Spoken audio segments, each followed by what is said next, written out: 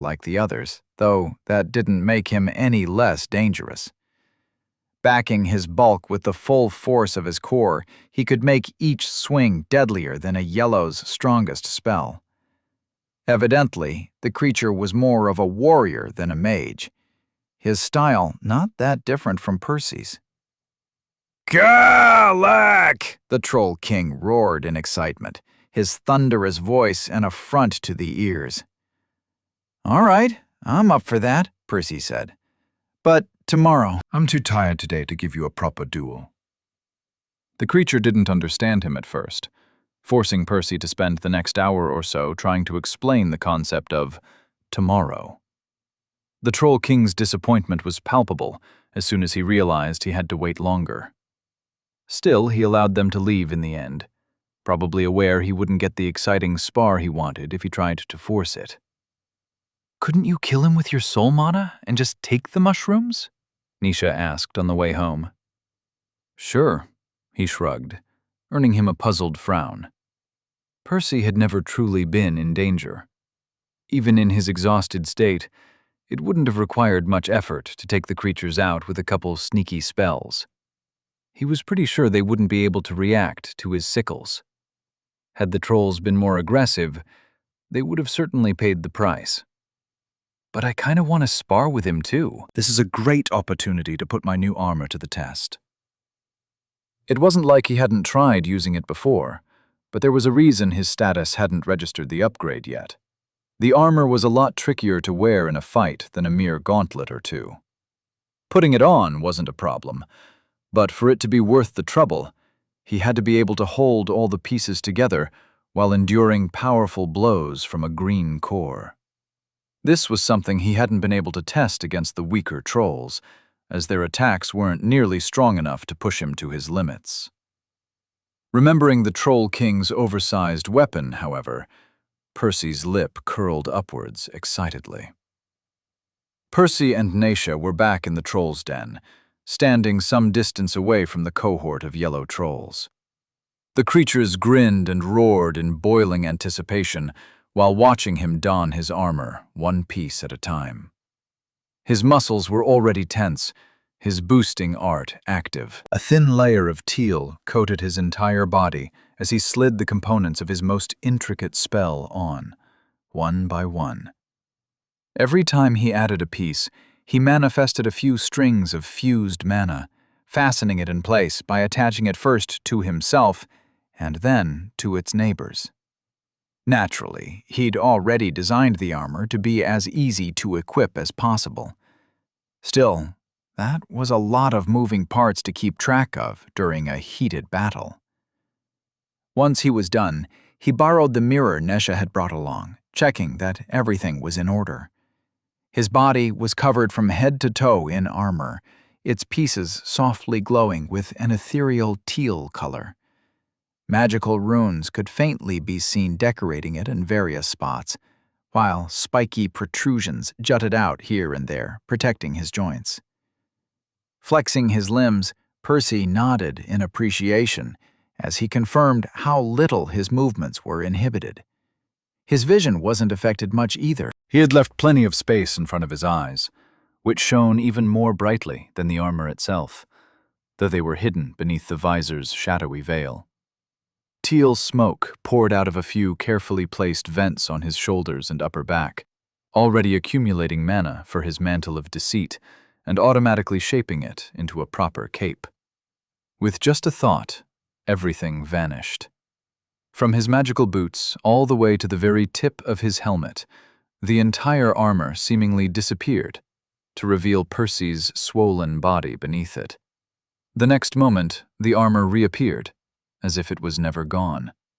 Being able to turn the spell invisible could be handy when facing an unaware opponent, but there wasn't much point in hiding it from someone who already knew about it. "Grah!" The Troll King cheered in excitement, summoning his enormous club once again in preparation for the fight. Stepping forth, Percy cracked his knuckles and his neck before taking his fighting stance. Unable to wait any longer, the Troll King rushed at him as Nisha and the attendants hurried out of the way. The colossal club descended on Percy with a frightening speed as he crossed his hands to block it, intent on taking the attack head-on. Through mana sense, he caught the absorption runes glowing brighter, seemingly doing their job as the impact sent him sliding back. His bones ached, and his organs were rattled as he slammed into a tree. Splinters of wood went flying all over the place as the trunk nearly split in half. The armor held, however, as did Percy's body. As painful as the blow was, it had failed to cause any serious damage. "Well, for the most part," Percy grimaced as he spotted his two pauldrons glittering from beneath the surface of the murky water, some distance away from him. At the same time, the finger guards in his left hand made clinking sounds as they rattled against one another, hanging loosely within his palm. Unfortunately, he had failed to maintain all the knots while eating the powerful blow. "Again," he said as he fixed the finger guards. As for the pauldrons, he left them in the mud for the time being. He could retrieve them later, after getting some more practice. The Troll King didn't need to be told twice, charging forth with a vigorous bellow. Swinging his weapon at the glowing human, he tried to bat the strange mage right through the tree. That said, Percy was done getting pushed around. Kicking against the trunk, he bolted forth, punching the club with both hands the second he was in range. Another shocking impact caused the Trollsden to quake, sending both combatants shooting backwards. In the end, the tree didn't survive the second hit, collapsing into the swamp as Percy tumbled through it. The Troll King didn't fare much better, failing to remain on his feet and raising a tall wave as he sank into a puddle of mud several meters away. Neither of them stayed on the ground for long, however. Both of them climbed back to their feet a moment later, already on course for their third clash. The club slammed into the magical armor once more as Percy focused on holding all the pieces in place, fighting against the snapping strings and loosening knots. This time, his chest guard came undone, as did both of his knee guards. But he wasn't deterred in the slightest, a savage grin carved into his face. "Today I'll register the spell. Then I'll take those mushrooms home to play." Chapter 77. Troll King. A boulder rapidly enlarged in Percy's pupils, but he ignored it, allowing it to pass through him harmlessly. Naturally, it was just a projection, arriving seconds before the actual attack. Greater foresight made the Troll King's telegraphed swings laughably easy to dodge, though evading them would only defeat the whole purpose of the spar. Bracing himself, Percy accepted the real club head-on, the blood rolling and tumbling in his veins as he skidded across the muddy terrain. With a sickening crunch, he landed on another pile of rotting corpses, the old bones crumbling under his weight. Pulling himself to his feet, he saw the creature hadn't bothered to pursue him. The enormous troll had plopped down instead, breathing heavily. Sighing, Percy let go of his boosting art, just as happy to take a break as his opponent. He dragged his feet across the ravaged battlefield, scouring the place for the missing pieces of his magical armor and scooping them from the filth. Luckily, he received some welcome help. "There you go," Nisha said, handing him the pauldrons. "Thanks," he replied, strapping them back in place. The pesky things were always the first to come off. "How close are you?" she asked. "Close," he grunted, too tired to elaborate. It had been hours since he had begun fighting the Troll King, and they'd already gone at it for several rounds. At first, he hadn't been able to last a single exchange without his armor crumbling. Every blow had caused at least a couple of pieces to fall off. To survive the troll's onslaught, he had been forced to improvise, blocking the attacks with whatever body parts were still covered, often forced to do so in all sorts of awkward orientations. It wasn't like he'd had a choice. He knew he'd have been reduced to a pulp long before now, if it hadn't been for the layered defense afforded to him by his spell. That said, he had improved over time. By midday, he'd been able to take a hit or two without any knots breaking, giving him some hope. Still, he was a fair distance away from his goal, and the Troll King's attacks weren't even as strong as a real green's. "This time, for sure," he declared with determination. Fastening the last piece in place, he reactivated synchronization and stared at the Troll King expectantly. Responding to his unspoken challenge, the creature leapt back to his feet, grabbing hold of his weapon. Digging his heels in place, Percy waited for the hulking monster to arrive, while keeping his eyes glued on the attack. Watching the club's shadow carefully, he adjusted his stance, preparing to absorb the blow in the most favorable angle. In the span of a breath, the two spells connected. Percy felt as if an entire house had fallen on him. Still, he tensed his muscles and steeled his will, trying to keep the knots on the right side of his body from snapping. They held. Regardless, he slid back again, as always, since the swamp really wasn't the best place to get a proper foothold. Before he even came to a halt, the troll was already upon him for the follow-up. This time, Percy shifted, opting to use the left side of his body instead. With a well-placed uppercut, he punched the club looming above his head, deflecting its trajectory. While the troll was distracted with trying to keep the weapon in check, he took the opportunity to sink a blow of his own right under the creature's ribs, sending him reeling back. Refusing to give the troll a chance to recover, he leapt after the brute, trying to land a knee to his face. The demi-human hastily blocked the strike with his club before pushing Percy away. Neither of them paused to catch their breaths, rushing back in a desperate attempt to mount the pressure on each other. Another swing. Percy blocked with both arms, the impact nearly knocking his pauldrons off again. Expecting the strike, he strengthened the connection at the last second, barely keeping them in place. The troll attacked again, this time with a vertical blow. Sidestepping, Percy circled the creature with his footwork, sweeping at its legs with a low kick. One knee buckled, though the other didn't, and the troll responded by swatting him aside with a backhand. Still, Percy didn't let go of the opportunity, rushing back to headbutt the demi-human and press him to the ground. He was about to land another hit when he caught the club's shadow out of the corner of his eye. Realizing he was about to be sent flying, Percy swiftly strengthened the knots again.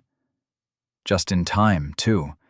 The weapon slammed into him the very next second, tossing him a dozen meters up in the air. By the time he landed, the Troll King was ready to greet him with a second swing, blasting him through a tree.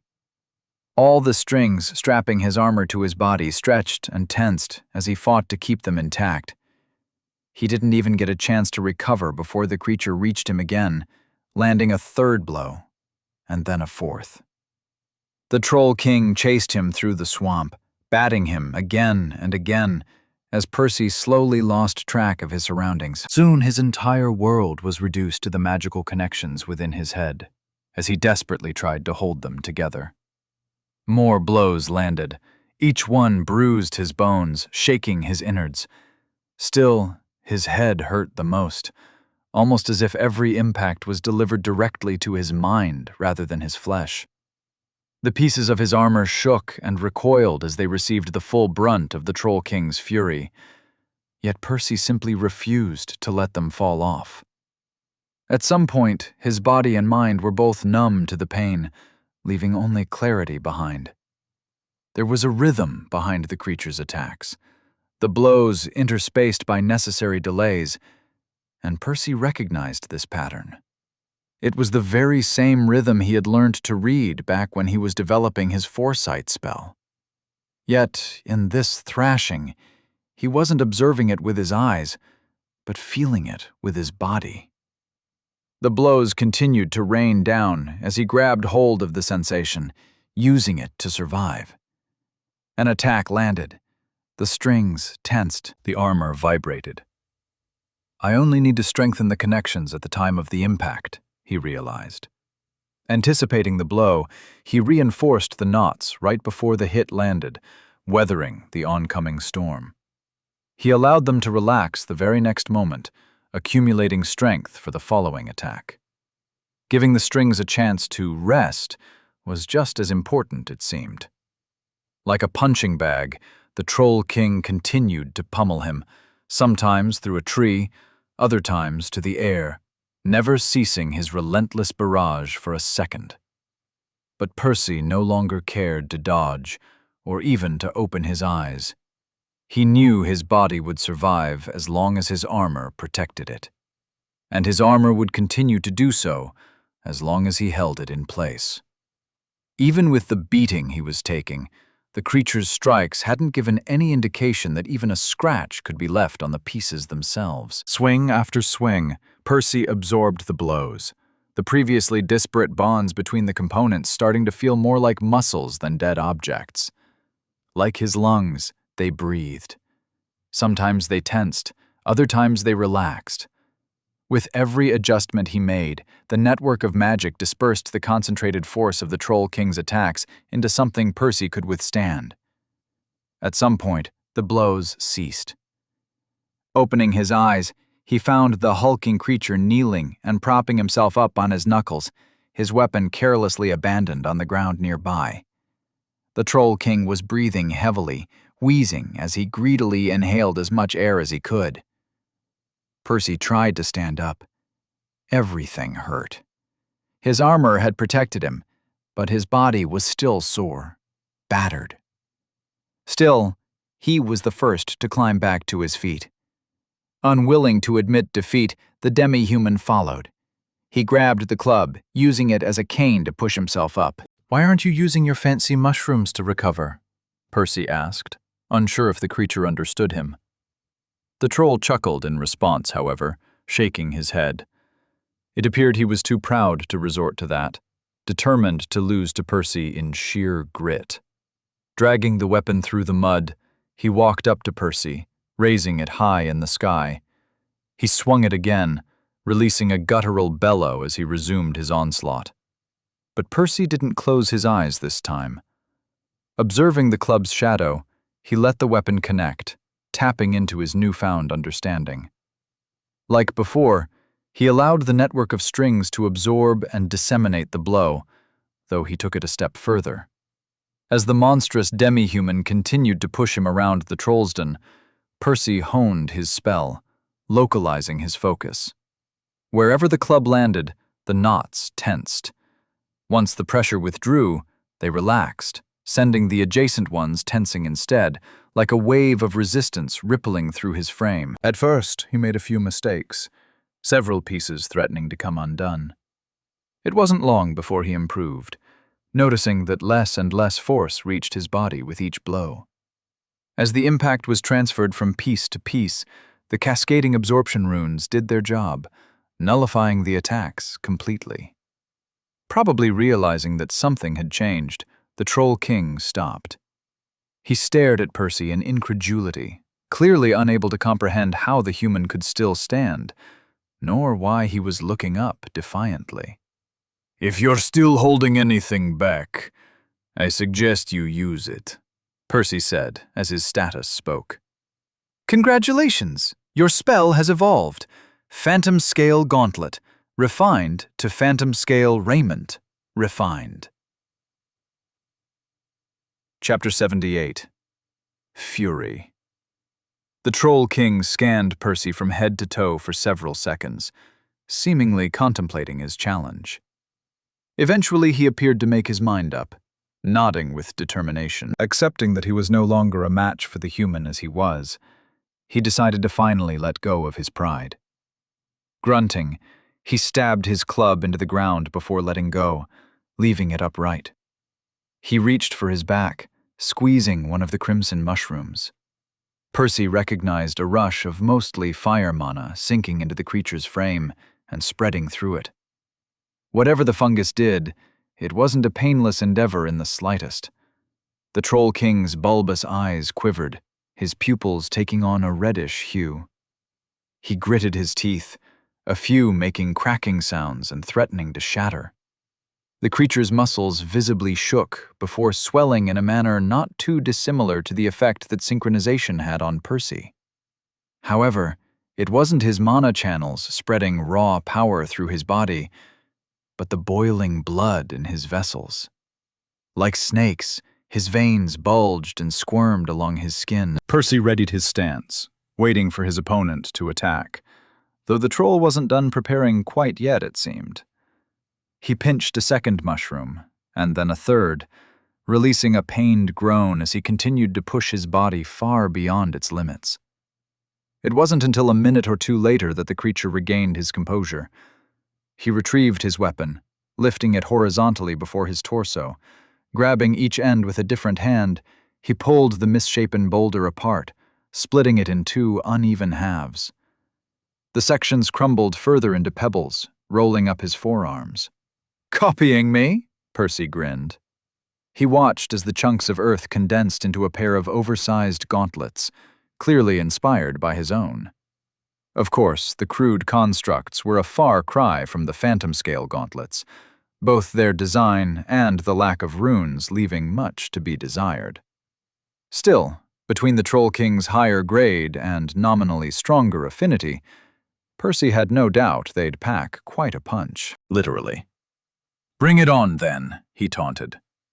The creature didn't need to be told twice. Tensing his calves for a moment, the Troll King pounced on him with a speed that would have seemed impossible just seconds ago. Percy barely dodged the first punch, his opponent's newfound agility shrinking the prediction window greatly. But that was only the beginning. The second blow was even harder to evade, the third one landing squarely on his chest. The network of strings nullified much of the force, though whatever dregs remained were still enough to knock the breath out of his lungs, sending him flying backwards. Strong! By the time he arrested his momentum, the Troll King was already upon him again, a new rain of fists, some fake, some real, appearing before him.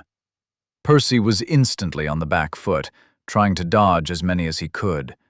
A few he sidestepped, weaving and bobbing to narrowly evade others, while letting a couple glance off him.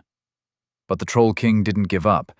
Between whatever the mushrooms had done to him and his change of weapons, his attacks had grown several times quicker, yet without losing much of their previous strength. "Shit, I can't find an opening," Percy thought grimly. He had his hands full just defending against the flurry of punches. Then again, that wasn't necessarily a bad thing.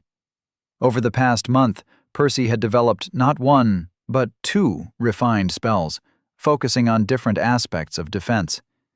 Yet neither greater foresight nor the phantom-scale raiment had been properly woven into his fighting style, nor had he pushed either to its very limits. Might as well, then. Over the next hour or so, Percy took advantage of the Troll King's temporary boost, using his furious assault as a whetstone to hone his magic. With the dance of the savage gods as the fabric, he tried to stitch the disparate components of his arsenal together. Tiptoeing around the battlefield, he taught himself when to dodge and when to block, sharpening his instincts and his footwork both, as he learned how to best leverage his new tools. Initially, he was clearly on the losing side, eating way more blows than he cared to admit, as his opponent pummeled him through trees and muddy pools alike. At some point, however, he started finding openings in the Troll King's movements. Perhaps it was the indiscriminate effect of the mushrooms taking its toll on the monster's body, or maybe it was just Percy's improvements giving him an edge. Either way, opportunities began to flash before his mutated eyes, one after the other. Seamlessly shifting to Takeo's style, he seized every chance his opponent gave him and responded to the assault with blows of his own. At first, Percy's punches didn't even faze the troll. His gauntlets were great for absorbing impacts, but not so much for delivering them. Yet, where there's a will, there's a way. Soon, Percy started taking advantage of the creature's momentum by using the troll's inertia to reinforce his own blows, essentially causing his opponent to fall into his punches. "Let's see how much more of this you can take." However, Percy wasn't the only one using the bout to improve. Adapting to his new weapons, the Troll King grew even faster still, sharpening his new instincts while learning alongside Percy how to fight at this level. Every now and then, the effect of the fire mana showed signs of declining, forcing the creature to consume more of the crimson mushrooms and desperately clawing more strength out of his body. This boost clearly came at a hefty price, but the Troll King didn't pay it any heed. He alternated using some of the green mushrooms every few minutes, restoring his stamina and undoing some of the damage. Watching him, Percy knew the onslaught wasn't indefinitely sustainable. The creature would eventually run out of mushrooms, or his body would fall apart at some point. And sure, that was probably true. That said, it seemed the demi-human hadn't run out of surprises for him just yet. As the mushrooms on the troll's hunchback grew scarcer, he gradually straightened his spine, his bones creaking as they settled in place. At the same time, the monster's movements grew even faster, his undeniable handicap slowly lifting. Just a little longer. His boost is going to run out in a couple more minutes. Gritting his teeth, Percy persisted, ignoring the painful blows slamming into his armor and rattling his organs. The two combatants pressed on even more fiercely than before, commencing the final act of the day's duel, both of them too stubborn to accept defeat. One fought gracelessly, not unlike a wild beast. The other danced around him elegantly, taking a technique that had already been honed for millennia and adapting it into his own style, intent on elevating it further still. Yet, despite all his efforts, Percy could tell he was falling behind. Not by much. The difference to his opponent was downright minuscule, almost imperceptible. But after having fought the Troll King for several hours already, he could tell where it was headed. I need to do something. I need an edge. 4 more fist shadows hurtled towards Percy. The first 3 he dodged, though the last one was about to land right in his face. His helmet would probably save his life, even if he got hit, but the troll wouldn't miss his chance to punish him further. Deciding to take a gamble, Percy allowed his focus to sink back into the components of his armor. Yet he wasn't trying to negate the attack this time. The instant before the punch connected, Percy suddenly gained an unexpected burst of speed, his figure shifting out of the fist's path like a teal blur. The Troll King raised an eyebrow at this turn of events, though Percy didn't give him a chance to comprehend what had happened. Taking 2 swift steps, far faster than any of his prior movements, he circled the demi-human, putting all his weight behind a cleaving right hook. The creature barely turned his head in time to receive the blow directly to his face, his right tusk shattering in an explosion of yellowed shrapnel. Not allowing his focus to waver, the Troll King still went for a counterattack, trying to swat Percy aside with his backhand. It didn't do much, as Percy blocked with a crossed guard, sliding a couple meters back before diving in for another clash. The two continued their fight for a few more minutes, before a similar situation repeated itself. Pinning Percy in a corner, the Troll King was about to land a savage blow, when Percy blurred out of the way at the last second, responding with another brutal counter. This time, he dug his fist into the creature's liver, bringing the enormous troll to his knees. Only after receiving a few more blows did the demi-human recover again enough to push Percy back. Resuming the brawl for a while longer only resulted in the punishment of a knee to his face a few seconds later. Uncertainty overcame the troll's expression as he failed to grasp how Percy could tap into those momentary boosts each time. If only you knew, Percy smiled bitterly. His heightened bursts of speed hadn't come out of nowhere. They were all hard-earned, with Percy putting his very life on the line for each and every one. One feature of his phantom-scale raiment that he hadn't used before was its ability to turn incorporeal at will. Earlier, he hadn't really found a good application for it, though the narrow brawl against the Troll King had given him an idea. By robbing his armor of its substance, he could remove some of the weight bogging him down, allowing him to move a little faster. Of course, the price for this boost was that he had to completely forsake the protection afforded to him by the spell, leaving him vulnerable to the troll's attacks. Should he fail to dodge, the demi-human's savage blows were guaranteed to turn him into minced meat. Additionally, should he mess up the transition, he could easily cause the armor to fall apart, leaving him without it for the rest of the battle. But I won't make a mistake. I won't allow myself to. In the end, the Troll King lost without even understanding what had happened. Lying with his back on the ground, he panted heavily, his battered limbs splayed out like a starfish, and his thick hide bruised in countless spots. Even worse, the effect of the mushrooms had finally run out, causing his body to shrivel like a dried water skin. His expression twisted into one of agony. Percy, on the other hand, wasn't doing much better. While he had won, today's battle had taken everything he had and then some, as he'd pushed both his mind and his body far beyond their limits. Still, a satisfied grin tugged at his lips, one that even his ragged breaths failed to fully break. The Troll King had been a worthy opponent, arguably the strongest yellow he had ever met. In the past few hours alone, he'd progressed more than he would have after fighting the weaker trolls for months. And that was without even taking his prize into account.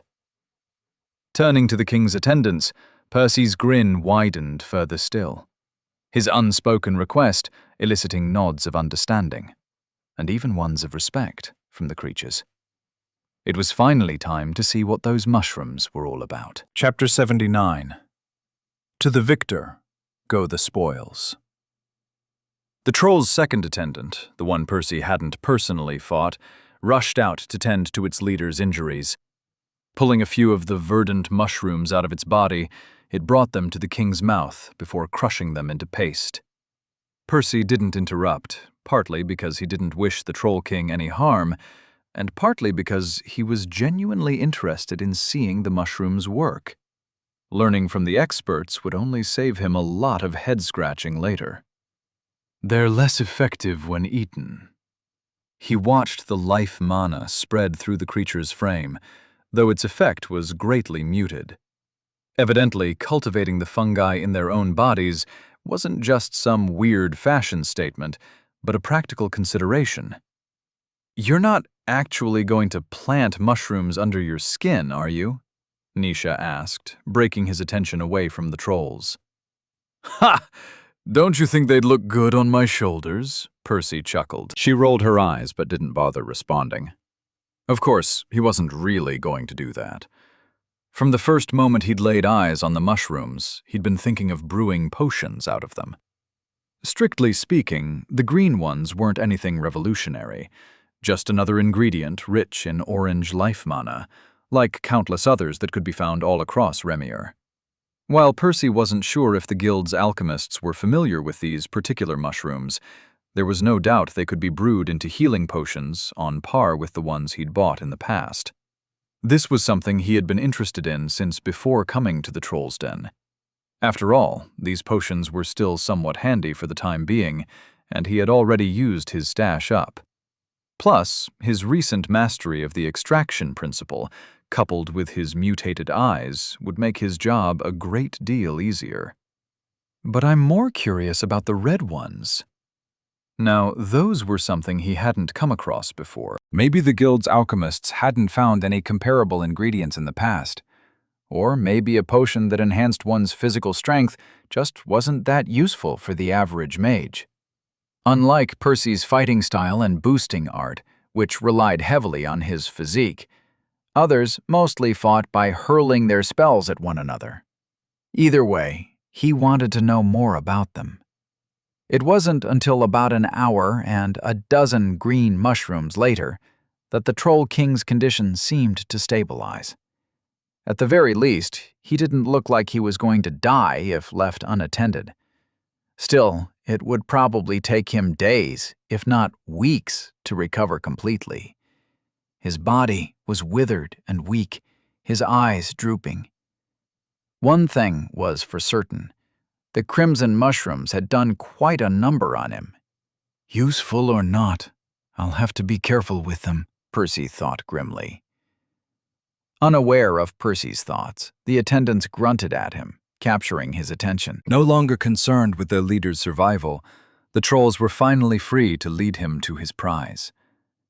To their credit, the creatures appeared to have every intention of honoring their king's promise. Even better, they seemed to have dropped any thoughts of challenging him to another duel.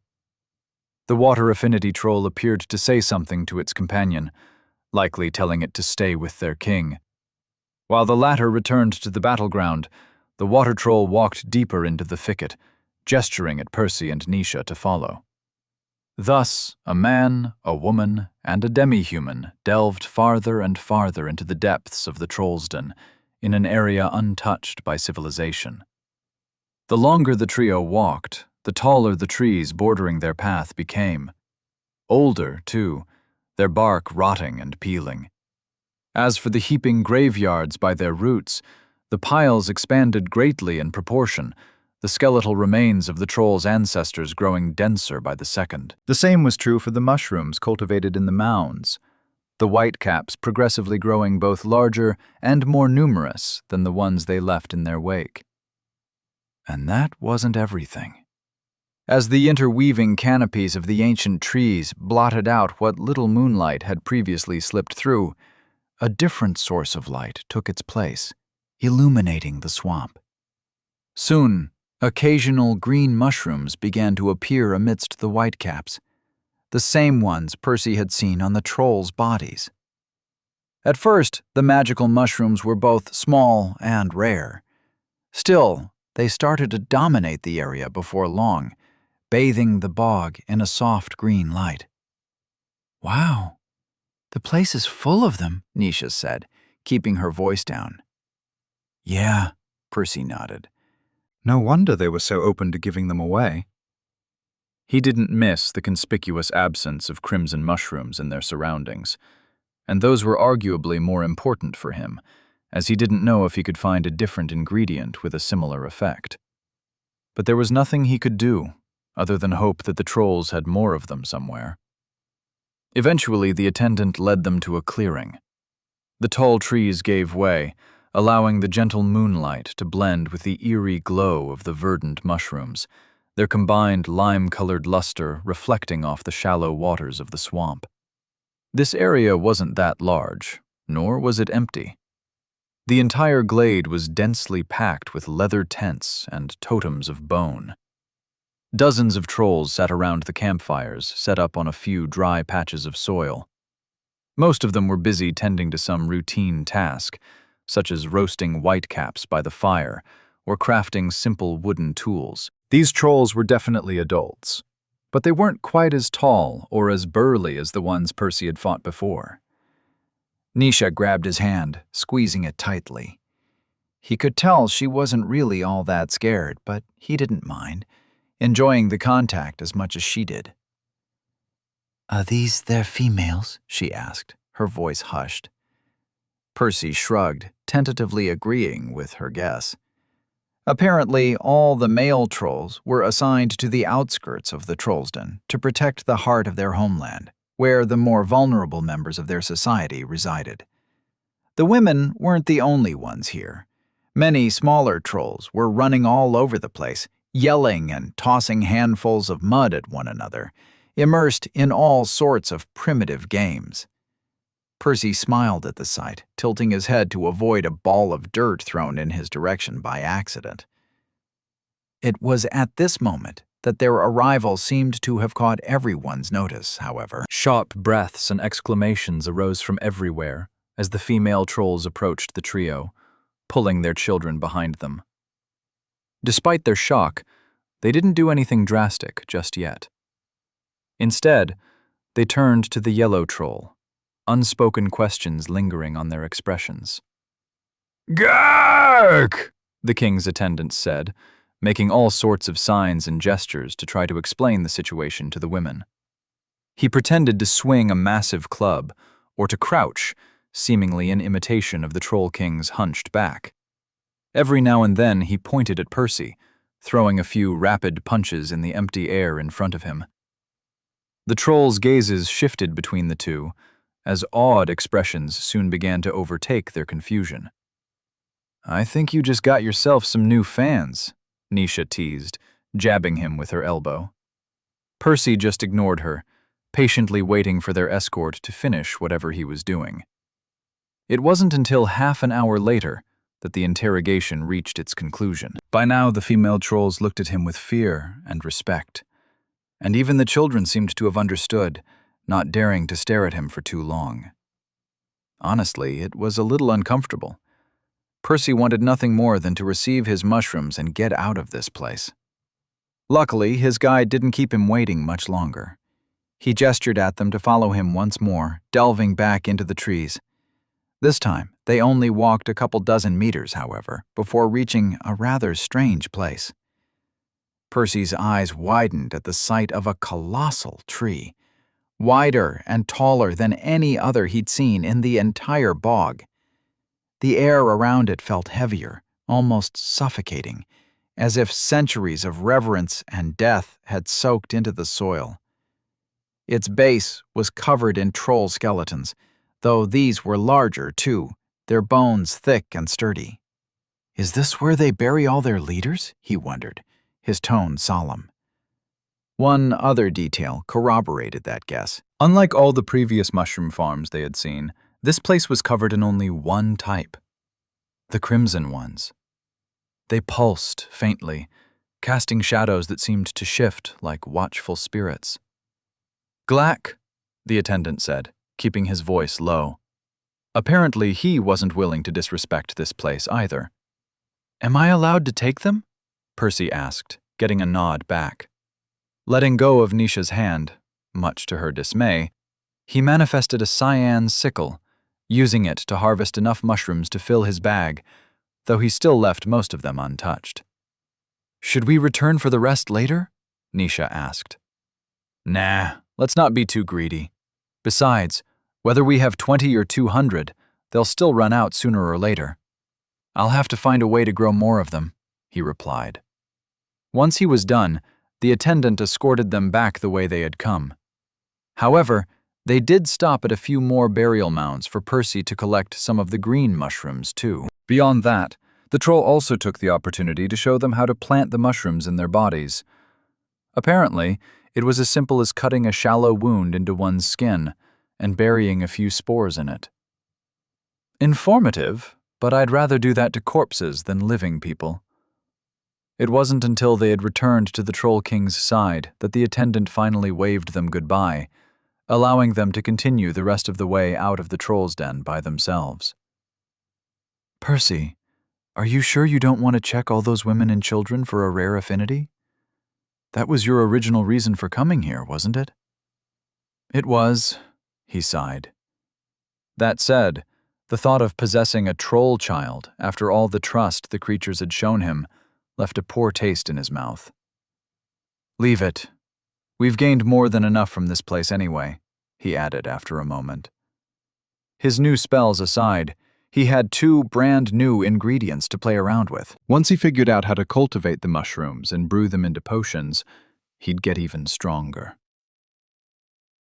Chapter 80. Shadows and Rainbows. The fields shone in all sorts of vibrant colors beneath the bright sunlight. It wasn't wheat nor any other mundane crop that was planted here, however.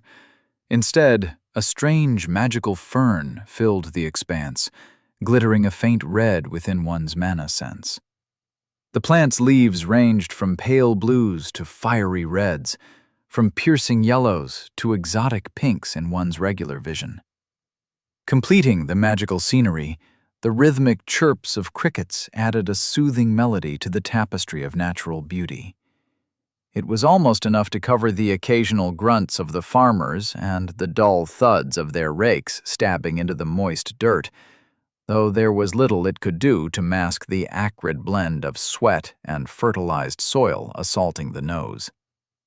Either way, Jason wasn't in the mood to appreciate any of it. He'd spent weeks traveling to this latest destination, praying to Phoebe it wouldn't be another dead end. Yet it wasn't until the last day or so, when he had already approached enough residents to determine what sort of place this was, that his hopes were dashed once again. "Fucking waste of time," he spat, his clenched fists drained of all color. He was tempted to toss the objects against the ground to quell his anger, but he held himself back. The last thing he needed was to add more misleading karma threads to the items. Both the Aurora Dew and Nisha's clothes had pointed him to this location, among many others, each more useless than the last. The trails had already split up by the time he reached the city limits, leading to multiple people, many of them among the farmers working here. It didn't take a genius to figure out that none of them were his targets. "Hey, you there!" he yelled at the nearest person to whom both sets of threads were attached. My lord?" The farmhand stuttered, taken aback.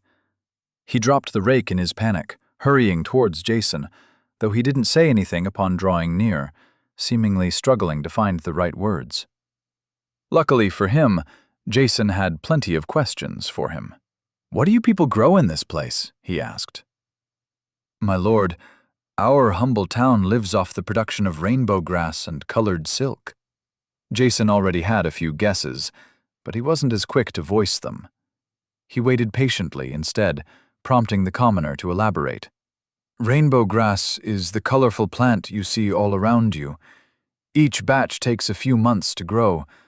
We harvest them 3 times a year." Jason clicked his tongue impatiently. "That doesn't explain anything. Do you have any idea what connection these objects might have to you?" He held up the gemstone vial, a turquoise liquid shimmering within, as well as a set of yellow robes. The man tilted his head as he gazed at the 2 items, his shock slowly replaced by confusion.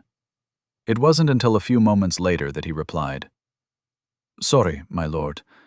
I don't know much about the rainbow grass itself, just how to tend to it, like my father taught me, and his father taught him. Others are responsible for exporting our produce. Perhaps one of them might know more." Jason was about to snap. Noticing his murderous expression, the man hurriedly spoke again. "That said, I think I know about the clothes." "Go on." "Well, if you look closely at the plants, you will notice lots of tiny silkworms crawling on their leaves. Each individual insect only eats a single color of leaves its whole life. It then produces a cocoon of the same color, from which we extract the silk. From what I've been told, it's great for weaving enchanted clothes." Jason nodded. He'd heard of this material before. It wasn't just the alchemists' guild that crafted their robes out of this silk. Many noble houses did the same, including the Divine Root. But it wasn't the fabric of Nisha's clothes he was trying to identify. At least, he wasn't without clues. The peasant's useless input aside, he could already harbor a guess as to how the rainbow grass was related to the objects. It should be a magical reagent. Judging from its lower grade, it's probably a secondary ingredient of the Aurora Dew. Back when they had first arrived at the Alchemists' Guild, neither he nor Deimos had been very familiar with alchemy. For better or for worse, their mission had forced them to pick up a couple of details here and there, however. From what he understood, most reagents on Remior fell into one of 2 categories. The orange ones were barely potent enough to serve as the primary ingredients for some subpar potions that the lowborns sometimes used. As for the red materials, they were too inert to brew into any potion worth a damn, though that wasn't necessarily a bad thing. It allowed them to be used as secondary ingredients to modify the effects of both elixirs and potions, assuming they had a suitable property, of course. "This should buy me some more time at least," he sighed in relief. Obviously, Deimos's patience was already wearing thin after Jason's repeated failures. Sadly, no matter how much the man berated him or pressured him, it wasn't like Jason could magically turn himself luckier. All he could do was to follow all the disparate trails, one by one, until he located their targets. The good news was that he hadn't come up entirely empty-handed this time. Taking a strange device vaguely reminiscent of a pocket watch out of his robes, he pressed a button on its side to unlatch its lid. It was made of a silvery metal, its surface adorned with runes inside and out. Pouring some of his karma mana into the object, He watched as many of the symbols lit up in a multitude of colors, though a few of them remained dim. This artifact was just one half of a pair. The two objects had been designed specifically for him and Deimos to use. After all, one side had to pour karma mana into their watch for this to work, while the other side fueled theirs with sound mana. Suffice to say, it wasn't a pair of affinities that could easily be found elsewhere. In any case, Jason stared at the object with bated breath, waiting for his superior to pick up the call. It wasn't until about a minute later that the rest of the symbols lit up, shimmering in a dull gray color. "Jason, any news from your end?" Deimos asked. "I haven't found them yet, if that's what you're asking," Jason replied. He could already feel the bubbling volcano on the other side of the line about to erupt, but he hurriedly continued before it had a chance. "I think I may have discovered another ingredient, though." That seemed to do the trick, dousing Deimos's fury with a splash of cold water. The man hadn't stopped pressuring the guild's alchemists into deciphering the recipe over the last 2 years, clearly unwilling to put all his eggs in one basket. Of course, the results left much to be desired. The old coots hadn't managed to work out the recipe just yet, but that didn't mean they hadn't made any progress. At the very least, they had determined that regular elixirs formed the base of the Aurora Dew. After all, their effect was nearly identical, and there were many other telltale signs that they were brewed in a similar manner.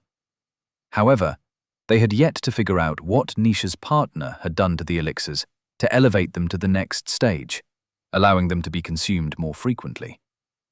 With any luck, Jason's latest discovery would help with that. "Well?" Deimos asked. "The dose you gave me is connected to a plant called rainbow grass. Wasted 2 months getting here, too, so I hope it's worth it," Jason said. Scowling, he snapped the device shut, ending the call before Deimos had the chance to lash out at him again. This should keep him off my back for a few more weeks. Taking his top off, Jason laid it on the ground in front of him and placed Nisha's folded robes and the vial on top of it. He had to do this every time in order to avoid adding any additional threads to the objects. Gathering some mana to his eyes again, he reactivated his karmic vision, carefully adjusting it until only the most prominent threads remained in focus. He scrutinized them one by one, ignoring those that weren't shared or those he had already investigated. These two, they seem to extend somewhere southwest of the guild. Obviously, Jason had no idea how far these threads reached. The other ends could be as close as 20 miles away, or as far as the other side of Remior. Shrugging, he picked the objects up before donning his robe again. Either way, he had to investigate all the trails. If memory serves, the nearest populated areas in that direction are the Senton and Camelot provinces. That's not too bad. They're only a few weeks away. Chapter 81. Truth Seeker. Orin struggled to keep a straight face as he watched his elders, wise violet cores who had been doing this for even longer than him, fumble their way around their cauldrons. They all understood that detuning the elixirs twice in a row wouldn't give them the result they wanted. Still, Deimos simply refused to hear it. Upon learning that rainbow grass was involved in the recipe, he had pressured the alchemists to incorporate it by force, hoping against all odds it would work. And technically, he wasn't wrong. After all, rainbow grass was the key to brewing the Aurora Dew. That said, they were all missing one important step in between. Lord Paracelsus has a pure affinity too. If only he knew. He smiled to himself at the irony. At Violet, the veteran alchemist wouldn't even need any practice to condense the crystals. It would only take him a few seconds. Hell, he had probably done it many times by accident over the centuries. He just hadn't considered the crystal's potential applications in alchemy. Not unlike everyone else on Remior.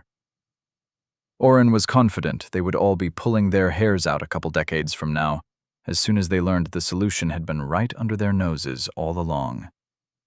Assuming they don't find Percy before then. The boy had no idea just how lucky he had gotten. Oren, too. Had this been a few years back, when the Veritas house was still active, the divine root would have already brought one of their truth seekers to interrogate the alchemists. With no way to defend his words, Oren would have inadvertently spilled the beans, dooming everyone involved. It wasn't as though their truth seeker bloodline was the only one of its type to exist, but no other variant was nearly as accurate, as absolute as theirs. Even the runner-up, the truth reader bloodline that House Asclepius boasted, and from which the former had been derived, wasn't remotely as good. Any experienced mage could trick it rather easily. Its best use was to sniff out lies from ignorant peasants who didn't know any better. Oren was counting his lucky stars that somebody had decided to eliminate the house at some point. Nobody knew exactly what had motivated the extermination, but the most logical guess was that somebody high up didn't want such a dangerous bloodline to even exist. Perhaps the leader of some great house had done something damning, something they didn't want ever brought to light. And, as luck would have it, Percy had even taken the lone survivor, that Nesha girl, out with him. It was the only reason Oren's head was still attached to his shoulders right now. It's probably for the best anyway, he sighed, diving back to his work. Initially, he had felt guilty over his deal with Percy. What if these 20 years ended up costing Remier everything in the end? Could Oren really carry such a heavy responsibility on his shoulders? But after seeing Hermes and Deimos's conduct over the past 2 years, he had slowly come around. People like them might be the very shield that protected Remier from their enemies, but they certainly didn't have everyone's well-being at the forefront of their minds either. By now, Oren was convinced that publicizing the recipe would hurt the majority of Remier's denizens. Right now, there was only enough elixir for Orangeborns and above. In other words, around 40% of the population. In fact, it was even less than that, as Orange-born commoners rarely received any. But what would happen if half of it was wasted during the conversion to Aurora Dew, and the recipients of the new elixir suddenly required 3 times as much per day? It was simple math. Less than 7% of the population would get Aurora Dew. It wouldn't even be enough for all the Yellowborns, let alone the Orangeborns.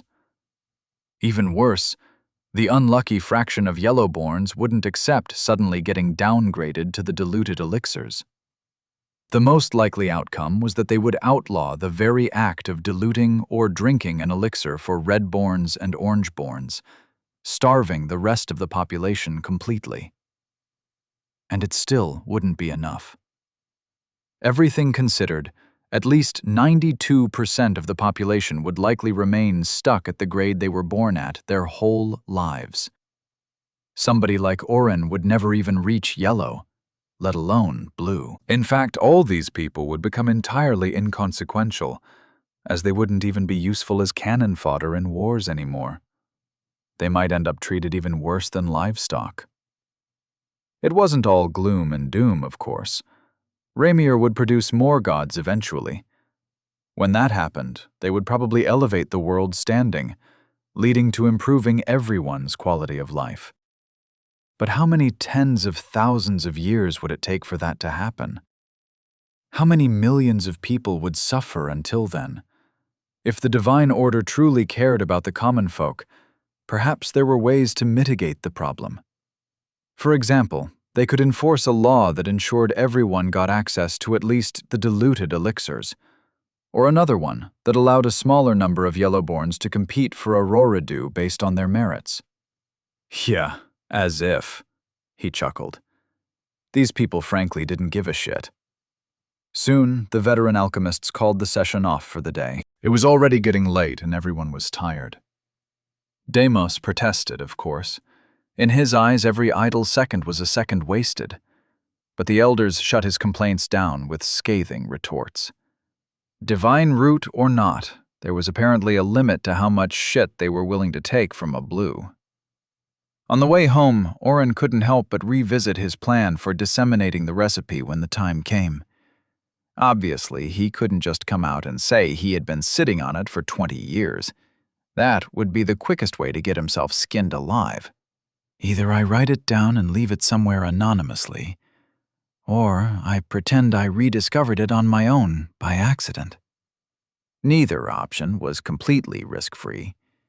If somebody found out he was lying, he'd be screwed. Then again, there wasn't much point in stressing over this at present. He had plenty of time to make up his mind. Besides, if Percy got caught or otherwise leaked the recipe on his own by then, it would absolve Orin of the responsibility. Shrugging, he was about to go to sleep when he heard knocking on the door. His mind instantly went to all sorts of dark places, though he still walked up to his house's entrance. Opening, he was relieved that it wasn't a guild official, nor a member of the Divine Root. Instead, it was a plump man in orange robes. "How may I help you?" Orin asked, raising an eyebrow at the unexpected visit. "Sir, I'm sorry to disturb you this late. You don't know me, but I'm Freddy, one of Percy's friends." "Freddy? Ah." Orin's expression eased, putting two and two together. "I have heard of you, actually. Percy didn't have that many friends, after all." He smiled warmly at the portly vendor. "You mean he mentioned me?" "Of course. You're the one he bought those honey rolls from every night, right?" Orin asked, getting a nod back. "So, what brings you here?" Freddy's expression soured at the question. He looked down at his feet for a moment before gazing back at Orin. "Sir, I don't know if you are aware, but Percy has been missing for a long time. Nearly 2 years, in fact. It's really strange. He almost never skipped a day visiting my stand for ages.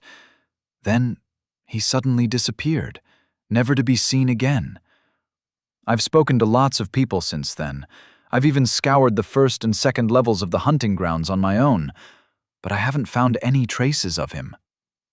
Orin remained silent for a second. He still had no idea how Percy and Nisha had even escaped from the settlement, assuming that they had, of course. But it wasn't hard to guess why Percy hadn't told Freddy anything. He clearly didn't want to get his buddy involved in his mess. Misunderstanding his silence for confusion, Freddy spoke again. "Sir, after exhausting all other avenues, I came to ask you if you have any idea what might have happened to Percy. You were his alchemy mentor, weren't you?" "I haven't seen the boy in years," Orin muttered. "I assumed he just locked himself in a room to work alone, as he often did. Is he really missing?" Freddy nodded, voicing another request. "I apologize in advance for my rudeness, sir, but could you please look for him on the 3rd level? That idiot always did reckless things, like fighting creatures above his grade. I would have gone myself, but I can't survive out there on my own." Orin couldn't help but clench his fist. He wanted to tell this youngster the truth, but it was better for everyone involved if the man remained in the dark. Even more important, he had to get the vendor to stop poking around before anybody caught wind of Percy's connection to him or questioned the suspicious circumstances of the boy's disappearance. "Young man, I suggest you forget about it," he said dryly. "People go missing on the fungal spire all the time, especially those who bite off more than they can chew on a regular basis. Like Percy." "But sir, Orin raised his hand to stop him. "I said forget it. I liked the boy. He was smart and hard-working. But 2 years is a long time. If he really went missing that long ago, chances are high that he's dead. If he thought it was a good idea to go hunting on the 3rd level, I doubt there will be any trace of him left." Turning away, he closed the door, not giving Freddy the chance to utter another word. He trudged back to his room, taking his robes off by feel. Brushing his hand over a rune, he switched the light off and rested on his bed. At the same time, he couldn't stop thinking about his student and the colossal mess he had brought upon everyone. The Divine Root aside, those old coots would slap the boy to death if they knew it was his fault that they were forced to break their backs trying to reproduce his recipe. Percy, Whatever it is you're doing out there, I hope you're making the most of this opportunity you've carved out for yourself. Chapter 82. 3. With steady hands, Percy distilled the turquoise gel, pouring the aurora dew into the vial and filling nearly a quarter of it. And this was the third container from this batch. 2 more rested on the desk, already filled and corked. "Man, I love these eyes so darn much," he enthused. Besides his stash lasting a little longer thanks to his improved yield, Percy's new mutation had also reduced the time he needed to prepare everyone's doses. Before Atlantis, it used to take him nearly 6 hours per day on average.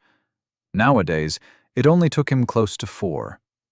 Still a hefty amount, but it left him more time to invest in his other tasks, and he needed every extra minute, as there were plenty of things begging for his attention. For one, he had been forced to replace all his constructs over the past few days.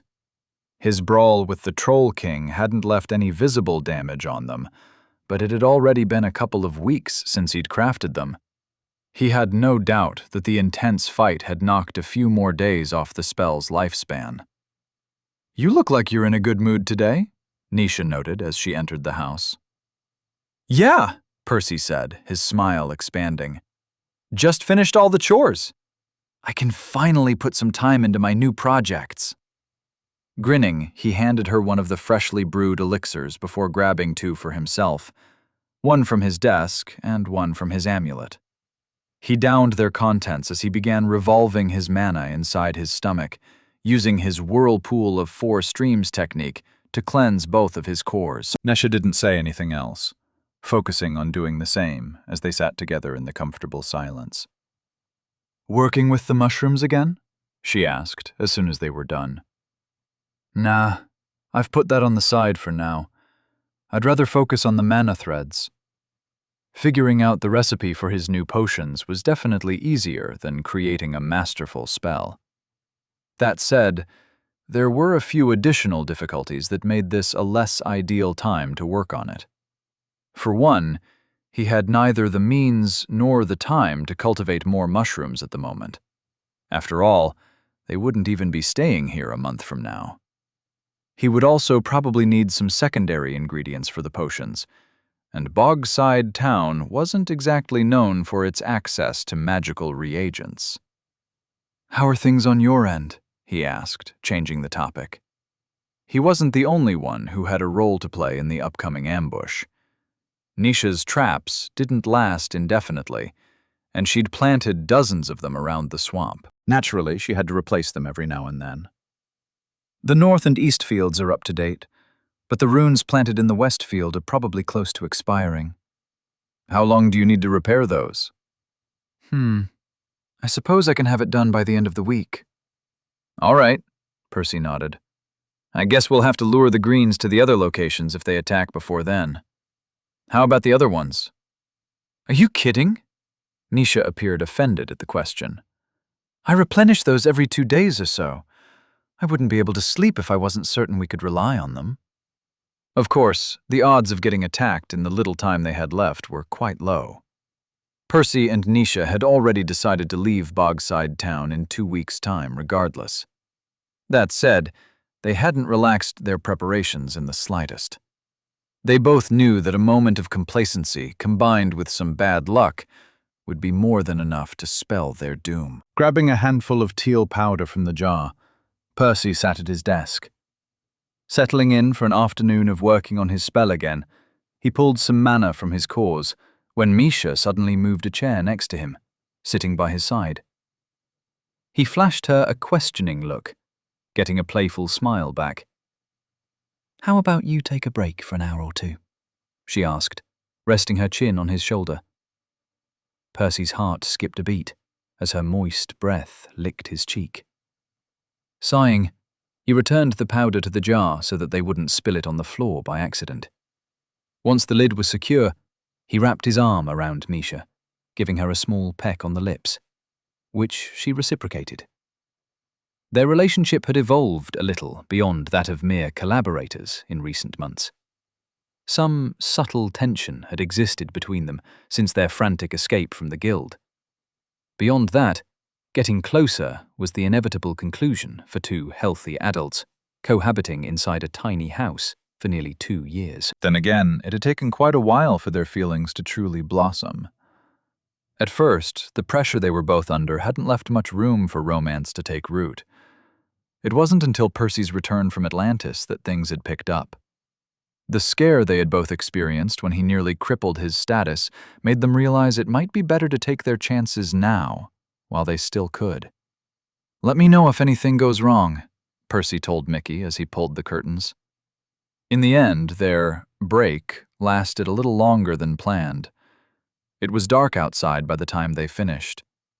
Usually, Percy preferred not to waste time that could otherwise be spent productively, but Nisha was worth making an exception for every now and then. It was probably good for his mind, anyway. Getting up gently, to avoid waking her up, Percy tossed his clothes on before returning to his desk. He picked up some powder again, intent on spending at least a couple hours working on the mana threads. Distractions aside, he understood he'd never complete his ambitious project if he didn't put in the effort. Blending the soft mana with the powder, he allowed his gaze to sink deep into the process as 3 sets of grains began to form. Some were long and narrow, like hairs, others short and stubby, like rice, while the rest were small and round, sort of like tiny pebbles. Percy had already added a third intermediate step to the process, increasing the number of variables yet again. Luckily, his sorcerer's eye helped him here as well, allowing him to better channel his trait's intuition and accelerating the development of the mana threads massively. "Still too thick," he grimaced a few minutes later, frowning at his latest construct. A quick tug revealed it was rather strong, though it wasn't nearly thin or flexible enough to be woven into a fabric just yet. Even worse, the rapid improvements afforded to him by his mutation had already started to slow down. The rest of the distance to his goal promised to be quite a slog. "Not there yet?" Nisha murmured from the bed. It was only now that Percy noticed she had woken up at some point, watching him work. "I knew it would be tough from the start, but I still underestimated it. I'm probably a couple years away, at least, and that's despite my new eyes doing all the heavy lifting. I can't even imagine how long it would have taken without them." "Percy, you do realize that masterful spells are meant for violets and whites, right? Even blues rarely create one. I wouldn't worry too much about it. In fact, I'm more annoyed that you jumped out of bed to do more work," she pouted. "Hey, you're the one who fell asleep first," he quipped, fighting to hide his amusement. "I'm not apologizing for loving myself a good nap. It's my most charming feature," she replied, with a lazy stretch. "Well, being a workaholic is mine," Percy fired back. The two stared at each other in silence for a few seconds. She was the first to laugh, though he soon followed. "You know, I'll miss this place once we're gone," she said after a while. "Really? Remind me again, who was it that kept complaining about the bad smell and the leaking house when we first arrived here?" She shrugged. "What can I say? It grew on me." "We can come back." "How?" she asked, raising an eyebrow. "I don't know if my grandpa will manage to eliminate House Tantalus anytime soon, but it doesn't matter. If he doesn't, I'll finish the job myself. One day. This town will fall under my family's control when that happens." "Dreaming much?" she chuckled. "Do you doubt I can do it?" he asked. She appeared to ponder her answer for a second or two, before shaking her head. "Nah, I'm sure you'll pull it off. Eventually," she said, a mischievous smile tugging at her lips. "Though our hair might have grayed out by then." Percy was about to argue back when a wave of panic suddenly slammed into him like a crazed horse, oozing through the ethereal cord. "Mickey?" His chair scraped against the floor as he shot up, his pulse hammering. "What's wrong?" he asked out loud, for Nisha's benefit. "They're here," The crow's response shook Percy to his core. This was something they had never stopped preparing for over the past year, though the situation still felt surreal. "Are you sure it's them?" "Yes, House Tantalus, Greens." Percy nodded as Nisha stared at him with bated breath. "How many?" he asked. They knew the enemy family was bound to have sent somebody stronger than Bruce this time, though they also understood House Tantalus couldn't stretch their forces too thin. All things considered, Percy was expecting 2 Greens. Mickey's response caused the color to drain from his face, however. 3. Chapter 83. Eviction. "How long till they get here?" Percy asked, forcing himself to calm down. While he and Nisha had expected 2 enemies to arrive, they had prepared for more. Their ambush might be a great deal trickier to pull off now, but they could do it, as long as they made everything count. "About an hour," Mickey said. "All right, keep your eyes on them and fly lower. Try not to be seen." Strictly speaking, it wouldn't be the end of the world if Mickey got spotted. After all, House Tantalus already knew there was some kind of avian beast involved in their gradual losses. Regardless, some elements of Percy's preparations would work better if their enemies thought they were catching them by surprise. Instructing Mickey to deactivate his boosting arts whenever he was flying by the north side of the town would hopefully make the bird less conspicuous. The enemy Greens had probably chosen to attack in the middle of the night, thinking they were giving themselves an advantage. Little did they know, they were about to regret that decision. The shadowy veil of the night sky did more to cover Mickey than it did them. The fools were about to walk right into a trap. 1 hour, he said, relaying the information to Nisha. "Start packing," he added, getting a determined nod back. They couldn't fit everything inside the spatial amulet, but it contained a lot more usable space than when they had first arrived in town. After all, Percy had already used up over 80% of his stashed elixirs and rainbow grass over the past 2 years. The jar was the first item Nisha stored. There wasn't much powder left in it, as he'd consumed most of it to craft his constructs. Still, it held a few remaining weeks of accumulation that he'd rather not lose if it could be helped. Next were the mushrooms. Nisha stored as many as the artifact could fit, splitting the space evenly between the green and red variants. Sadly, she did have to leave some out, as they'd taken way too many from the troll's den to easily store. Each abandoned mushroom was like a stab in Percy's heart, especially since he'd yet to figure out how to grow more of them. "It's for the best. We don't want the house to look too empty." Leaving Nisha alone, he began working on his own preparations for the ambush. Opening his sack, he retrieved the components of his armor one by one, sliding them in place.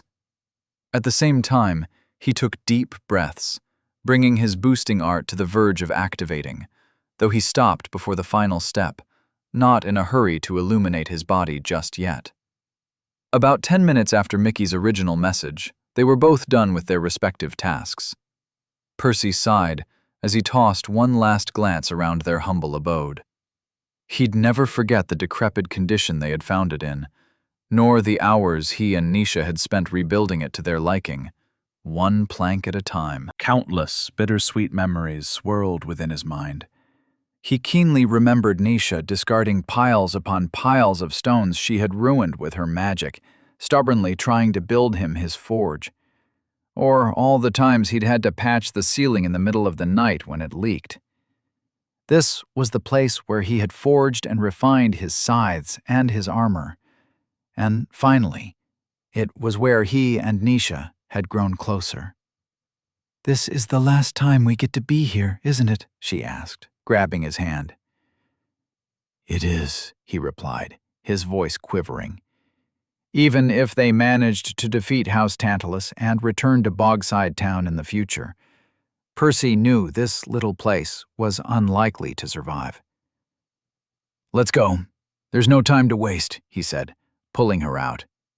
He didn't miss her surreptitiously picking his ocarina up from his pillow right before they left, a faint smile tugging at his lips.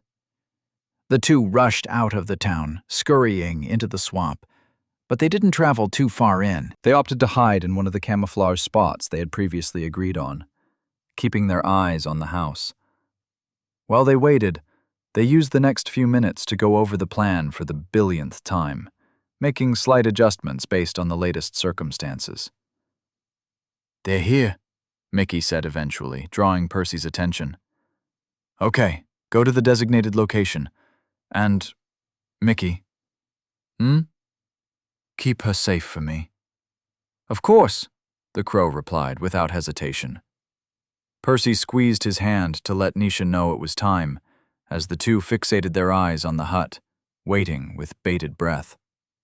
Soon, a group of 7 men appeared in their line of sight. Only 3 wore the noble family's colors, however. As for the other 4, both Percy and Nisha recognized them, having seen the traitors many times around the town. How could they be so stupid? He couldn't help but ask himself. It wasn't like they had anything to gain from snitching on him and Nisha. Maybe the idiots thought they were ingratiating themselves to the noble house, or that they would get a free pass the next time an owner of the Drain bloodline visited their town. Either way, they were too dumb or too scared to imagine a better world for themselves and their families. In the end, Percy shook his head. Whatever had motivated these people to turn them in, it wasn't important. The only thing that mattered right now was eliminating all 3 of their enemies. Shifting his focus to the nobles, he scanned them from head to toe, trying to discern any information he could about them. Bald, with a ginger beard. Then that's Grian this time. This was Bruce's cousin, possibly here to avenge him. But that was a good thing. The man had a pure affinity, which should make him far easier to handle than the others. As for the second man in the group, Percy didn't recognize him. The green had short black hair and no other features that stood out. There were easily 6 possible matches, at least based on his outdated information, though the last one wasn't too difficult to identify. Rambert. Wow, they really brought out the heavy hitters this time. Rambert was one of the younger greens of the family, around Percy's age, yet that didn't make him weak in the slightest. If anything, he was one of their most promising talents, only falling short of Mordred and Elaine in the entire province. And Percy was certain it was him. There was no mistake. He was the only yellow-born redhead with the bloodline, his pale skin painting a stark contrast against his deep crimson hair. Seeing him in person, Percy suddenly felt a lot more pressure. From what he'd heard, the guy had never lost a duel against anyone his grade. Then again, this was a good thing. The more high-profile his targets were, the heavier the blow to the enemy family once they were gone. And the more suitable he is for my plan, he grinned. They hadn't spent 2 years in the Grizzly Bog just for fun. Percy's goal had always been to steal the elixirs from the enemy family's warehouse. The easiest way to do so would be from within. Bruce would have been a decent target, but Percy had needed the man's soul for something else at the time. This was precisely why he'd put so much effort into baiting another wave of attacks. He shook his head. Let's focus on winning first. Percy and Nisha watched as the 4 traitors led the nobles right to their house, pointing at it ominously. With next to no warning, one of the greens, the one who Percy hadn't recognized, pulled an impressive swell of mana from his core, unleashing a barrage of water droplets on the house to punch dozens of holes through the wall. About a quarter of the roof collapsed, too, though the rest survived. Turning to Nisha, he flashed her a questioning look. 60, she muttered soundlessly. Percy nodded. It was far from ideal, but 60% would have to do. Glancing back at the nobles, he watched as one of them, the same person who'd just ruined their house, kicked at whatever was left of the door, forcing his way in. His expression was nonchalant, without a hint of care for the devastation he'd just unleashed. Had anyone been inside, they'd be dead by now. Then again, These people definitely knew the place was empty, assuming they'd scanned it with their mana sense already. "Nothing here! Just some glowing mushrooms," the guy shouted once he was inside. Through his sorcerer's eye, Percy watched the man's silhouette walk to the center of the house, stomping on one of the mushrooms and probably examining it with his boot. Knowing he was occupied, Percy checked up on the other two, clicking his tongue upon seeing they had no intention of joining their friend inside the ruined house. "Good enough," he whispered. "Do it." Nisha tightened her grip as her core flared up. "Dranold! Get the hell out of there! Rambert suddenly yelled, being the first to notice something was off. The unfortunate water user heeded his teammates' instructions a moment too late, however. Before he could even move an inch, the countless pocket runes Nisha had planted all over the place lit up, the implanted concealment runes failing to hide them any longer. Realizing the danger he was in, the mage tried to jump through the hole in the roof, but he wasn't fast enough. Countless distortions manifested all around him, visible to the naked eye, as the walls, the ceiling, and the floor of the house all shrunk and twisted. Even worse, the tears in space soon bled into one another, interacting violently as they fought over the same strips of reality, pulling and stretching and crushing everything in their path. By the time Dranold reached the hole, his surroundings were unrecognizable. The wooden hut was down to a third of its size, crunched into a misshapen ball, with him caught smack in the middle. He must have realized he wasn't going to escape when a powerful force stopped him in his tracks, dragging him back to the center of the house. Unleashing every drop of mana from his core, he tried to force his way out, but it just wasn't meant to be. Nisha might be a grade lower, but the sheer devastation she'd carved into the place wasn't something a lone green could easily overcome. With a sickening crunch, an entire segment of reality collapsed upon itself as all sorts of colors blended together, from the dull brown of the planks to the vibrant green of the man's silken robes, to the unique pink of human skin. Unable to compress any further, it all exploded with a deafening boom, sending splinters of wood and bloody chunks of flesh raining down all over the town. An eyeball landed by Percy's foot. Just like that, House Tantalus had succeeded in evicting him and Nisha from their cozy little home. The nostalgic scents of the old wood and the forge's fumes were something he would never smell again. Still, the price their enemies had paid to ambush them had been steep indeed. 2 more to go. Chapter 84. Chase. "Run, don't look back," Percy whispered, letting go of Nisha's hand. He didn't even glance at her as she bolted off. His eyes were still glued to their remaining enemies. Taking a deep breath, he finally pushed the mana in his channels past the point of no return, activating synchronization. At the same time, he grabbed the invisible scythe he'd left propped up against the tree's trunk. Naturally, the nobles caught sight of him immediately, the luminous motes leaking out of Percy's body, painting a stark contrast against the darkness of the swamp. But that was the idea. Nesha couldn't move as fast as he could, so he had to keep the greens occupied for a few minutes in order to buy her time. Percy kicked Dranold's eye right towards Rambert before dashing into the bog, hoping it would be enough of a provocation. It must have worked like a charm, too, if the rush of infuriated footfalls thundering behind him was anything to go by. In fact, a second set followed after the first, Grian probably just a step behind the hot-blooded youth. "Good. Now I just have to not get caught," Percy thought, speeding towards the next location. The plan was to take the long way there, giving Nesha the chance to arrive before they did. Running away, he took extra care to weave between the trees in an attempt to block the noble's line of sight whenever he could. Shielding himself intermittently was crucial if he wanted to survive.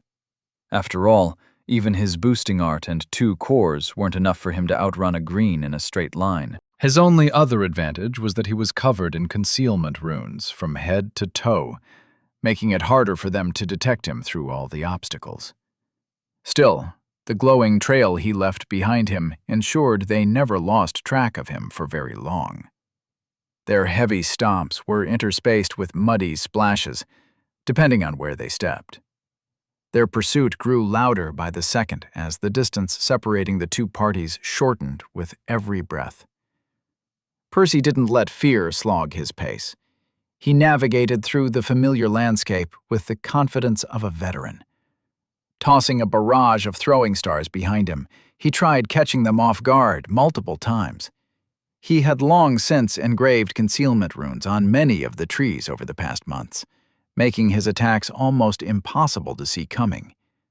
The projectiles phased through the rotting trunks, stabbing at the nobles from all sorts of insidious angles. The sneaky blade seemed to do the trick, slowing the two a little and buying Percy a few more precious moments.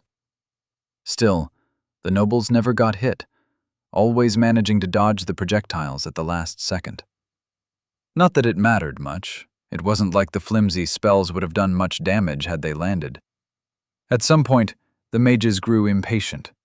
Percy caught a bright flash of orange just out of sight as he continued to run. It was accompanied by a deafening explosion, followed by the sound of cracking wood. It wasn't long before trees started collapsing behind him one after the other as Rambert smashed through them with his fire magic. Blazing through everything in his path, the young mage was about to reach Percy. Percy smirked. Too little, too late. They were already at the second location. Gripping his scythe tightly, he turned around, catching sight of his opponents for the first time in a while. The greatest downside of his concealment runes was that they similarly inhibited his own mana sense. Still, his mutated eyes picked up the slack, swiftly bringing him up to speed. Not missing a beat, Rambert launched an enormous fireball at him, trying to reduce him to cinders. Percy leapt out of the way, positioning himself in such a way that the two nobles were lined up behind one another. Grinning ferociously, he hurled his weapon at them with all his strength. At the same time, the blazing spell exploded right by his side, the blast shrouding him in a blanket of fire the following instant. Luckily, his armor kept the second-hand flames from scorching his skin. Unbothered by the heat, Percy's gaze remained fixed on his scythe as it spun towards Rambert. Once again, the young talent noticed the attack at the last second, probably being on guard against the concealed constructs by now. Still, the short window to act forced him to dodge at an awkward angle. As for Grian, he had an even tougher time evading the Soul Harvester, only realizing the danger he was in after seeing his companion's reaction. Both nobles landed clumsily on the ground, but that was just the beginning. Upon impact, a series of pocket runes lit up beneath them, forcing them to roll away before they sank into the pitfalls. So far so good, Percy thought. Not letting up, he launched another barrage of throwing stars against Rambert as he called his scythe back to him. At the same time, a flock of black butterflies wormed their way around the trees, rapidly descending upon Grian. As soon as the Soul Harvester returned to Percy's hand, he tossed it at Rambert again, keeping up the pressure. He forced a young man to keep zigging and zagging around the traps, evading the onslaught by the skin of his teeth. Grian didn't seem to be faring much better, as Nisha kept him on his toes with her own spell. Of course, this was never going to last. Rambert was the first to escape the traps, just as Percy's mana dropped dangerously low. Climbing to his feet, the young green snarled, dashing towards him once more.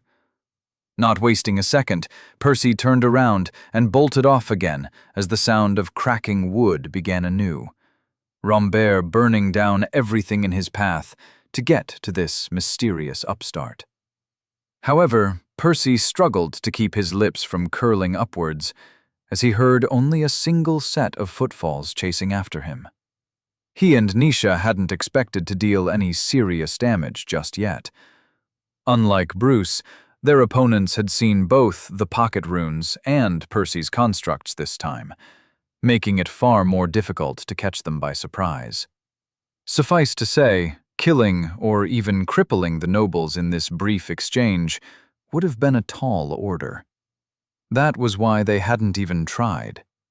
Instead, their goal had merely been to split the two up, in order to handle them more easily.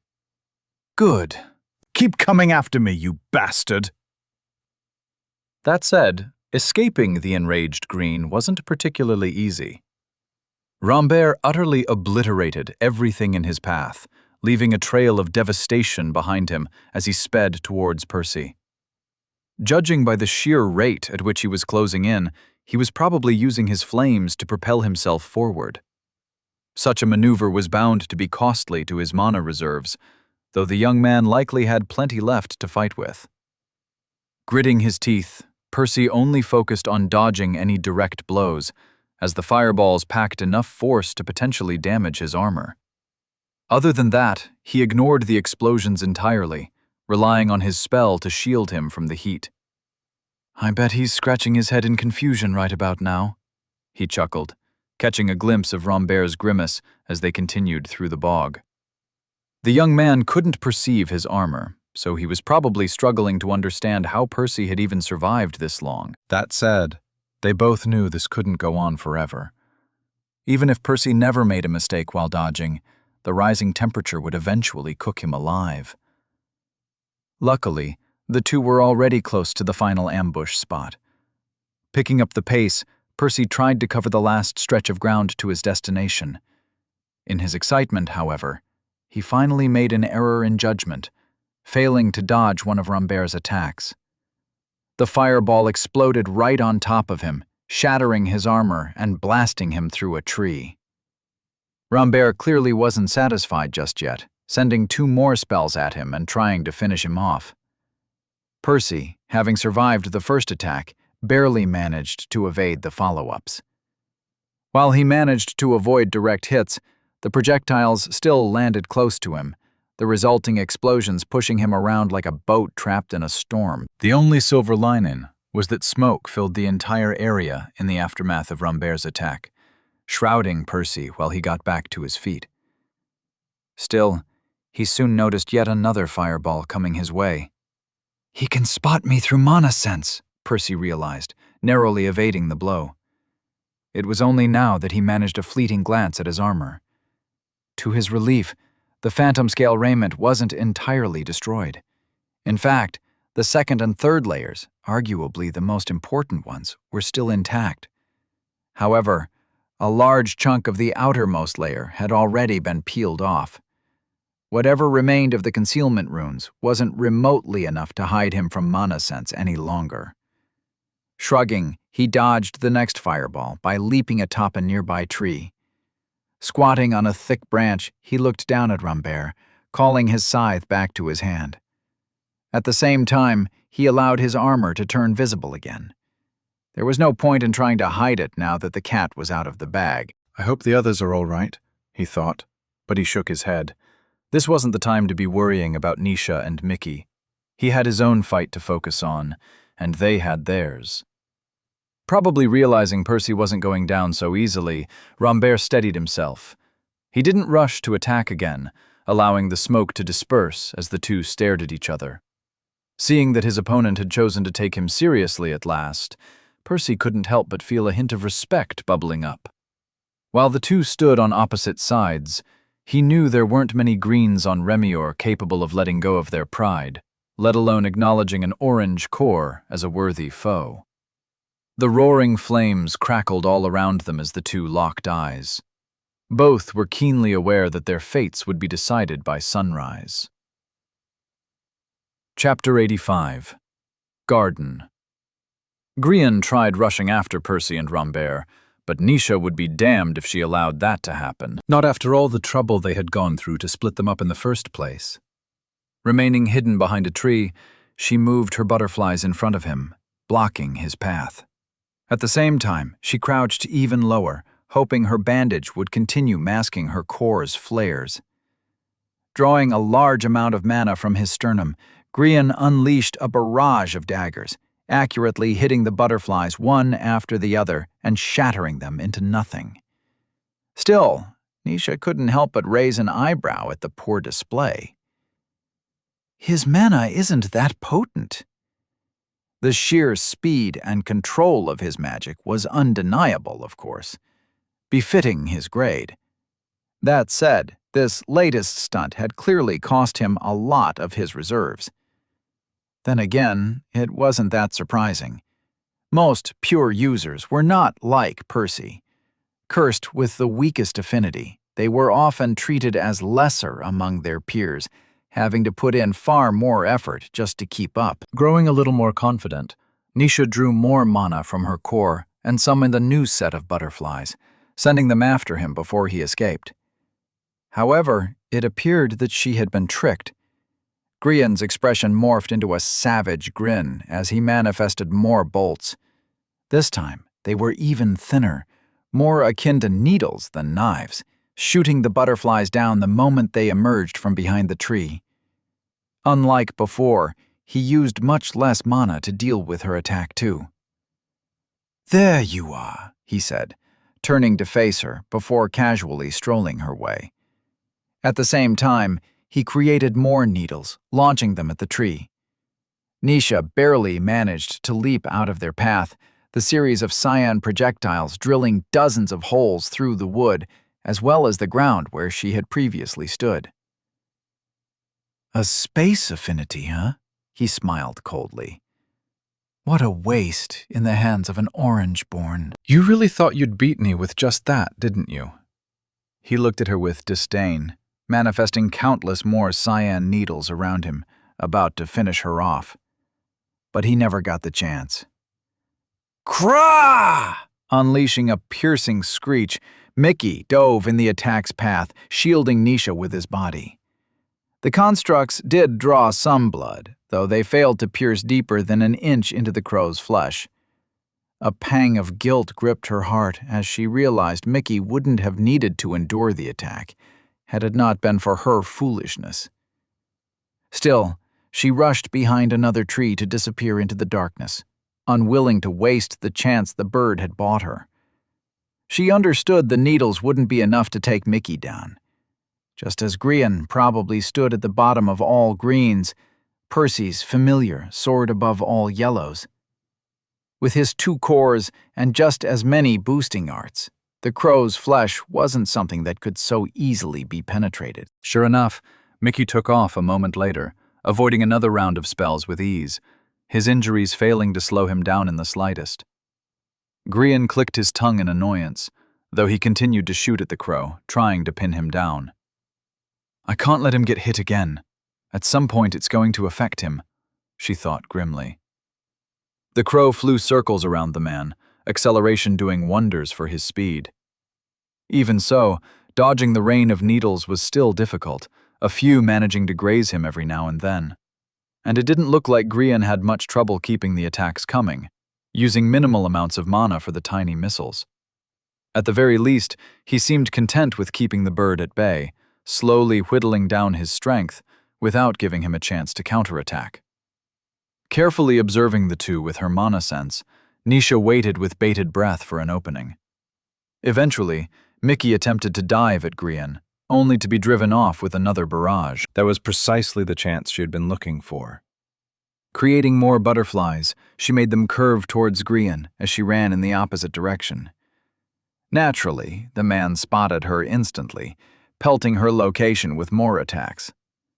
Thankfully, hitting her on the move was harder, especially since he had to split his projectiles 3 ways to deal with the butterflies while also keeping the crow at a safe distance. Nisha did her best to guard her vitals, though a few needles still pierced her leg.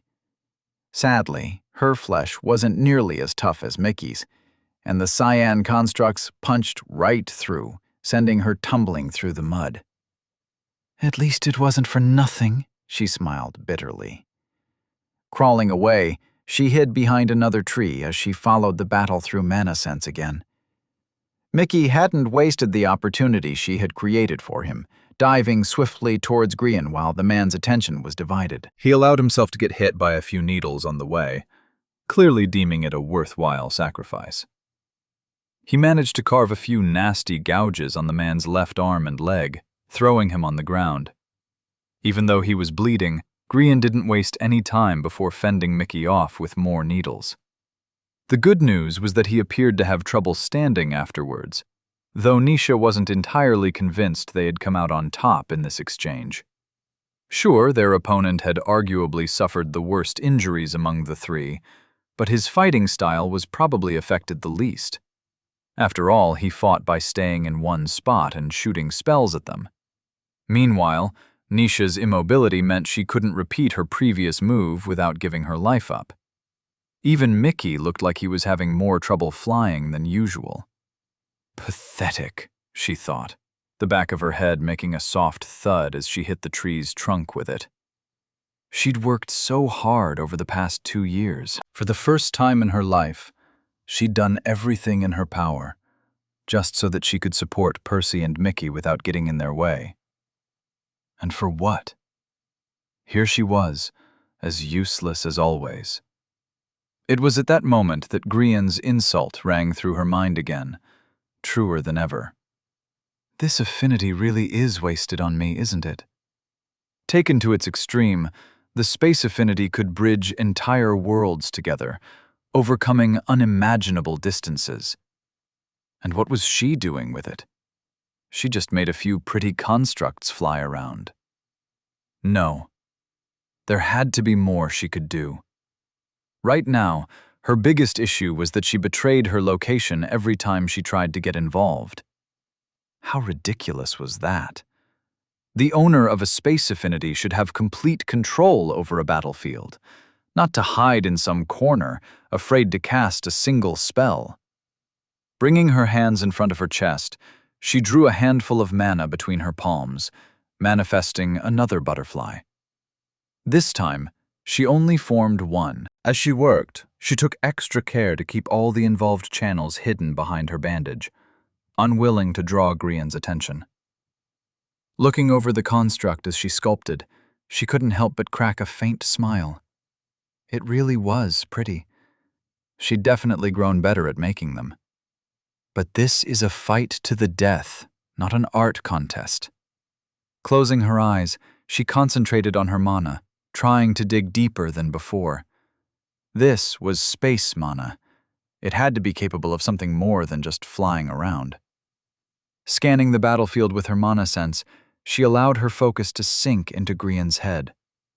Could she make the butterfly pop right inside that fucker's brain, turning it into mush from within? It should be possible, shouldn't it?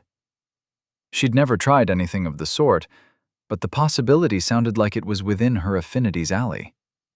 Grian wasn't even that far away, just a couple dozen meters or so. Concentrating, she tried every mental exercise she could think of, from simply willing the butterfly to appear in a different location, to imagining it digging through the very fabric of space. At first, her efforts seemed to yield no result, but she didn't give up, knowing this was her only means of helping Mickey. Eventually, she noticed something strange. The butterfly still hovered in the same spot, showing no signs of moving. However, a portion of her mana suddenly vanished from her core, a blob of yellow popping up in a random location near Grian. The man instantly unleashed a barrage of needles to bring it down, but Nisha didn't care about that, instead focusing on what she'd done. It worked. But why like that? She'd wanted to teleport her butterfly there, not a random blob of mana from her core. Why did that even happen? Was it because she was more intimately connected with the mana still in her sternum? Either way, this could work. Did she even need to manifest the butterflies in her hands first? This was space mana, after all. If she could teleport it right out of her core, could she directly form her spells from it at the same time?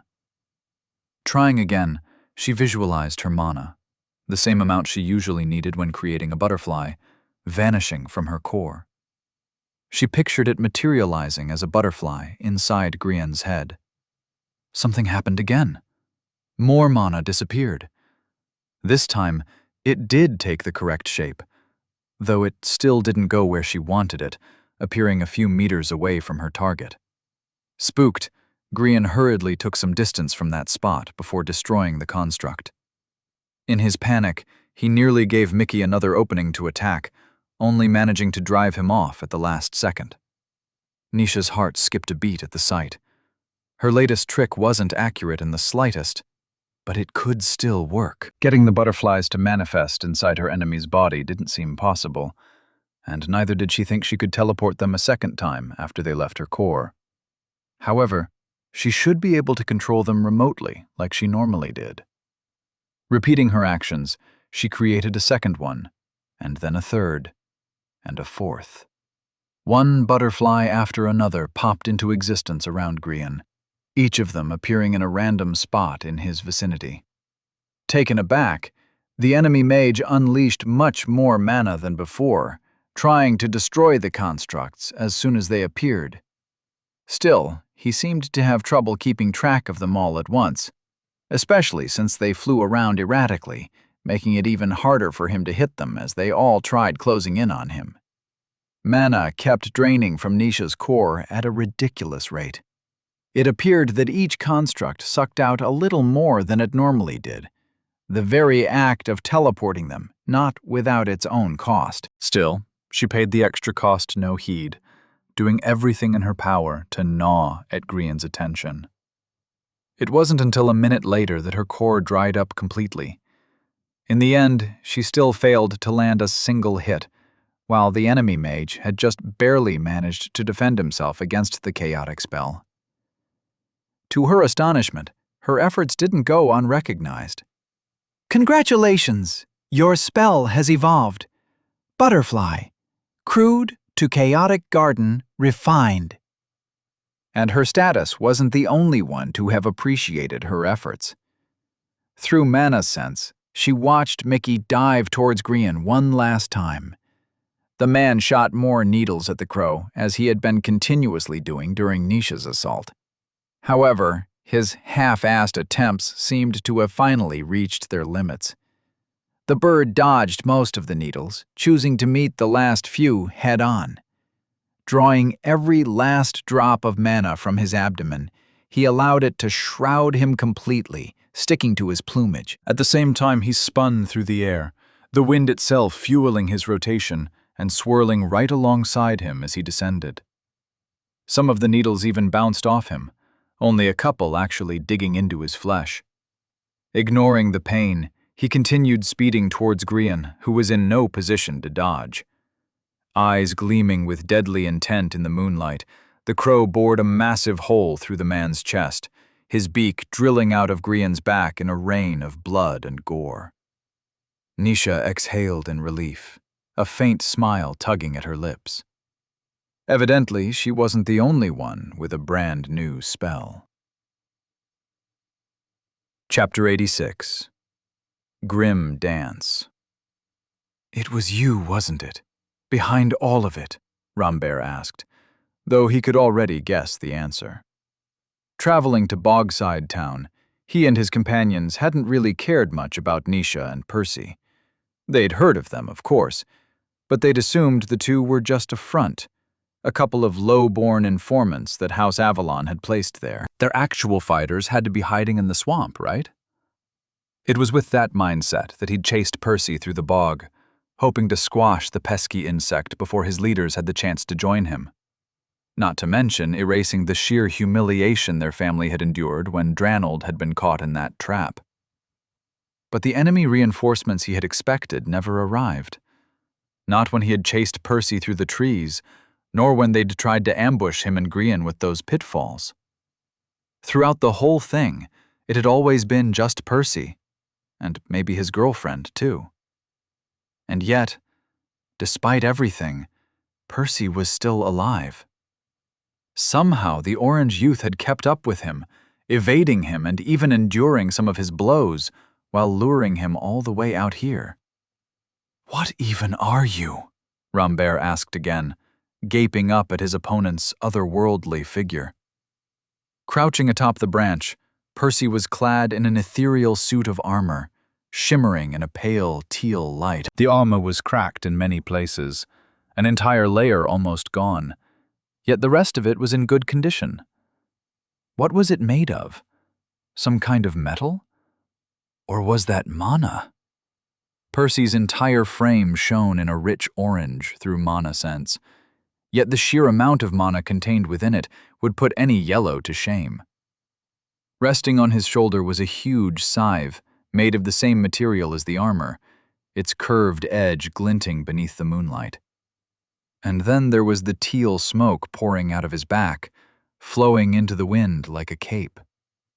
Yet by far the most ominous trait was Percy's eyes. Like a pair of gemstones, they shone from within the shadow of his visor, piercing through the darkness. They appeared to stab right into Rambert's soul, their cold gaze sending a shiver down his spine. Percy remained silent, clearly not in the mood to chat. Without warning, he shifted. Robbing the weapon of its color, he swung his arm at Rambert, presumably flinging the scythe at a ridiculous speed. Still, it wasn't difficult for Rambert to sidestep the attack. The construct could be observed via mana sense if one knew where to look. Besides, Percy had already used the same trick over a dozen times. Just the movement of his hand alone was more than enough to betray the weapon's trajectory. Rambert responded with 3 fireballs, the first blowing the entire upper half of the tree into smithereens, while the other 2 arced in an attempt to catch Percy mid-air. Percy twisted his body to narrowly evade both of the projectiles, doing so with relaxed grace. And it wasn't the first time during their fight that he'd done something similar. Can he somehow predict my moves? Rambert wondered. He didn't get the chance to dwell on it for long, as the scythe was already on its way back, about to cut him in half. The youthful green didn't panic, seeing an opportunity instead. Jumping over the translucent construct, he sent 3 more fireballs at Percy. If the impertinent Avalon assassin wanted his weapon back, he'd have to eat the blasts. Unwilling to take the risk, Percy chose to dodge instead. Tough as it was, his armor clearly had its limits. Seeing that his enemy was now unarmed, Rambert capitalized on his advantage by launching a fresh barrage of fireballs at Percy.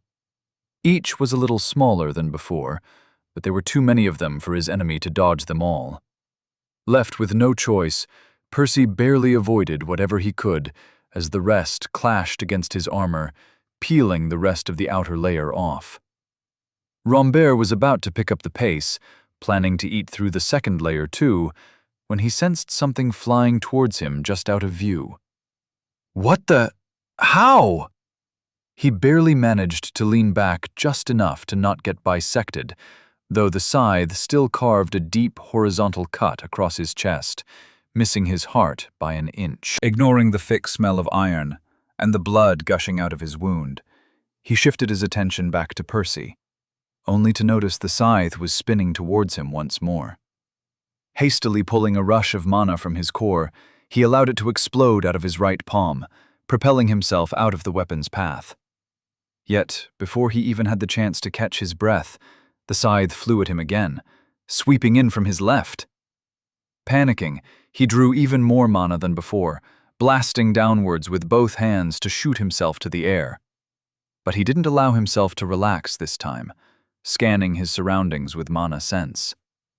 How was Percy doing this?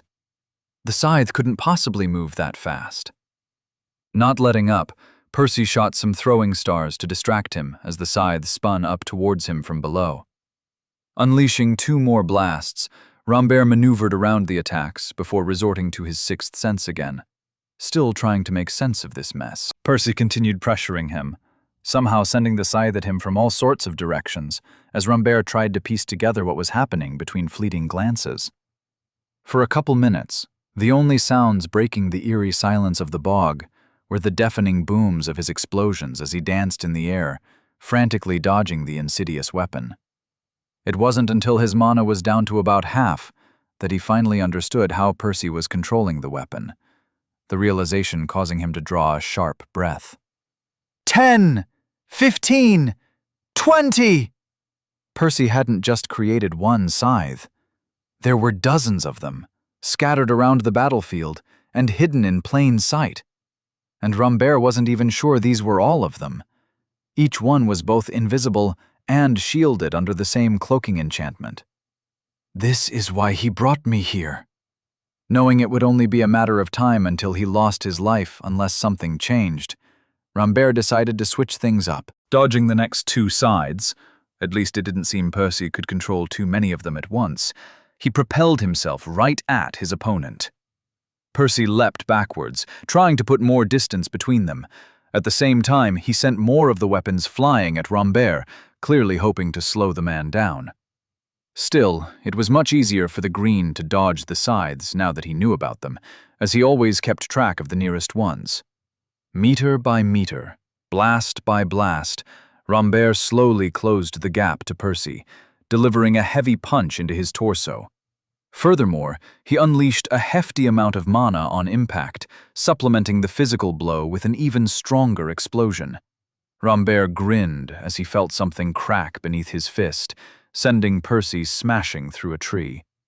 His smile soon soured when he noticed two more scythes spinning towards him. Caught in an awkward position, Rambert hurriedly jumped upwards, out of time to draw any more mana. He managed to avoid the constructs, though the third one he failed to notice in time.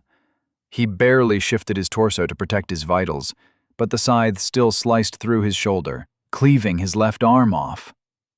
"The bastard got me good," he grimaced as he clutched the wound, landing in a muddy pond with a loud splash, while a fountain of blood continued pumping out of his stump. Evidently, Percy hadn't eaten that attack for nothing. Rather, he'd gambled his armor against Rambert's offensive, hoping to extract an even heavier price in return. The only silver lining was that the pain of the amputated limb had yet to register.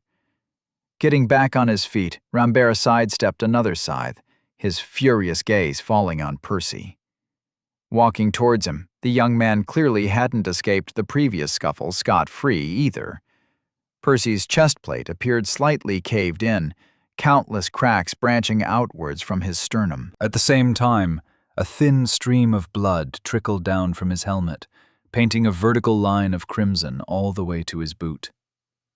His steps were uneven too, though his eyes still blazed with determination, just like the first moment Rambert had seen them. Looming over his opponent, Percy called upon two more weapons by summoning them to his own hands. He cracked his neck before dashing towards Rambert as another pair of scythes flew towards him. Unwilling to fall behind, Rambert propelled himself forward with an explosion, drawing even more mana to his one remaining hand and lighting his fist up in a scorching blaze. Locking on to Percy's weapons with mana sense, he paid close attention to the invisible edges. He couldn't afford to get hit by them again. The two men dove upon one another, engaging in a new round of fighting with an even smaller margin for error. Chapter 87. Grim Dance.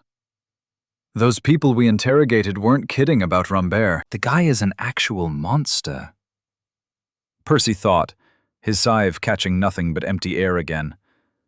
Had it been Bruce facing him, or any other green really, they would have long since been reduced to pieces.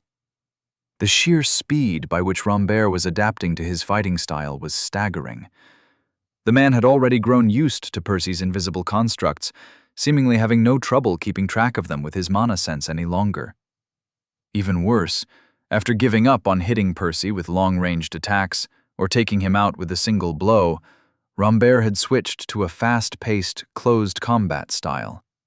He was trying to wear Percy's armor down, one piece at a time, while conserving his mana reserves.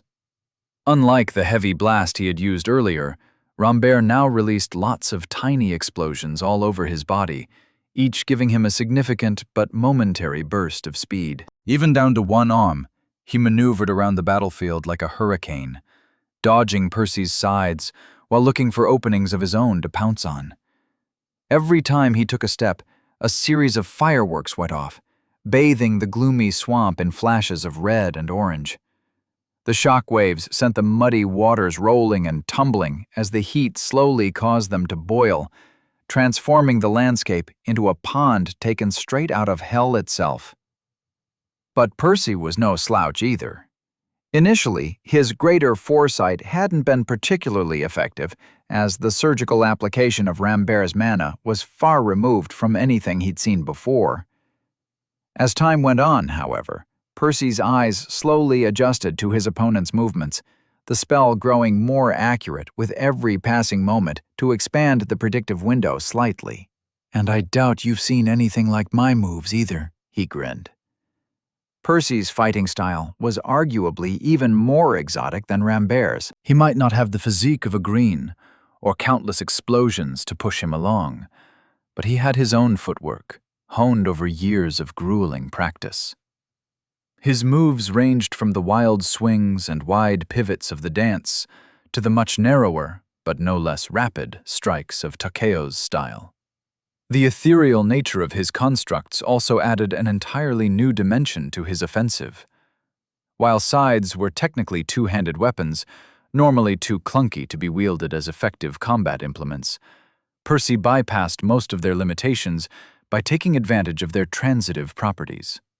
Whenever one of them was about to stab into the ground or collide into another, he would phase it out, allowing it to continue on its path unobstructed. Carving a soundless crescent with every swing, the weapons danced with eerie grace, their insidious edges stopping at nothing short of their prey's flesh. At the same time, broken shards of teal constantly fell off his crumbling armor as his mantle oozed into the air, permeating the swamp. Every now and then, he tried to catch Rambert unawares by manifesting a dagger out of the substance, or by summoning another stray scythe from their surroundings. Still, the guy hadn't dropped his guard for a moment, seemingly always ready to react in time.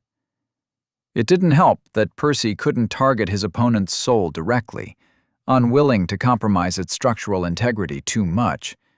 Damaging it would affect his plans for the man. Everything considered, it was hard to tell with any certainty who held the upper hand. Both of them struck true every now and then. Occasionally, Percy would graze Rambert with one of his weapons, leaving the man's body covered in shallow cuts. These were increasingly significant, as the guy had already lost a ton of blood, thanks to his amputated arm. So each additional drop seeping out of his wounds brought him a second closer to death. Then again, Rambert had landed plenty of blows himself. They didn't carry the same weight as that first one, but they'd still dealt a lot of damage to Percy's armor. Each hit caused the cracks in the phantom scale raiment to expand, as more and more of the enchantments failed with every passing moment. Overall, the teal armor was dangerously close to failing completely. Should that happen, the very next blow Percy received would be his last. Worse still, Percy's body was bruised and battered. Even breathing was painful, that first blow having damaged his lungs to an extent. But he persisted, without allowing the burning agony in his chest to interrupt his rhythm, unwilling to lose synchronization. "I need to do something different, or I'll die," he thought grimly. It was easier said than done. Just keeping up with Rambert took everything he had, and then some. There were too many things constantly begging for his attention. Reading his opponent's moves, dodging, weaving his own attacks in between, shifting the constructs from corporeal to ethereal and back whenever he needed to, absorbing the blows through the network of strings holding his armor together. The list was endless. Mickey, the original Mickey, had been quite talented himself, hadn't he? A strange thought suddenly crossed his mind. The sheer elegance and finesse by which the fallen gladiator had wielded not one, not two, but a whopping 4 weapons at once wasn't something Percy would easily forget. Like extensions of his body, Mickey had effortlessly manipulated his constructs to unleash a blinding flurry of blows against that beast in the Colosseum. Despite all his gains over the years, Percy wasn't even close to reaching his friend's skill. And it wasn't just due to the lacking pair of limbs either. In theory, he could replace the missing arms with his willpower, handling another scythe or two without having to touch them. Not in practice, though. Ever since Rambert closed the distance between them, Percy had a lot more trouble attacking with his spare constructs. It was just too difficult to hit his opponent without harming himself in the process. Is there a way to do better? He wondered. While his combat experience couldn't yet compare with the decades Mickey had spent fighting in the arena, Percy had his own advantages to fall back on, namely, his eyes. Was there a way to leverage his mutation once more, to elevate his fighting style to the next level? The battle raged on. The mud boiled with greater fury, the explosions growing louder and more frequent as Rambert picked up the pace to do everything he could to murder the upstart orange. Yet Percy remained unfazed.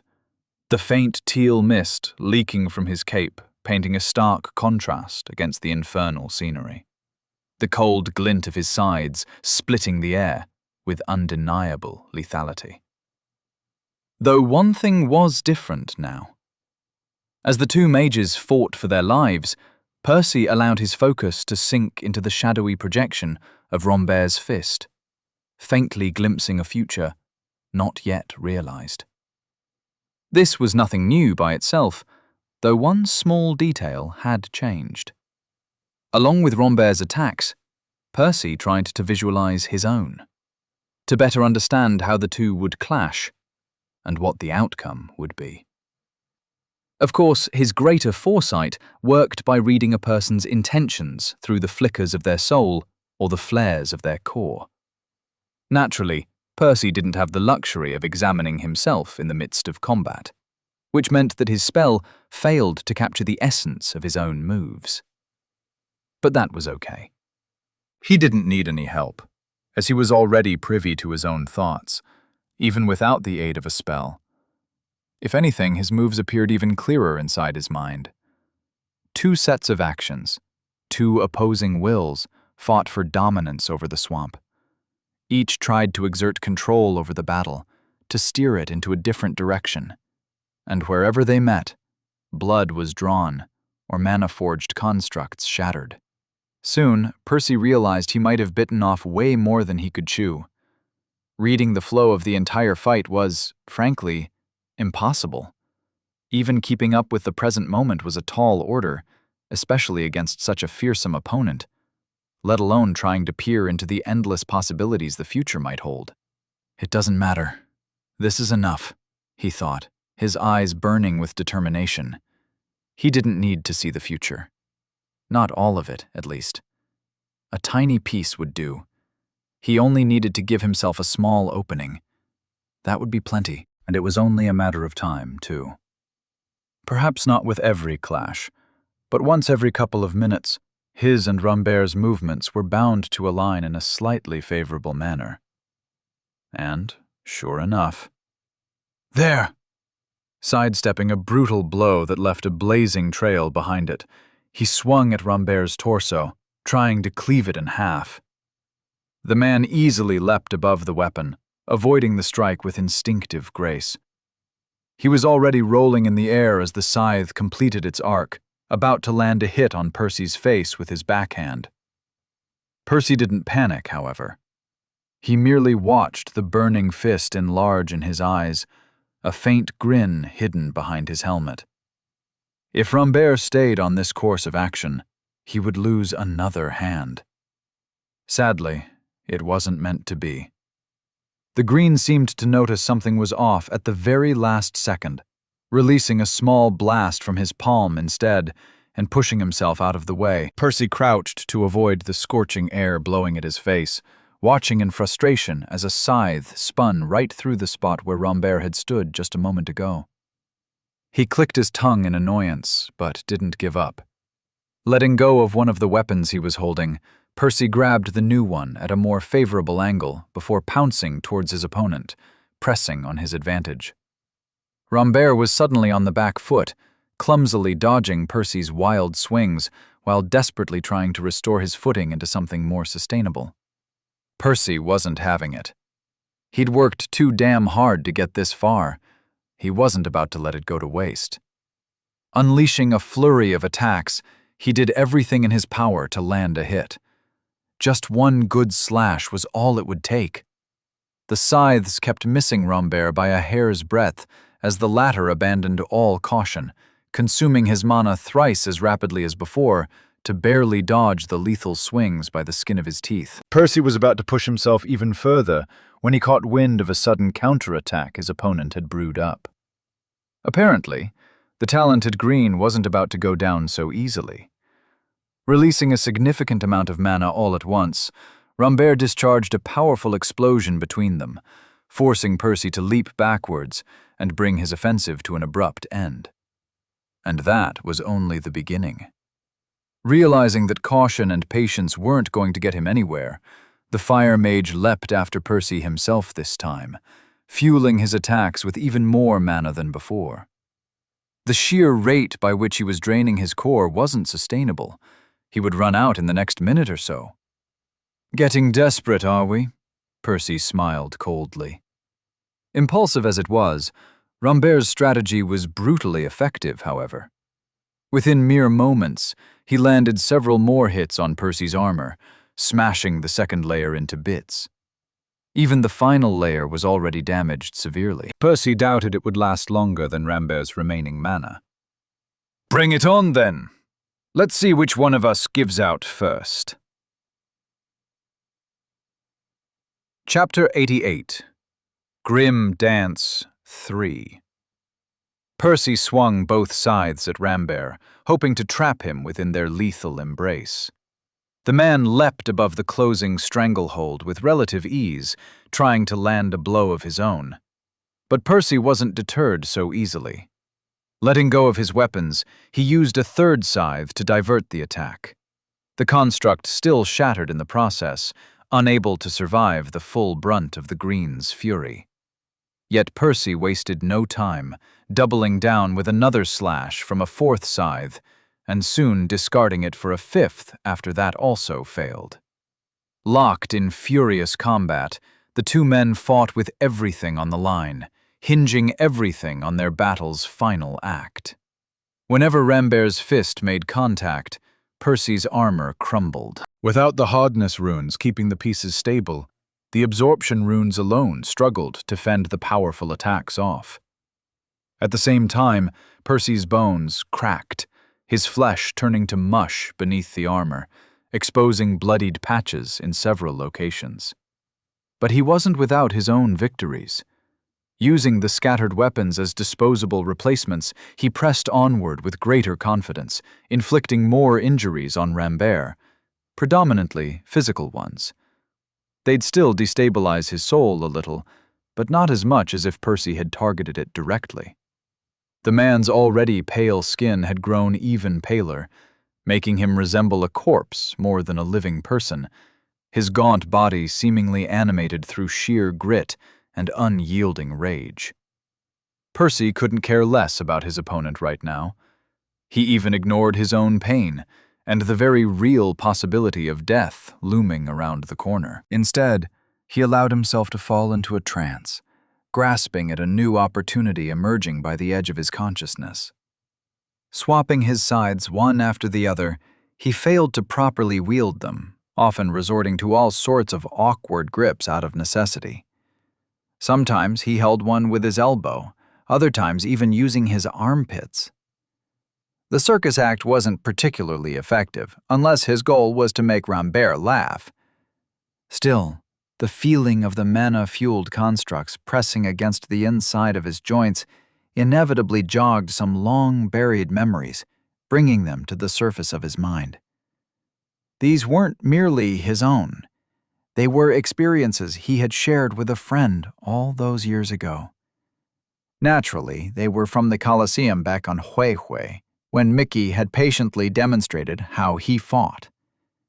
Doing his best to remember, Percy capitalized on the lingering remnants of muscle memory, trying to reconstruct part of his friend's style and adapt it to his current needs. After all, he couldn't use it in its original state, as many of his circumstances were different, from his affinity to his physiology and to the very nature of his weapons. At first, he made several mistakes. He'd accidentally drop a scythe at an inconvenient moment or swing it without putting enough force behind the attack, and Rambert made sure to punish him each time, making his situation even more dire. But Percy wasn't an amateur, and this wasn't the first time he'd tried replicating Mickey's style over the years. In fact, his growing connection to his teal constructs only made his job easier. At the same time, his heart beat wildly, just like it had on that fateful day. Little by little he improved, making fewer errors as his weapon's shafts rolled along his limbs, their edges spinning elegantly in ever-shifting arcs around his body to carve an inviolable zone of death in their passing. Regardless, he wasn't as good as Mickey. This was nothing but a cheap imitation. Or at least, that was the case, until his status spoke. Congratulations! You have mastered a new spell. Wild Art, Grim Dance, Refined. A refreshing wave of clarity washed over his mind, his blossoming understanding of the fighting style growing ever firmer as the shadows of his own moves finally emerged before his eyes, though these worked differently from the projections created by greater foresight. Those were formed by reading his opponent's intentions, predicting their moves. In other words, it was a tool which relied on external stimuli. As for the grim dance, it drew its strength from within, fueled by Percy's own thoughts. It was more of a learning aid, showing him how his moves would manifest a second in advance and giving him an opportunity to adjust them, to perfect them before committing. Working in tandem with his mutation, the new spell finally lifted a heavy load off his tired mind. It allowed him to improve several times faster than before, while giving him the freedom to continue experimenting. Percy swung his scythes again. Seeing Rambert avoid the initial strike, he let go of the weapons to send them after the tenacious mage. Not giving his opponent a chance to breathe, Percy grabbed another pair of scythes from his surroundings before giving chase. Rambert was clearly taken aback by the sudden shift in momentum. Surviving the relentless barrage was a struggle, as scythes were abruptly flying all over the place. Some were still clasped in Percy's hands, others rolling down his limbs, many more spinning towards Rambert from random directions. Countless crescents clawed at him, most of them above ground, though a few stabbed at him from beneath his feet, trying to catch him off guard. Wielding 3 or 4 or even more of them at once, Percy used every nook and cranny of his body and every last drop of his willpower. He turned the very battlefield into a demon's maw, its many fangs biting hungrily at his opponent. Rambert did his utmost to evade the attacks, but it was futile. One cut about halfway into his thigh, nearly slicing his leg off. Another headed towards his heart again. Pivoting at the last second, he prevented the worst of it, though the weapon still shaved a slice of skin off, drawing even more blood. It wasn't long before Rambert's feet wobbled, as the damage he had endured over the course of the fight had finally reached a critical point. Even if the blood loss hadn't taken its toll, his core was almost empty. Either way, he was screwed. Flashing Percy a hateful glare, he called upon whatever dregs of mana he could still summon, rushing at this impossible opponent for his final stand. And he instantly paid the price. 3 more scythes carved deep into his flesh, 1 into his forearm, 2 more on his torso. Ignoring them, he gritted his teeth as he opened his bloodied palm, aiming at a gap in Percy's armor. It almost worked, too, Rambert's sudden move being too quick for Percy to evade completely. Shifting his body slightly, Percy instead forced the green's grip to land in a different spot, one still guarded by a loose plate of mana. Grunting with the effort, Rambert closed his fist at the last second to punch Percy with as much strength as he could muster. A wet cough escaped Percy's lips as he was sent smashing through another tree, the remains of his armor finally falling apart. "Nice try," Percy spat amidst pants, speaking for the first time since the start of the fight. Rambert's final move hadn't been random. Percy knew his opponent had tried to use his bloodline to save his own life, but he'd be damned if he allowed Rambert to recover. "Would you look at that? He can actually speak," Rambert chuckled weakly. For a moment there, I thought you were mute. Neither of them spoke over the next few minutes, nor did they move. They couldn't. Darkness took over the swamp once more as the battered shards of Percy's armor sank into the mud, robbing the place of even their dim light. Silence prevailed, too, only occasionally broken by the two men's soft, ragged breaths. The only evidence of the apocalyptic battle that had taken place mere moments ago was the scent of charred wood blending with the stench of spoiled eggs. Percy wasn't very worried. As bad as his injuries were, Rambert's were worse. The man would bleed out long before he did. "Mickey, how are things on your end?" he asked through the cord, finally getting a chance to check up on his companions. Still, he never took his gaze off Rambert for even a second. Percy wouldn't allow himself to relax until he was sure the man had lost the ability to move. "We won." The response was prompt, but tired. A faint smile took root by the corner of Percy's lips. Their work wasn't over quite yet, of course. He'd need help standing up, and they'd also have to clean the place up before he could move on to the next phase of his plan. Examining Rambert's crumbling soul again, he couldn't help but let out a sigh. The next few hours were bound to be painful and exhausting. He sure wasn't looking forward to any of it. But they'd worked too hard to falter here. At least the worst of it was finally over. Despite the shocking force that House Tantalus had chosen to unleash on them, they had prevailed. Together, 2 yellows and 1 orange had defeated a group of 3 greens. Yes, buddy. Yes, we did. Chapter 89. Rending Tornado. It wasn't until late the following night that the trio left the area. Their injuries weren't nearly as fatal as those of their opponents, but they were still quite serious. Mickey's wings were full of small holes, making it difficult for him to fly, and rather painful. While Nisha wasn't in any danger of bleeding out, she couldn't walk on her maimed leg. As for Percy, he had it the worst among the 3. His whole body was swollen, his skin purple and bleeding in many spots. "Such a waste," he sighed, looking at the handful of green mushrooms left in his spatial amulet. Most of his stash had been destroyed inside the trap they'd used to kill Dranold. The rest they'd been forced to consume to fix the worst of their injuries, just barely allowing them to move. Naturally, the mushrooms were far less effective when eaten raw. Sadly, Percy didn't have the time or mental capacity to figure out how to brew them into potions in time to use them. "Do you want to take a detour to the Trolls' Den before we go? We can get some more from the trolls," Nisha suggested. He grimaced at the very thought. Honestly, he'd spent enough time in the grisly bog to last him a lifetime. Even over the past day, he and Mickey had stayed in the swamp, tending to their myriad of essential tasks.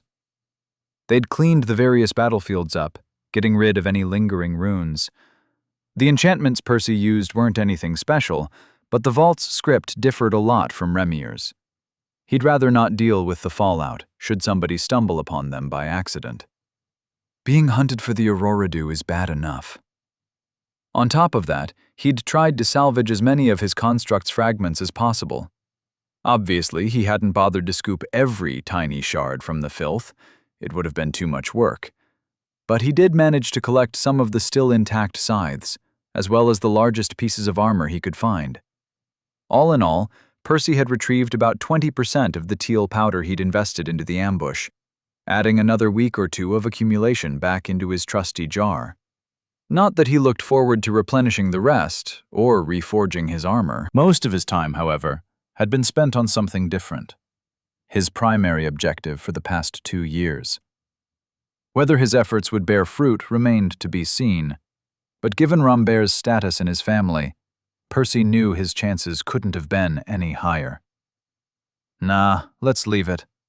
Honestly, I just want to go home right now." He could ask Baldy to help him grow more mushrooms once he was back at the mansion. Percy had a hunch his grandpa's clones would be an excellent place to plant the parasitic mushrooms.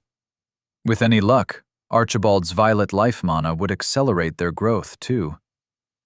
And there was another favor he wanted. "How did the townsfolk treat you, by the way?" he asked, changing the topic. Since he couldn't exactly appear in front of others until he came up with a way to hide his glowing eyes, the job of scavenging through their house's rubble had fallen on Nisha. Not that she'd found much. Just a couple of vials of Dranald's elixirs that had miraculously survived the implosion, along with another mushroom or two. "Most of them, like a hero. They offered us some food and a new place to stay if we wanted, but I declined." Percy nodded. It was what they had agreed on. As nice as it would be to rest for a few days before traveling, they wanted to reach his family's mansion before their enemies caught wind of their latest losses. "What about the snitches?" "Ha! You should have seen the looks on their faces. Are you sure you don't want to get back at them, though?" Percy shrugged. Truth be told, he had considered it. The bastards definitely deserved to be punished for what they had tried to do to him and Nisha. But at the end of the day, he didn't care enough to waste more time on such small-minded people. They weren't worth it. "Did you tell the others about it?" he asked. Nisha nodded. "Then that's enough. Their neighbors wouldn't treat them too kindly moving forward." Not after such a betrayal. And that was the least of the traitor's problems. After all, they were the ones who had reported Percy and Nisha to House Tantalus, only for the family to end up with more dead greens. Naturally, this wouldn't look great on their informants. Shaking the worthless men out of his head, Percy wrapped his arm around Nisha. The two supported each other, trudging through the swamp as they began heading west. Mickey walked beside them, apparently not finding flying to be particularly pleasant at the moment. Technically, their current location could be considered an extension of the Grizzly Bog, though it wasn't treated as such by mapmakers, or anyone else, really. The trees here were much scarcer, and the soil less mushy. Even the wildlife rarely progressed beyond the occasional red critter. If they traveled along a proper road, the trip to House Avalon would only take them a few days. However, that wasn't an option. They'd have to circle around the province to avoid running into more of House Tantalus's people. The extra distance, coupled with the rough terrain, would greatly extend the trip. Their poor condition wouldn't do them any favors either. Everything considered, they'd probably need over a week to reach their destination. "It's not going to be as bad after we cross the River Glane," Percy said after noticing his companion's sour expressions. While this was his first time making this trip, he did remember a few details about the area. The soil was supposed to be firmer on the other side, as the swamp gradually transitioned into a proper forest. That, in turn, grew progressively denser, until it was populated with the unique variety of trees producing the melodic cones that the Whistling Woods were known for. That would be a much safer direction to approach his family from.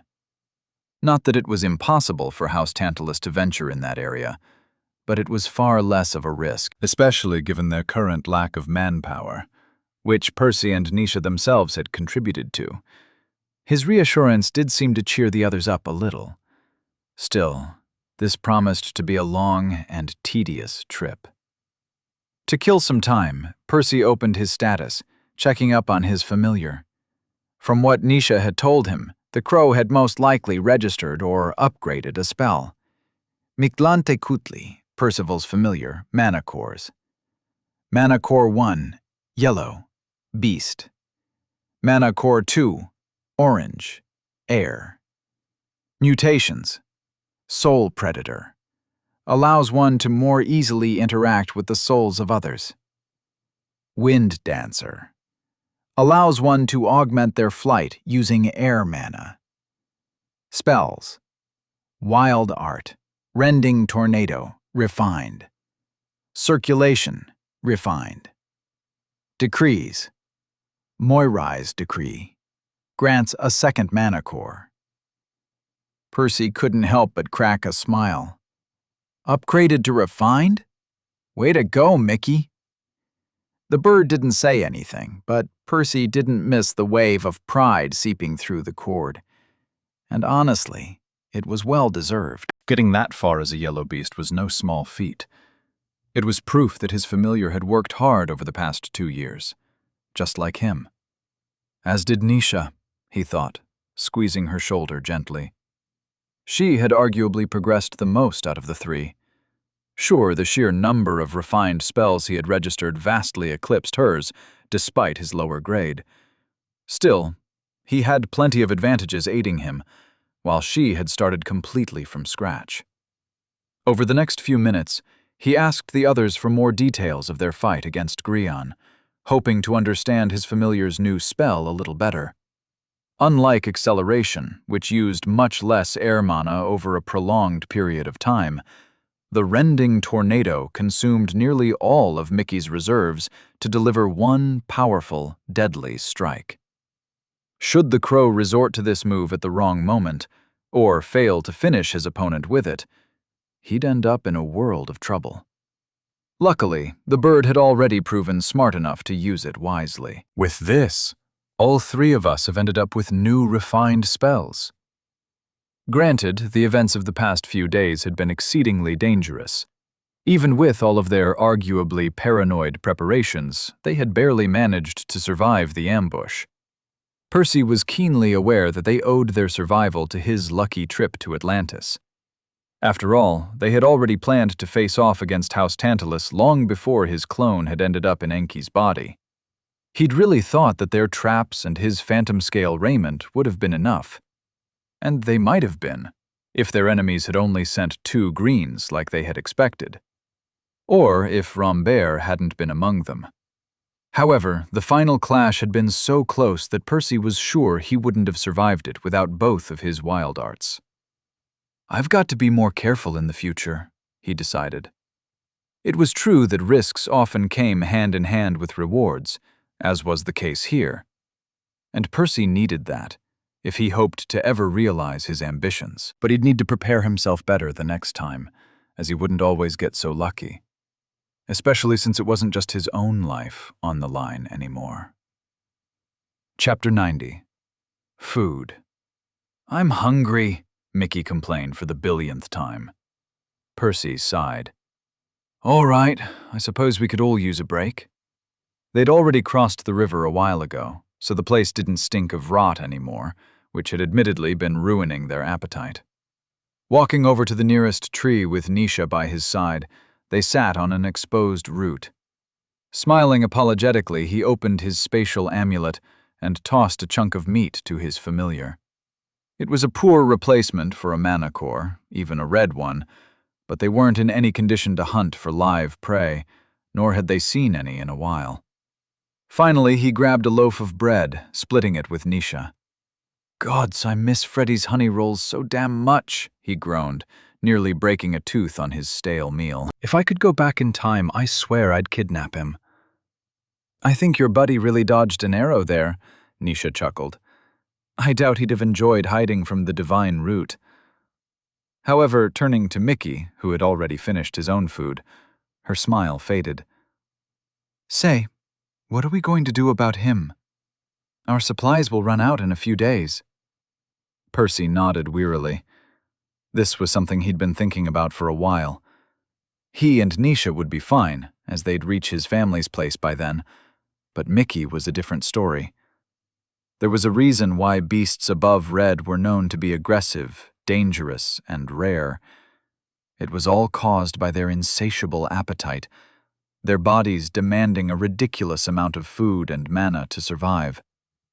This was obviously why they had left for the fungal spire in the first place, in addition to his own need for elixirs, of course. And the problem was even worse now. As the crow had evolved again, making the whistling woods an even poorer habitat for him. Mickey had eaten quite well after the last battle, but it had been some time since then, and his body had needed plenty of food just to recover from its injuries, so his hunger was already back. "I suppose there's only one solution," he said. "Mickey, come over here." The bird acquiesced, waddling over clumsily. His injuries had improved a little since they'd left the grisly bog, though not as much as they would have if he'd had more food. Flying wasn't impossible for him, though he still preferred walking for now. In any case, the crow didn't seem to care about his wounds much, reaching him and Nisha promptly, excitement glinting in his silver eyes. Seeing him like that, a pang of pity gripped Percy's chest. The poor thing probably thought he was going to get more food. Well, he's not entirely wrong. Though it wouldn't be real food, just a substitute to quell his hunger. Hopefully. "What is it?" the familiar asked. "I'll show you one of my spells." I'll need you to start working on it as soon as possible. I think it'll help, Percy explained. Hearing that he was getting a new chore instead of a meal, Mickey's head drooped in disappointment. Though, to his credit, he didn't complain. Clearly, he also wanted to do something about his ravenous appetite.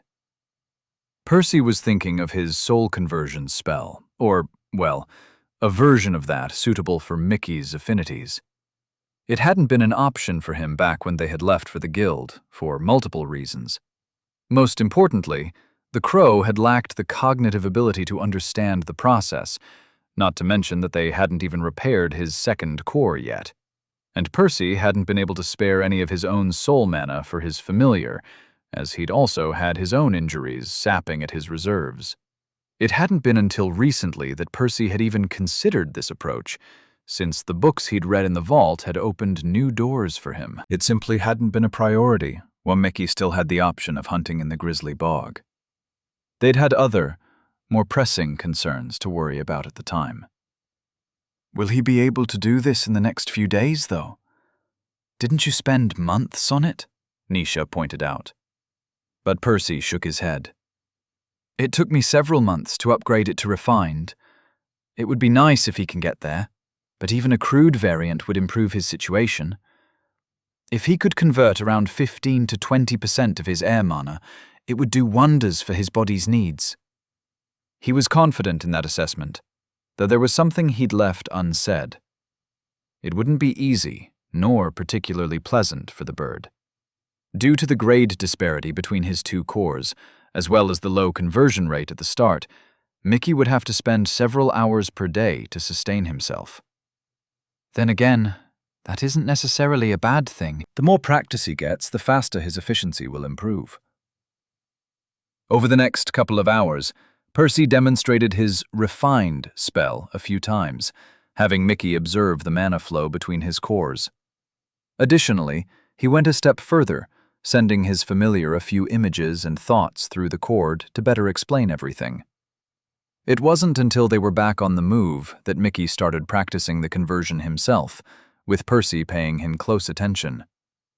Initially, it didn't go well. The crow was careful not to send too much of his mana to his beast core at once, as Percy had instructed, though the conversion lacked direction. Without Mickey properly guiding the process, his core simply devoured the mana automatically, wasting nearly all of it. "I really hope he gets better at it soon," Percy thought. The trio continued on their arduous journey for 2 more days, until they were well within the whistling woods. By now they could hear the nostalgic tunes of the cones rattling in the wind, and Percy even started recognizing some of the scenery.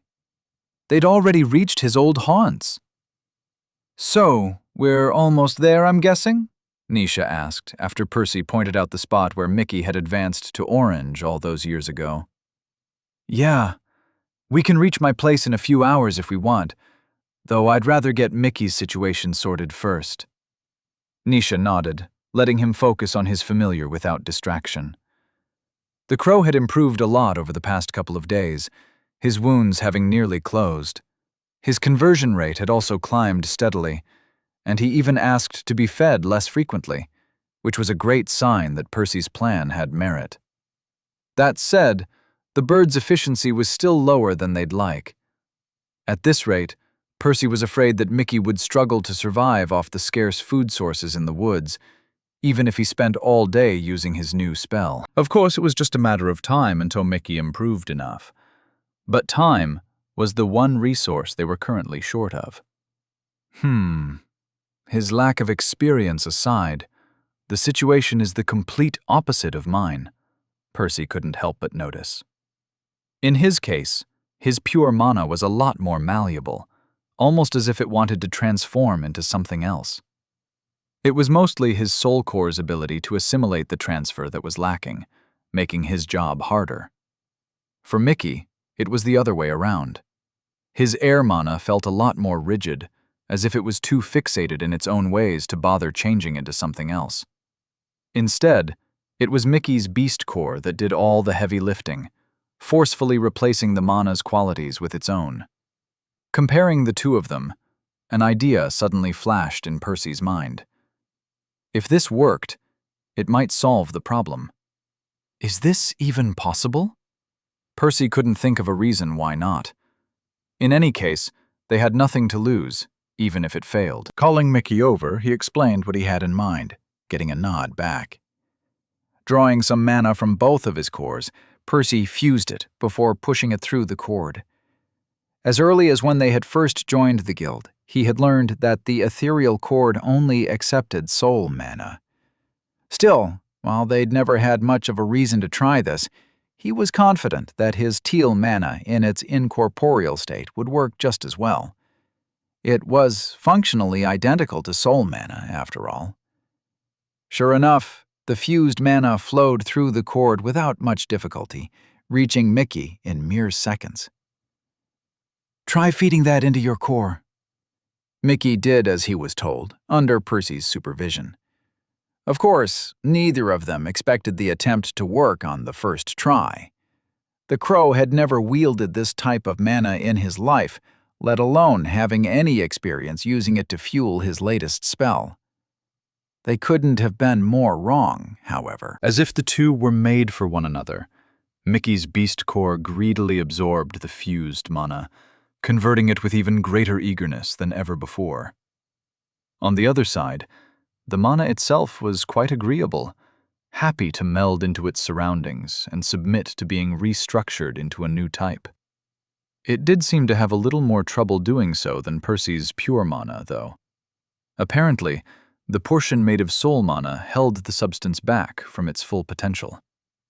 Still, this is nearly double Mickey's previous efficiency. Percy grinned. It would be a little annoying, as he'd have to keep fusing and sending his mana to Mickey over the next few days, but it should buy the bird time to improve some more. It shouldn't be long before he could sustain himself on his own. You look happy, Nisha noticed. Have you solved it? We should be good for now, Percy replied before turning to Mickey. Just don't slack on the spell. The sooner you stop relying on me, the better. And keep an eye out for people. This place is busier than the swamp. Only after he got a nod of agreement back from Mickey did he and Nisha leave the bird behind, after dropping him a few doses of Aurora Dew to last him for a while, of course. Turning away from the safety of the trees, they headed to his family's mansion. It was finally time to meet Elaine and Baldy again. Chapter 91. Homecoming. Galahad. Galahad curiously pushed through the crowd, making his way to the center of the room to see what the commotion was all about. The main hall had always been one of the busiest places in the mansion, serving both as a lounge for everyone to mingle in, as well as the lobby where they could select their missions. That said, things had changed a little since the advent of the war. Nowadays, the family avoided assigning non-essential missions, as Archibald was afraid of risking people's lives unnecessarily. However, this only made the place busier than before. Not only was there a higher concentration of people inside the building, but everyone seemed more inclined to spend time with their relatives during these uncertain months. In response to the increasing need for seats, the family's management had installed more couches and tables, turning the place a little more comfortable and welcoming. Still, that wasn't what was going through Galahad's mind at the moment. Another thing that had changed in recent years was how few outsiders visited them nowadays. Anyone coming in was bound to draw a lot of attention. Ignoring the sharp gasps and hushed whispers, he finally reached the source of all this unrest. 2 people. Yet one of them wasn't an outsider at all, despite how long it had been since the last time anybody had seen him. Most curious was Percy's appearance. His gruesome wounds aside, he wasn't wearing the family's colors, like the day he had left the mansion, nor was he wearing the guild's robes. While nobody had ever spared the boy much thought, other than the brief period when they had wanted him to stop guzzling down elixirs, it wasn't a great secret that he had gone to the Alchemists' Guild. Most people assumed he was still stuck there, as the Divine Root had locked the entire community down, with very few members allowed to leave its confines, following the Aurora Dew fiasco. Did he give up earlier than that? Galahad wondered. It was the only logical explanation. How else would he have escaped the blockade? Perhaps he had failed to make a living as an alchemist. It wouldn't be that strange, and had been forced to leave with his tail tucked between his legs. Presumably, he must have tried his luck outside, only to fail there as well, before ultimately returning home. At least, that was what Galahad would have assumed in the past. He'd long since decided to stop making assumptions about the boy, however. No, he's not a boy anymore, he soon corrected himself. Percy's outward appearance was arguably more pitiful than ever before. The torn scraps of clothing and the numerous injuries still oozing blood aside, it was the filthy bandage looping around his head that was the most lamentable by far. Had Percy gone blind? That would certainly explain why he had returned. Eyeballs were intricate organs.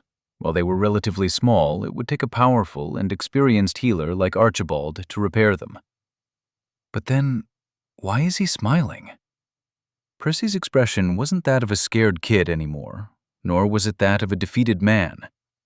There wasn't any sign that he had abandoned his ambitions, nor any trace of shame in returning home like this. Instead, he radiated the unyielding confidence of a victor, the unmistakable shine of triumph. Even more strangely, he didn't act like a blind person either. He slowly scanned the room, his non-existent gaze seemingly landing on Galahad of all people. It then examined him from head to toe, as if Percy could still somehow see. And through the blindfold, too. No, it's more than that. It was as if Percy could peer right through his flesh, observing his soul. The very notion sent a chill down Galahad's spine.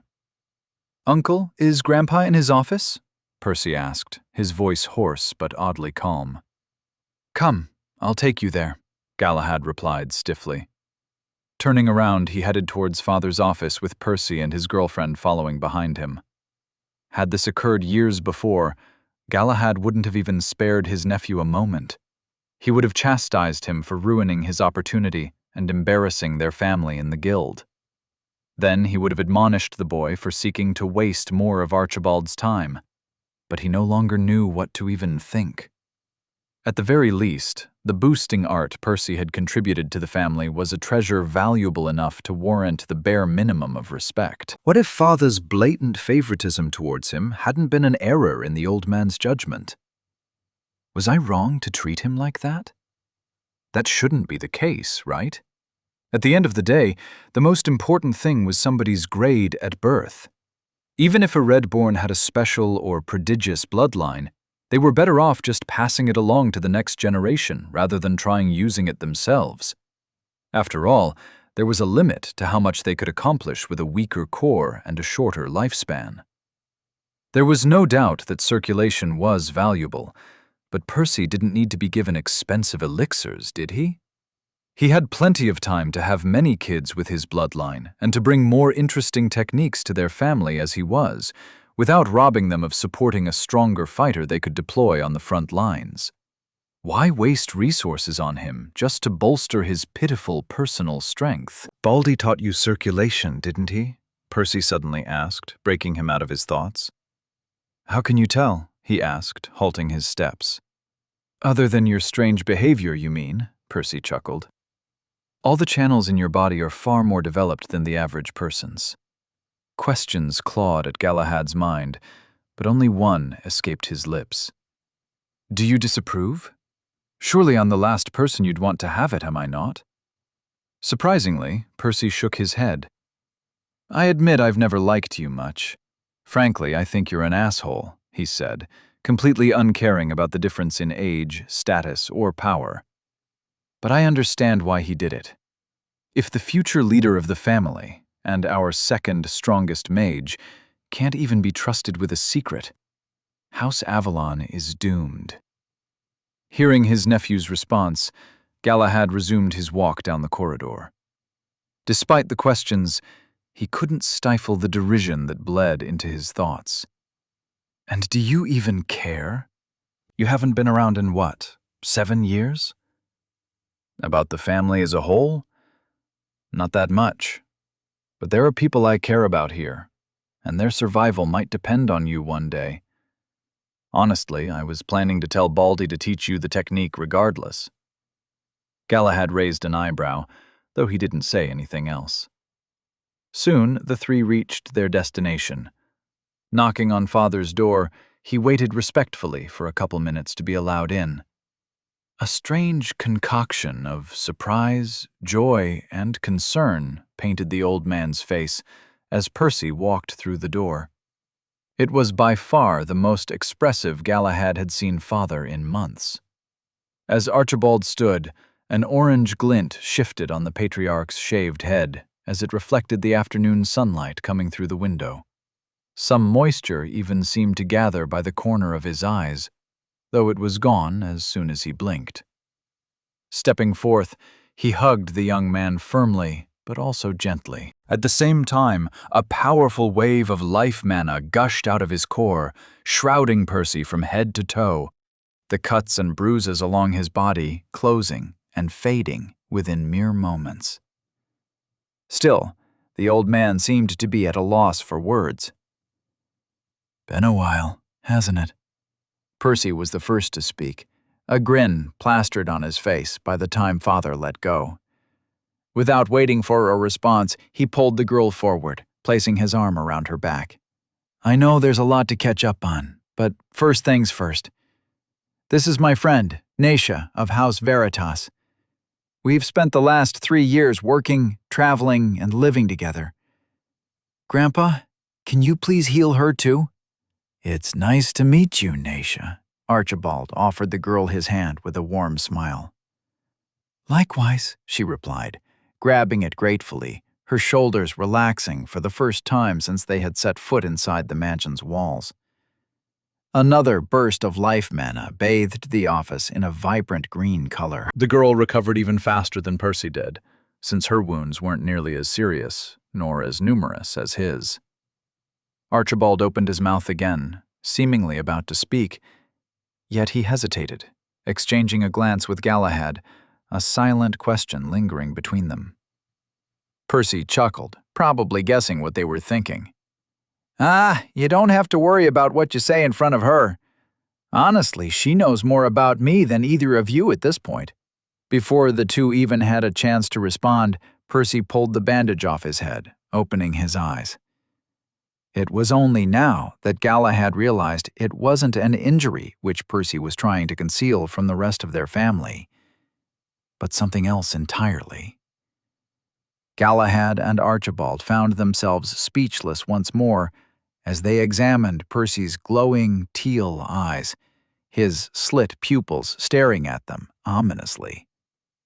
Shrugging, the young man pulled out 2 chairs after a few minutes, passing one to Naisha before plopping down on the other. I'm sure you've got a lot of questions.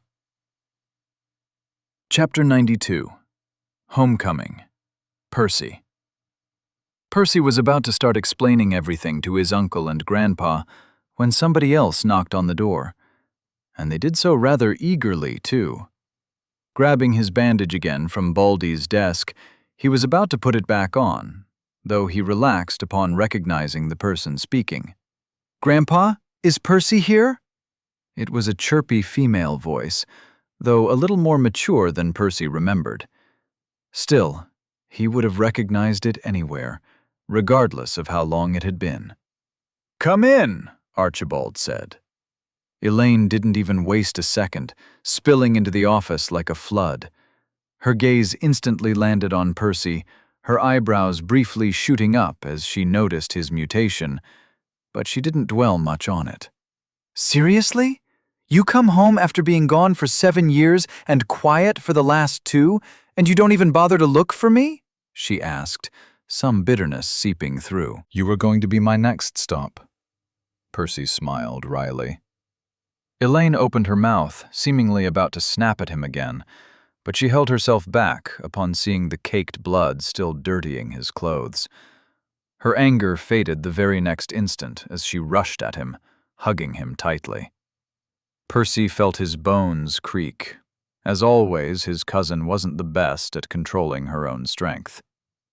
"Wow, I hope you don't hug your baby brother like this," he spat out with difficulty, getting a chuckle back. "So, are you not going to introduce me to your friend?" Elaine asked with a hint of playfulness. "Ahem. Like I just told the others, this is Nisha. We actually registered on the same day, though we didn't really get to know each other until years later." "Oh, really? So you're just colleagues?" Elaine jabbed at him mischievously with her elbow, nearly bruising his ribs again. "Look, it's going to be a long story, so just grab a chair and sit like the others."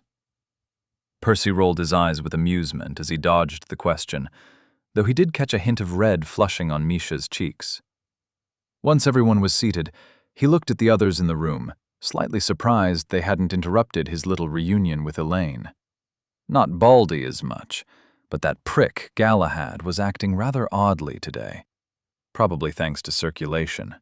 Percy didn't think his uncle had suddenly changed his entire worldview because of it, but the older man clearly wasn't in a rush to outwardly dismiss or insult him anymore. Instead, he was mostly observing Percy in silence, probably trying to understand him. Oh well, I don't really care. The only thing Percy wanted from his uncle was for him to be a strong and trustworthy leader for their family, in case something happened to Baldy. And that was something Archibald himself could vouch for. Otherwise, he wouldn't have taught Galahad to use circulation in the first place. Beyond that, Percy wasn't interested in improving his own relationship with the man. Shrugging, he proceeded to give his relatives a quick summary of his time in the guild, as well as his clone's adventures. Apparently, it wasn't until now that Galahad finally understood how Percy's bloodline even worked, or how it had allowed him to accomplish such impossible feats at such a low grade.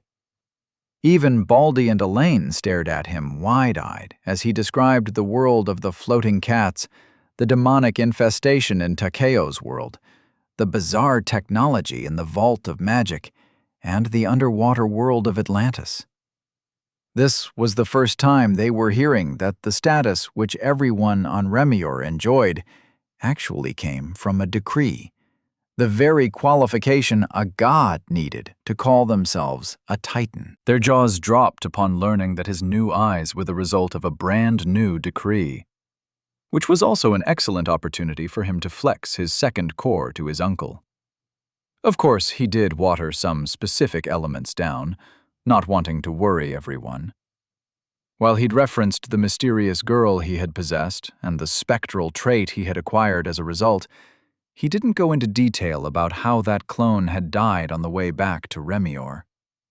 As for the vault, he avoided mentioning his dealings with Metatron or the corresponding decree, making it sound like his adventure there was more of a one-off experience than a recurring thing.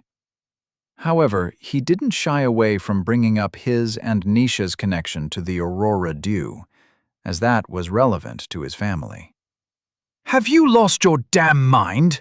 Galahad yelled, losing his composure for the first time. What madness possessed you to pick a fight with the divine order? And worse, to even bring this nonsense to our doorstep. Percy shrugged. I haven't brought anything to your doorstep, as long as nobody speaks of this conversation again. Why do you think I didn't involve our house in the first place? If anything goes wrong, just disown me and say I did this behind your backs. It's the truth, anyway. Nobody spoke for a while, everyone seemingly trying to wrap their minds around this revelation. Even Baldy and Elaine found the confirmation of his involvement more shocking than anything else he had shared, despite having previously suspected it by their own admission. In the end, it was Archibald who broke the silence first. Why bring it up now, then? Like I said, I didn't want to involve you, especially since I had no way of talking to you in person before now. However, now that I'm here, I'd never forgive myself if I didn't at least give you the option to benefit from the new elixirs. If you want, we can find a way for me to brew a few doses. Maybe just for the people in this room, since we don't want it to leak. Sighing, he turned to face Galahad directly. Uncle, I know this is risky, but it can also be a huge boon for our family. If you could shave a few years off your next advancement, it would place our house in a significantly better spot. Seeing that Percy was only thinking of the family in even bringing the precarious situation up, Galahad's expression mellowed somewhat as he discussed the issue with Archibald over the next few minutes. In the end, he shook his head, however. It's tempting, but it's probably unwise of us to accept, he ultimately said. Percy nodded, not pressing the issue. Honestly, he'd expected this very reaction. While he and Nisha had the freedom to travel around Remior and hide from the divine root, it simply wasn't an option for Baldy or Galahad. They couldn't exactly bring the whole family around with them, after all. They had too many people to care for, so they couldn't risk the secret leaking out one day. Very well, he said. I'm still hoping to get one of the petals, however. Galahad sighed. Father mentioned you might want one, back when he taught me circulation. Honestly, I'm still against it. It was Elaine's turn to snap, the girl having mostly remained quiet during the previous conversation. Seriously? Even after what he's done for our family? That's just unfair. The man shook his head, regret lining his features for the first time in Percy's memory. It is unfair. I'm not denying it. And if I ever become the leader of House Avalon, I can promise you now that I won't be a fair leader. Galahad's declaration left Elaine speechless, but he continued. A leader's responsibility is to ensure the family survives and thrives, not that every member feels like they're treated fairly. Circulation has greatly boosted my power, as it has yours and Father's, but there is no reason why we should give up a petal to a Redborn for it either. Besides, we can't even justify it. We can't speak about any of Percy's accomplishments, so how would we explain this to the others? Hell, if we can't tell them about his second core, it means he shouldn't even want a petal in their eyes. Surprisingly, he flashed Baldy a quick glance before turning to Percy. That said, I'm not the current leader of the family. Father is. If he wants to go through with this madness, I can't stop him. Nor will I try. Percy immediately swung his gaze to Baldy, curious about his reaction. The man didn't say a word, seemingly torn between Galahad's scathing opinions and his unwillingness to let him down. Out of nowhere, Percy chuckled. You aren't wrong, Uncle, but I've had plenty of time to think about this issue, and I haven't returned home empty-handed. I've brought something tangible to exchange for the petal, so that nobody can criticize your decision. Oh? Baldy tilted his head, the others in the room sharing in his confusion. Even Nisha didn't look like she knew where he was going with this. Opening his spatial amulet, Percy took out a small pouch he had stuffed in a corner, tossing it on Baldy's desk. The man opened it curiously, spilling its contents on the aged wood for all to see. The thick scent of iron permeated the room as he sifted through the pile, lining the torn pieces of fabric up next to one another. Elaine wrinkled her nose in disgust, though her eyes remained glued to the objects, much like everyone else's. 19 of them in total, of which 15 were yellow and 4 were green, all depicting the same insignia, that of a man's face sporting a set of strangely elongated canines. And all of them were drenched in blood. Chapter 93. Homecoming. Archibald. How? Galahad asked, unable to fathom how Nisha and Percy could have possibly taken a single green out, let alone 4 of them. Even Archibald was taken aback, though he did know a little more than his son. Percy hadn't mentioned Mickey earlier, but the crow should have progressed a lot after all these years. Between that and all the other shocking secrets Percy had claimed from the stars above their heads, it wasn't impossible for him to have caught a green by surprise. Besides, at the end of the day, "Does it even matter?" he asked. Whether Percy had poisoned them in their sleep or faced them head-on in a duel, the end result was the same. No green besides Elaine and Mordred had contributed as much to their family over the years. However Percy had done this, it was definitely enough to warrant him the last petal. "Do you know their names?" Galahad asked, still having trouble believing it. "That one is from an Earth user called Bruce. We actually killed him over a year ago. As for the other 3, they are much more recent. They belonged to Dranold, Grian, and Rambert." Everyone drew a sharp breath upon hearing the list of names. They'd been in this war long enough to have a decent idea of their enemy's ranks.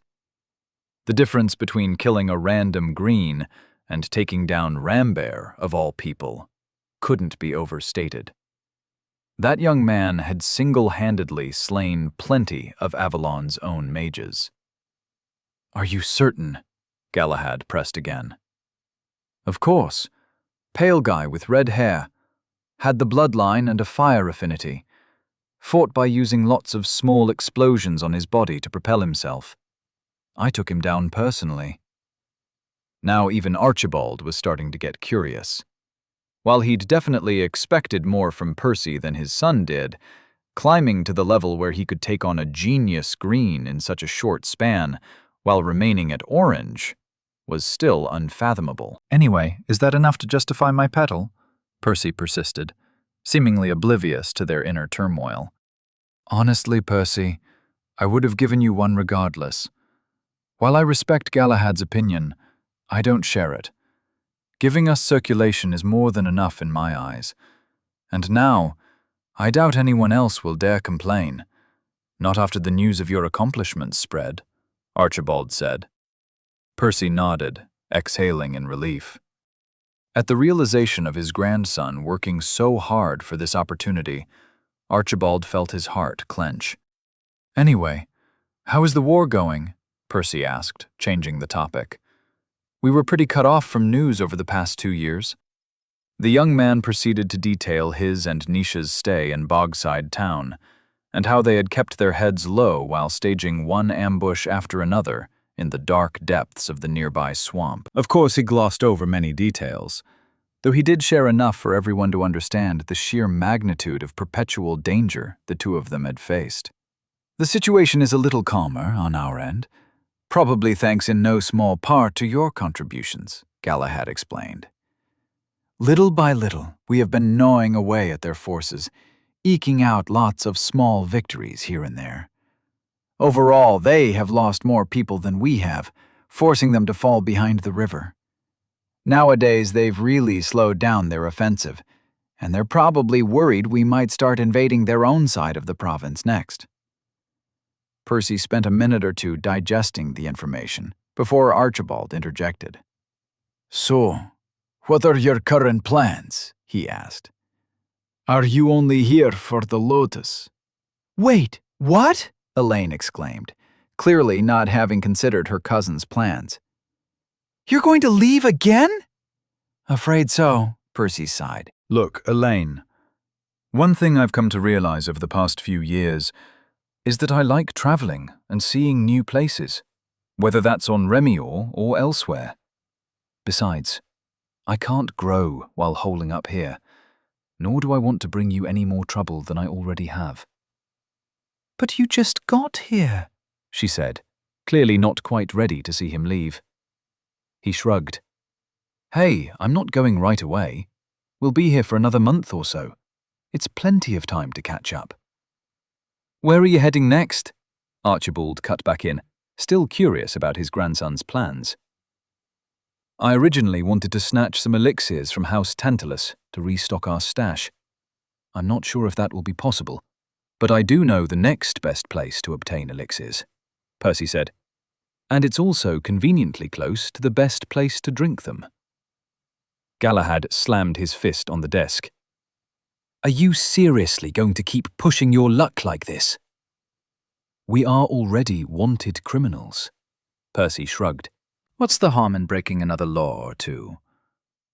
Wait, what are they talking about? Nisha asked, joining the conversation for the first time. Archibald rolled his eyes at the girl's question. Evidently, that irresponsible grandson of his hadn't even brought his girlfriend up to speed. You're talking about the Thirsty Valley, aren't you? Archibald asked, getting a nod back.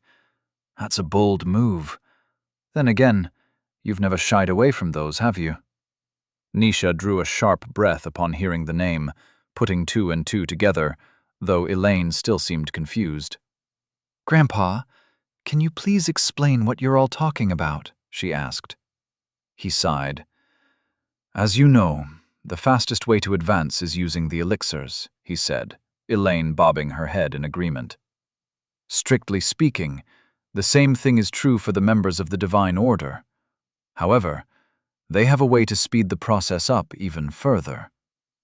Speed up?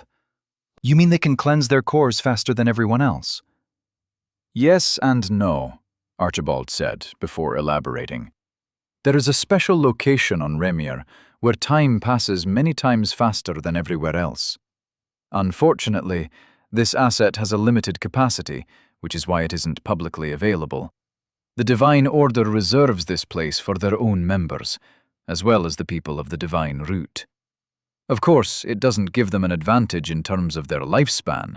Spending 100 years inside the Thirsty Valley still brings them a century closer to death, but it does allow them to advance faster than the rest of Remir. Or, more importantly, the rest of the universe, Galahad added. After all, the gods of other races are the Divine Order's opponents, not mortals like us. Based on what I know now, I'm guessing this place is probably a decree, Percy pitched in. It was a well-known fact that Phoebe wasn't the first Titan to lead the Divine Order, though most people on Remir didn't really understand the implications of such a title. The previous Titans had either died or otherwise disappeared by now, but their decrees should still be around, at least according to the information Percy had just revealed. It's possible, Archibald agreed.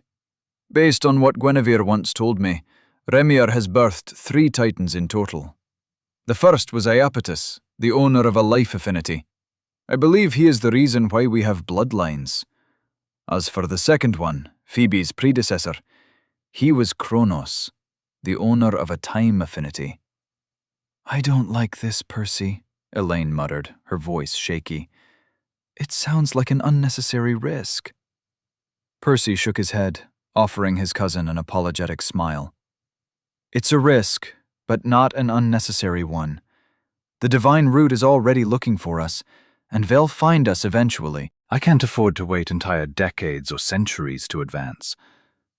Besides, the city near the Thirsty Valley is a good place to buy elixirs and other materials I need for my projects. Elaine didn't seem particularly happy about his explanation, though she let it go for now, apparently unwilling to spoil the limited time they had left with petty arguments. Overwhelmed by the sheer scope of Percy's revelations, everyone agreed to bring the meeting to an end due to having covered all the urgent matters. Galahad went off to tend to his own responsibilities, while Elaine took Nisha out to show her around the mansion. Only Percy remained in Archibald's office, saying he had a few more things to discuss with the Patriarch. "How's Mickey?" Archibald asked once they were alone. "Better than ever," Percy smiled. "He can speak normally now, and he is currently teaching himself how to survive without as much food." Archibald nodded, though his curiosity weighed heavily on his thoughts. "So what did you want to talk to me about?" "I'd like to ask you for a couple of favors," Percy admitted before elaborating. "I'm teaching Nesha circulation, but the physical training is taking forever. I was hoping you could help her out for a few weeks, if you're not busy with the war, that is." "It's fine. Like we mentioned earlier, things are a bit quieter right now. Galahad can take care of things for a while." "You're the best, Grandpa," Percy said, trying to hug him again. Archibald pushed him back, rolling his eyes at his grandson's antics. "What's the other thing?" Percy flashed him a sheepish grin. "Well, about that. Do you think I could borrow a clone or two from you? And, when I say borrow, sure, you can have them back after I'm done with them, but I don't think you'll want them." Archibald creased his brow at the odd request. "What for?" His grandson scratched his head in embarrassment. "I want to plant a few magical mushrooms on them." Chapter 94. Homecoming. Nisha. Nisha stood still, basking in the water's warmth, as dozens of tiny rivulets splashed over her shoulders, trickling down her back, and gently caressing her. Only after a few minutes of silent appreciation did she begrudgingly step out of the stream. She didn't want to keep Elaine waiting for too long. Picking an expensive-looking glass bottle from a marble shelf on the wall, she opened it, dripping a viscous liquid that smelled of lavender into her hand. Sighing happily, she applied it to her hair, bubbles forming as she scrubbed away the accumulated dirt and grime. "Gods, I missed this so damn much." She hadn't had a proper shower since before their escape from the guild, and not for a lack of wanting one. Sadly, for the longest time she'd had no choice but to wash herself with whatever laughable amount of cold water would fit in a barrel, which, for the record, hadn't always been enough to rid herself of the swamp's stench. Strangely enough, it wasn't her time in the guild flashing through her mind as she scrubbed, but a series of nostalgic memories from even further back. Scenes from a tender age long past days within walls long destroyed. Not that she'd enjoyed her childhood much at the time, yet she couldn't help but miss it, and even that asshole of a father, now that they were all gone. "Despite everything, I was so lucky to be born to a noble house," she sighed. Most nobles took simple pleasures like warm showers or fresh food for granted, and Nisha wasn't an exception. It took living for 2 years among commoners for her eyes to open to the hardships which the have-nots faced on a daily basis. Of course, even nobles were deprived of such amenities when they were traveling, but that was just a temporary arrangement.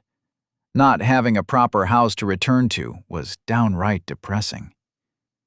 That said, her time in Bogside Town hadn't been all bad. Her relationship with Percy aside, the sheer progress she had made with her magic was far beyond what she would have thought possible. And she wasn't just thinking of her refined spell. The runes she had studied alongside Percy were quite literally out of this world. Much like him, Nisha had actually grown rather interested in the field after all this time. Overcome by curiosity, she leaned forward, trying to make out the runes carved on the wall. They were there to control the water's flow and temperature, similar to the ones she had used in the guild. Sadly, her poor eyesight, in tandem with the thick layer of steam filling the room, didn't make her job easy. Thankfully, she wasn't in a rush. "Wow, these are really crude," she realized, as she traced their contours with her fingers. There was no doubt the enchantments were functional, but they were far bulkier than they needed to be for such a simple task. Not to mention the rather expensive materials they seemed to have been engraved on. Such a waste. Before Bogside Town, Nisha hadn't really been in a position to criticize Remior's runecrafting techniques, though things were different now. I wonder how House Etna would react if they saw our runes. She couldn't help but chuckle at the thought. House Etna was another of the 7 great houses, and they were the leading authorities on rune crafting. Most noble families on Remior commissioned any necessary enchantments from them. Even the Alchemists' Guild had probably employed their services back when they had built their settlement all those thousands of years ago. Percy's spatial amulet had likely been crafted by one of their experts too. If the old geezers in charge of the family were to see how much more compact and effective the vault's runes were, they'd stop at nothing to get their hands on them. Better be extra careful then, she thought, a shiver washing away her amusement. The last thing we need is another great house after us. Stepping beneath the water again, she allowed it to wash away the foam in her hair. Reluctantly finishing the task, she brushed her hand over the runes once more to stop the flow. Finally, she grabbed a towel hanging on a nearby rack, drying herself. Only then did she walk out of the bathroom after wrapping the towel around herself. Elaine smiled as she emerged, handing her a set of neatly folded robes. Must have been a while since you had a proper shower. Sorry I took so long, Nisha hurriedly apologized, her cheeks heating up. Ha! You call that long? Elaine's grin only grew wider. Every time I take a shower after a mission, I have people banging on the door to make sure I'm still alive. Nisha nodded, her lips curling happily as she ran her fingers over the soft silk. Wearing something nicer than the rough patches of linen she'd grown used to was another small pleasure she'd been looking forward to. How did my jerk cousin get you to spend 2 years in such a lousy place anyway? Elaine suddenly asked, probably noticing something from her expression. Nisha shrugged. He didn't. I followed him of my own volition. Initially, I did it for the sake of growing stronger, though I've come to enjoy spending time with him and Mickey. Besides, it's not like I had anywhere else to go. Elaine raised an eyebrow. Forgive me if I misunderstood something, but I was under the impression the guild only recruits nobles. Couldn't you go back to your own house? Nisha sighed, placing the clothes on the nearby bed before sitting. They were currently in Elaine's room, as the girl had been kind enough to lend Nisha her private bathroom. Apparently, the Yellowborns in House Avalon were given better accommodations than everyone else.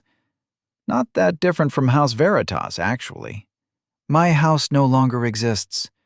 I'm all that's left, Nisha said, her voice cracking a little more than she would have liked. She was surprised at it too, not having realized she still felt so strongly about it. Elaine gasped, covering her mouth with both hands. Nisha was about to reassure the girl, to let her know it wasn't that big a deal, though Elaine moved first.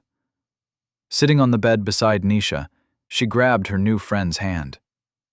Nisha, I'm so sorry to hear that. Percy should have brought you here right away, instead of making you live in those conditions. I swear I'll give that idiot a piece of my mind later. Nisha shook her head. Don't worry about it. I admit I'm not completely over it, but it has been nearly a decade since it happened. Do you know who did it? Elaine asked again. I do know which family attacked us, but I've been thinking. They couldn't have pulled it off by themselves. There's probably someone higher up pulling the strings. Elaine remained silent for a couple minutes. Is that why you're trying to get stronger? She eventually asked. Ridiculous, isn't it? Nisha chuckled. A lone Orangeborn, going up against an entire noble house? Possibly a great house, too? Not nearly as ridiculous as whatever Percy's trying to accomplish. And I think he might actually pull it off one day, too. I mean, a Redborn killing Greens? That's insane. I know, right? It's why I chose to follow him in the first place. I figured if I can copy even a fraction of what he does, taking my revenge won't be as hopeless. Though another thought occurred to her, and she sighed. Then again, keeping up with Percy might be even harder. Well, regardless, Elaine slapped her thigh before standing up. You've always got a home here. Even if you break up with Percy one day, I'll ask Grandpa to let you stay." You don't have to do that," Nisha panicked. "Are you kidding me? An orange born with a rare bloodline, a space affinity, and who knows runecrafting and circulation? Any family would be lucky to have you." Hell, you'll be the one doing us a favor. I don't know circulation yet, Nisha muttered weakly, taken aback by Elaine's warmth and straightforwardness. "I'm sure you'll learn it in no time with Grandpa helping you," Elaine insisted. "You should have seen how much trouble it gave me, but I still figured it out in the end. And you're more talented than I am, too. I mean, going from zero to a refined spell in only 2 years. That's amazing." Nisha squeezed Elaine's hand tightly, her eyes brimming with unshed tears. "Thanks, Elaine, for everything." The aquamarine-haired girl flashed her another radiant smile, her face beaming even more brightly than before somehow. "I didn't even do anything." Elaine pulled Nisha to her feet, dragging her along. "Come on, Percy must have finished talking to Grandpa by now. I want you both to meet Owain." "Hold on, Elaine," Nisha said, struggling to keep up. "Let me dress first. I'm not even wearing shoes." Chapter 95. Homecoming. Elaine. In the end, it didn't matter much whether Elaine and Nisha rushed or not, as they still had to wait for Percy to wash up. Owain was a highly impressionable toddler by now, and Elaine had no intention of bringing a veritable caveman along to meet him. "Looking much better," she exclaimed once she saw her cousin dressed in some proper clothes for a change. "Though, are you planning to keep that thing on forever?" she asked, pointing at her eyes to indicate his bandage. Percy shrugged. "For the time being, at least. I'd rather not have to explain my mutation to the rest of the family." "That won't work forever," Elaine insisted. "At some point, everyone will start wondering why Grandpa has taken so long to heal you. You know that, right?" The bandage Percy had wrapped around his head wasn't enchanted like the one hiding his second core. It didn't have to be, as barely any mana was gathered in his eyes. Their effect was mostly passive. Suffice to say, he'd used nothing but a simple strip of cloth to conceal them. Not that it looked any less conspicuous, of course. "I'm only staying here for a few weeks anyway. I'll reveal my eyes in public as soon as Nisha and I reach our next destination." "Is that wise?" Nisha pitched in. "Actually, I think we can spin it in our favor," Percy replied, before elaborating. "Imagine you knew nothing about me, and you just met me for the first time. What would you think of my eyes?" "I suppose I'd assume it's your bloodline," Nisha said, "right?" Percy grinned. "That's going to be everyone's first thought. Nobody will consider decrees or mutations. And remember, we've already had to disclose our bloodlines when we registered in the guild. Officially, Percy's bloodline is clone..." Elaine and Nisha exchanged a glance. Indeed, if used correctly, Percy's strange eyes could easily serve as a mask to divert people's attention from him and Nisha in the future. At least it would make it harder for anyone to link him to his real identity. "But isn't it going to be suspicious if you show up in public with a pair of glowing eyes right after Percy spent a month wearing a blindfold back home?" Nisha asked again, still not entirely convinced. "Maybe, but I imagine people are more likely to accept it as a coincidence than guess the truth." He shrugged. "After all, nobody just gets a second bloodline, or a mutation. That would be an even greater leap of logic." The trio remained silent after that, walking to Mom and Dad's room. Elaine was about to knock on the door, but she stopped herself as she caught somebody approaching them out of the corner of her eye. In fact, she failed to conceal her surprise upon recognizing the young man walking towards them. She certainly hadn't expected him, of all people, to seek Percy out at this time. "It's Tristan," she whispered in Percy's ear, guessing he might have trouble identifying him based on his grade and soul alone. "Tristan, my condolences," Percy said, extending his hand. I know it's a few years late, but I really was sorry to hear what happened to Hector. Elaine figured Tristan would say something snarky in response, but the young man shocked her by opting to shake Percy's hand instead. I'm the one who should say he's sorry, Tristan replied, prompting her to raise an eyebrow. You know, when we heard you'd left for the Alchemists Guild, we felt guilty about the way we'd treated you. We were just dumb kids having fun. We'd never meant to take it that far. At least, I know he would have wanted me to apologize on his behalf too. Percy chuckled. I didn't leave because of you. I had my own reasons. Tristan sighed. I figured as much, as soon as I heard what you've accomplished. We always made fun of you for your lower grade, but you were more hard-working than both of us combined, weren't you? Wait, what? Percy seemed taken aback. People already know about it? It's only been like an hour or two since I told Galahad and Baldy. Percy, I don't think you understand how much of a morale boost this is for our family. Elaine jumped in. We've been in this war for years. Suddenly learning that House Tantalus is 4 greens down isn't a small thing. Tristan bobbed his head in agreement. Right. Besides, Uncle Galahad had to tell Morgana that she's no longer getting a petal. Ugh. Will she try to murder me in my sleep? I suppose it's difficult to believe I've pulled this off, Percy muttered, a hint of anxiety seeping into his voice. Don't worry about it, Tristan replied with a chuckle. She was definitely pissed off, but nobody is doubting the information itself. If Grandpa and Uncle Galahad believed you, that's enough for the rest of us. That's good to hear, Percy said, exhaling in relief. Honestly, Elaine was right with him. Her cousin had worked plenty hard over the years to get this far. He definitely deserved some bloody recognition from their relatives for once. You know, it was Rambert who did it, Tristan said, oblivious to her thoughts. The one who killed Hector, I mean, he added after noticing everyone's confused expressions. Elaine's eyebrow shot up at the sound of that. While she'd heard about Hector's death soon after it happened, this was her first time hearing this particular detail. As for Percy, he seemed to be at a loss for words. Thankfully, Tristan just patted his shoulder before walking away.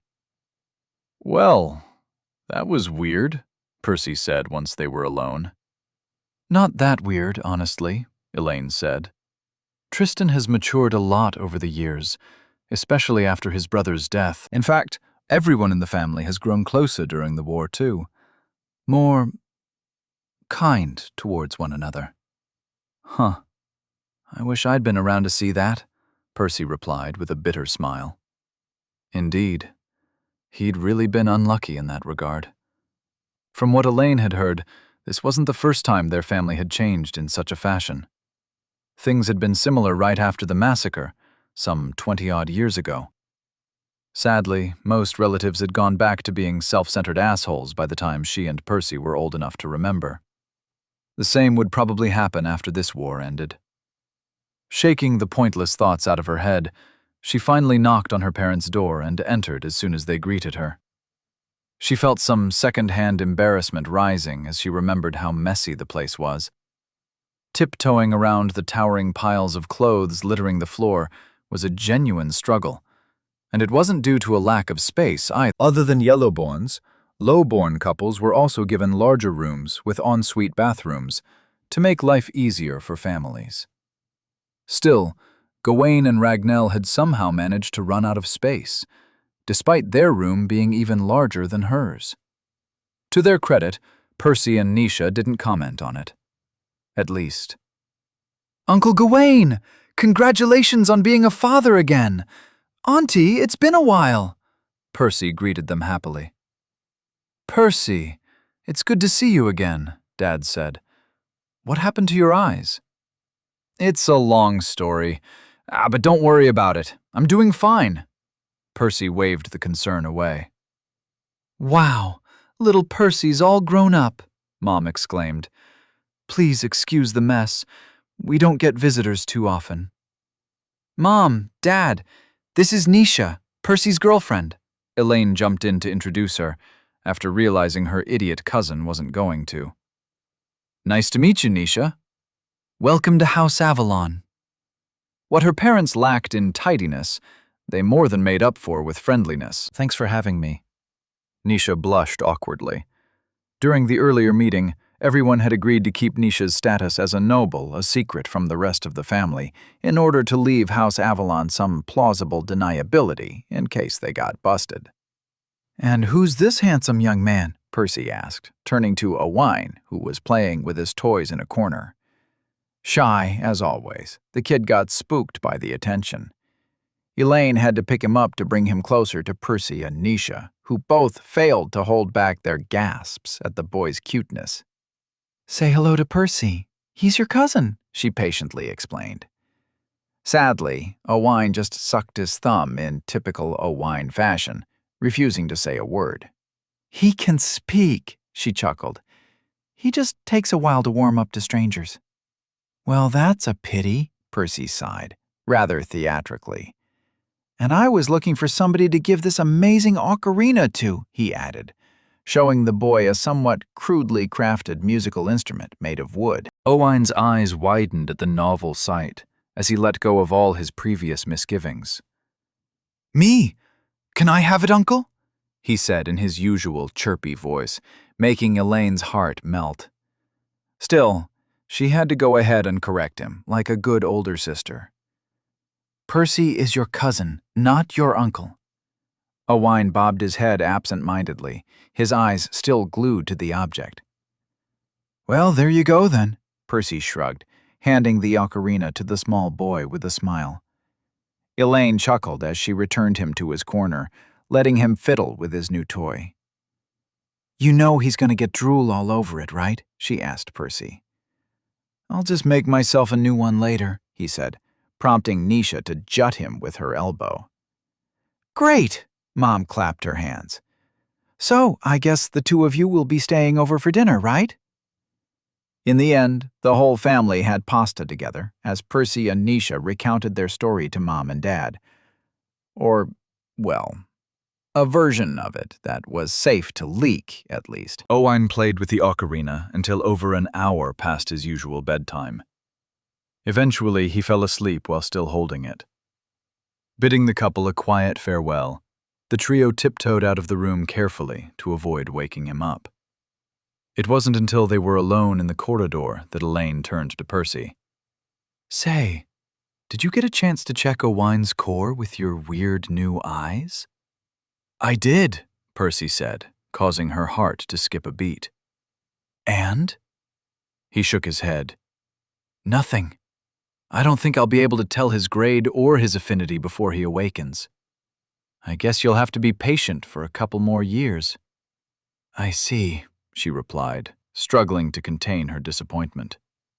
It wasn't until she dropped the two off to Percy's old room, luckily their family hadn't repurposed it, that she spoke again. "What are your plans for tomorrow anyway?"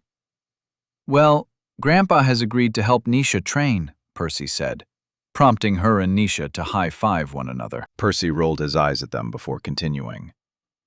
"As for me, Grandpa is going to help me too, with a different project." Nisha wrinkled her nose. "A somewhat nastier one." Chapter 96. Homecoming. Mickey. "I wish Percy was here," Mickey lamented as he stuffed his face with the 5th Goblin Core. While the Whistling Woods were a nostalgic place for both of them, it was especially so for him. After all, some of his earliest memories were of him and Percy hunting here together, back when he was little more than a young, dumb chick. A single red core, no spells, nor any shred of intelligence worth mentioning. Every single kill had been hard-earned, a constant struggle between life and death. And the food had been so fulfilling, too, each meal more than enough to fill his belly. Nowadays, not so much. The place even looked different than it did in the past, to him at least. The same trees that used to tower over him like colossal pillars of aged wood had shrunk many a time. Even the thickest branches on their crowns had difficulty supporting his current weight. If it wasn't for the melodic tune of the cones sounding the same as they swayed in the wind, he might have thought this was another forest entirely. Should I look for more goblins? He wondered. Both their flesh and their cores tasted just like he remembered them, though they hardly qualified as snacks now. In the end, he shook his head, knowing it wouldn't be worth the effort. He'd burn through more stamina searching for the next group than he'd get back after consuming them. His best bet was to master the new spell, like Percy had instructed him to. Flying to the largest tree he could find, he sat upon the sturdiest-looking branch. It creaked and groaned as it bent, but luckily it didn't snap. Adjusting himself slightly to better conceal himself within the dense canopy, he turned his focus inwards. He concentrated as he pulled another sliver of air mana into his first core, beginning the conversion process anew. The efficiency was abysmal, as usual, and it didn't help that his stomach was constantly grumbling at him either. Sure, Percy sent him a morsel of fused mana whenever he had the chance, but those moments were a little scarcer than he would have liked. Though it couldn't be helped, Mickey understood his partner was busy spending time with his family today. Mickey had intentionally downplayed the sheer extent of his hunger to avoid worrying Percy and Nisha. The truth was, he'd never had it nearly this bad before. It felt as though his very body was about to start eating itself.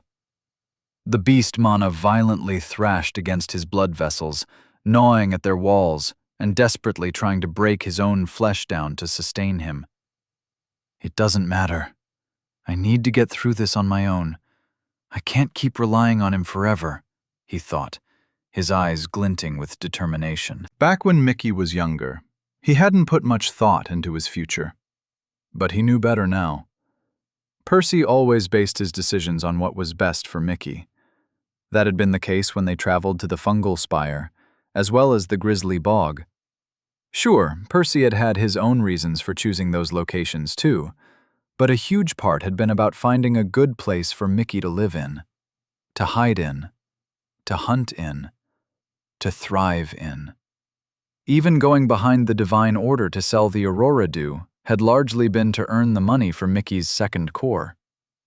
The thought of having somebody looking after him warmed his heart, but also stabbed it full of guilt. The last thing he wanted was to be a burden, dragging his companions down, restricting their every move, forcing them to keep accommodating him. No, he had to figure this out. Yet, it's easier said than done.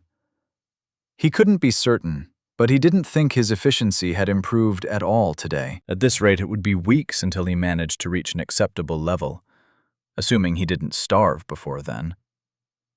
I guess my air mana can't compare with Percy's fused mana. It contains the pure affinity, after all. Mickey actually understood a little about how affinity fusion worked.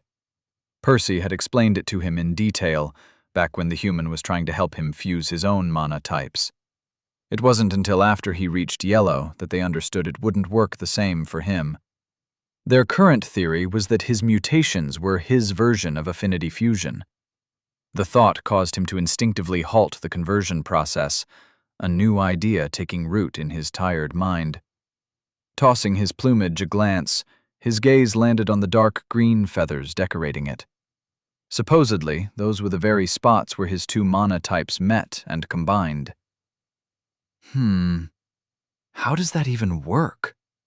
Was it a one-time thing that happened when I evolved? Or is my body continuously doing it passively? Mickey never bothered to think this deeply about his magic. Percy was honestly better at this sort of thing, but perhaps this was exactly the kind of mindset he needed to rid himself of, if he wanted to stop being a burden. So far, all of his spells were ones he'd either stumbled upon by accident, thanks to his mutation, or ones that Percy had taught him how to use. And he was finally beginning to understand how much trouble Percy had run into trying to elevate his spells to the masterful tier. I'll never get far if I wait for him to do all my work for me. Mickey had often been reminded that his was a unique existence.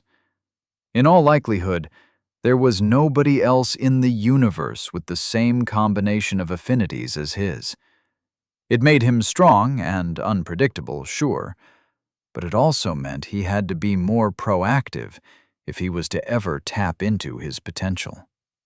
Making his mind up, he activated Mana Sense and concentrated on his feathers. He had a hunch he was onto something. Huh? There's definitely some mana flowing there, he noticed after a couple minutes. He'd never paid much attention before, especially since beast mana had a natural tendency of circulating around his body by default. However, his feathers were drawing a little more than normal, and there was a faint trickle, barely perceptible, coming from his abdomen too. I guess both of my theories are correct. The bulk of it must have happened when I evolved, but the feathers are still constantly drawing mana to sustain themselves. Curious to test his suspicions, he pulled more mana from his second core, about to hack at the conversion spell anew. Only this time, instead of moving the mana directly to his sternum, he took a detour and steered it to his plumage. It wasn't long before his feathers lit up as a coat of mana enveloped them. This was essentially the same process as his acceleration spell, after all. But Mickey didn't try to fly. Nor did he withdraw his mana. Instead, he allowed it to remain in place, soaking into his feathers as he contemplated his next move. I could just use circulation to move the beast mana to my sternum, but that would only burn my stamina faster than I can replenish it. Circulation essentially sped up his blood flow, consuming his energy at a rapid pace in exchange for a boost in strength. What if he did the opposite? Figuring he had little to lose, he tried to manually reverse the flow, actively fighting against his body's instincts. It was even harder to execute than his boosting art. It just felt so wrong. Within mere moments, a wave of prickling numbness overcame him, as if a million ants had been poured inside his veins, crawling through his very flesh. At the same time, he felt profoundly weak, a sense of vertigo slamming into his head. Mickey was about to stop, but he hesitated. It was working. The beast mana wasn't quite flowing in reverse, but it had slowed down a little. The difference wasn't huge, but this process might allow him to better conserve his strength. Of course, he had still failed at his original goal. He couldn't see any mana flowing from his feathers to his core, so he hadn't managed to improve the conversion process just yet. That said, he was confident that was still possible with some consistent effort. At the very least, his new breakthrough should buy him some precious time. Curious to see whether his efforts had been recognized by Percy's status, he reached out to him through their connection, explaining the situation and asking him to check. Of course, he still glossed over how dire his circumstances were, not seeing a need to worry his friend just yet. Sure enough, the response came back swiftly, Percy even making the effort to give Mickey the same experience that every person on Remir was privy to. Congratulations! You have mastered a new spell. Wild art. Hibernation. Crude. Chapter 97. Homecoming. Rambert. Several days earlier, not long after the battle. A frog hopped atop a protrusion jutting out of the mud, its rhythmic croaks echoing within the depths of the bog. Big mistake on its part. Suddenly, a mound of dirt surged outwards, startling the poor creature. Frightened, it leapt away, trying to escape, but it wasn't nearly quick enough. Catching up in an instant, the object snapped shut around the frog, trapping it in an iron grip. Over the next second or two, the critter visibly shriveled, its very life sucked right out of its tiny frame. Its skin sank inwards, wrapping around the bones tightly. At the same time, mud flowed down the culprit, revealing a few patches of skin beneath the filth. It was a person's hand. However, it wasn't in much better shape than the frog. It was pale as milk, covered in lots of nasty cuts caked in dried blood. It was nearly desiccated, too, the almost skeletal fingers looking even worse than the critter did. At least, that was the case at first. Soon the frog was reduced to nothing, its drained body crumbling into fine dust. The desiccated grains trickled through the gaps between the digits, scattering silently in the soft breeze. With difficulty, Rambert pushed himself to his feet, coughing erratically as he struggled to spit the viscous sludge out of his lungs. The water's texture was both slimy and grainy, the aftertaste of rot and decay making him gag. Somehow, that was the least of his problems. Even standing was painful, as one of his legs was injured badly, threatening to buckle. Squinting up, he tried to locate the sun through the dense canopies of the trees around him. "It's morning," he guessed, based on the few gentle rays that had managed to pierce through the branches. Orienting himself, he limped in the direction he thought would lead him out of this cesspit of a bog, shifting most of his weight to his good leg. As he hobbled along, he checked the stump on his shoulder. Blood still spilled from it, though it wasn't as bad as before, mostly because he'd lost a ton already. If he didn't have the physique of a green, he wouldn't have been able to even move. Scowling down at his filthy clothes, he noticed they were torn from the fight. An even larger patch was missing right around where his insignia should be. Ignoring that for the moment, he tore another strip out, wrapping it tightly around his shoulder and trying to halt the blood flow. It helped a little, but didn't stop the hemorrhage entirely. "I can't afford to lose another drop."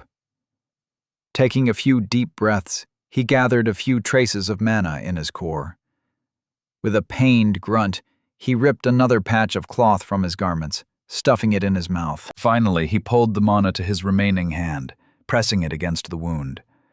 His flesh hissed under the sizzling heat, a wave of agony slamming into his brain.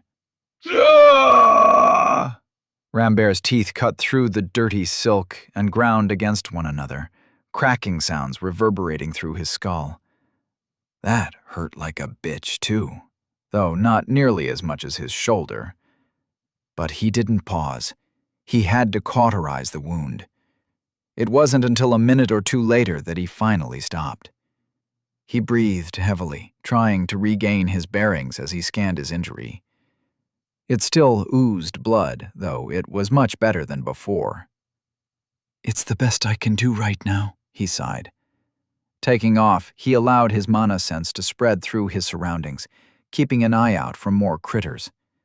A living body released several times more life mana when broken down by his bloodline than what would fit inside a core of the same grade. Even then, a few red squirrels wouldn't do much for him. Certainly not with the strange suction force in his abdomen drinking all the life mana before it even got the chance to send as much as a trickle to his wounds. His guest had warned him about this. It seemed he wouldn't be able to heal himself without his passenger's help. No matter which angle he considered this from, it appeared he'd have to give in to the bastard's demands after all. Either way, there clearly wasn't a point to actively hunting the animals down, but he wasn't going to say no if one of them was dumb enough to cross his path. Should I return to the town? He wondered. The peasants would make for a much better tonic than the pests. He considered it for a few seconds before opting against it. There were several problems with that idea. First, he wouldn't be able to take the whole town on by himself, even on a good day, let alone in his current state. He was much stronger than any single peasant, but there were hundreds of them. Usually they wouldn't dare fight back. But that would swiftly change if he went on a murder spree. It wouldn't take long for the townsfolk to decide it was in their interest to finish him off and pin the crime on Percy and Nisha. Secondly, even all that life mana might not be enough to overcome the obstacle, and there was a good chance he wouldn't be allowed to go through with the massacre in the first place. I fucking hate them so damn much. Gritting his cracked teeth, he launched a bolt of fire with a wave of his hand, piercing through the nearest tree.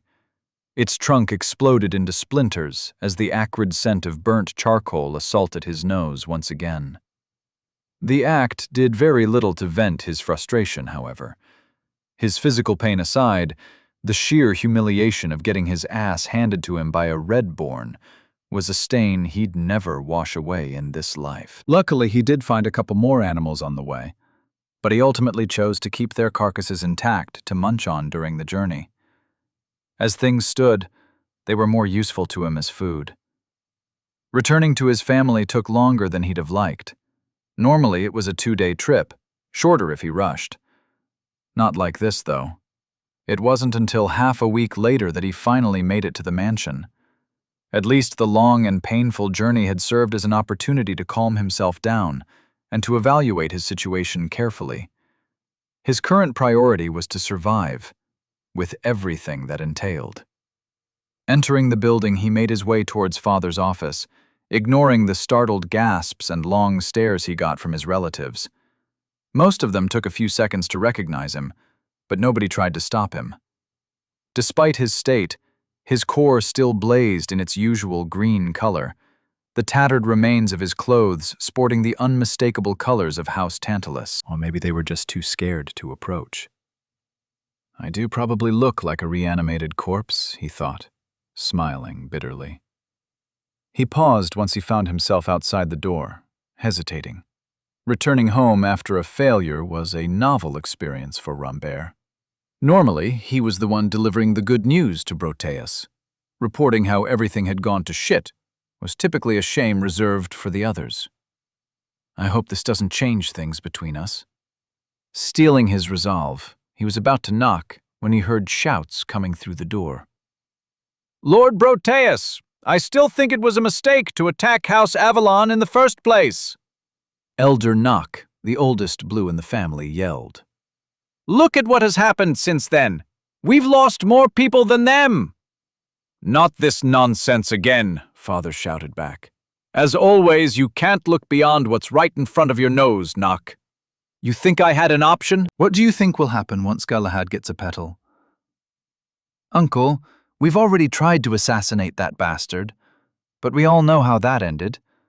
I don't think we'll get another chance. The lotus will bloom in a few weeks, Halcard said.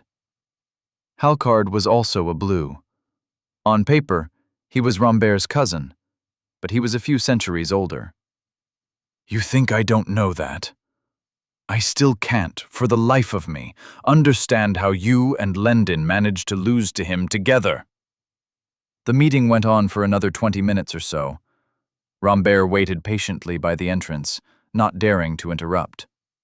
The last thing his father and his elders needed to hear right now was how the mission to the Grizzly Bog had ended. Listening to the heated debate, he understood once more just how badly the war was going for his house. That said, the people in the office didn't seem to have the slightest clue of what they were truly up against. If Percy taught his relatives half the tricks he used against me, we never stood a chance. Rambert wished he could go back in time and tell his father not to ever pick a fight with those people, but it was too late for that, and Rambert had no choice but to put his own interests first. Eventually, the meeting ended, and the elders filtered out of the office. Finding him unexpectedly standing there, looking like a corpse, they flashed him curious glances as they passed. Still, nobody was in the mood to ask him any questions. Ignoring them, he strode into the office with as much boldness as he could summon, causing Broteus to raise an eyebrow. Don't tell me you fucked up too, Rambert.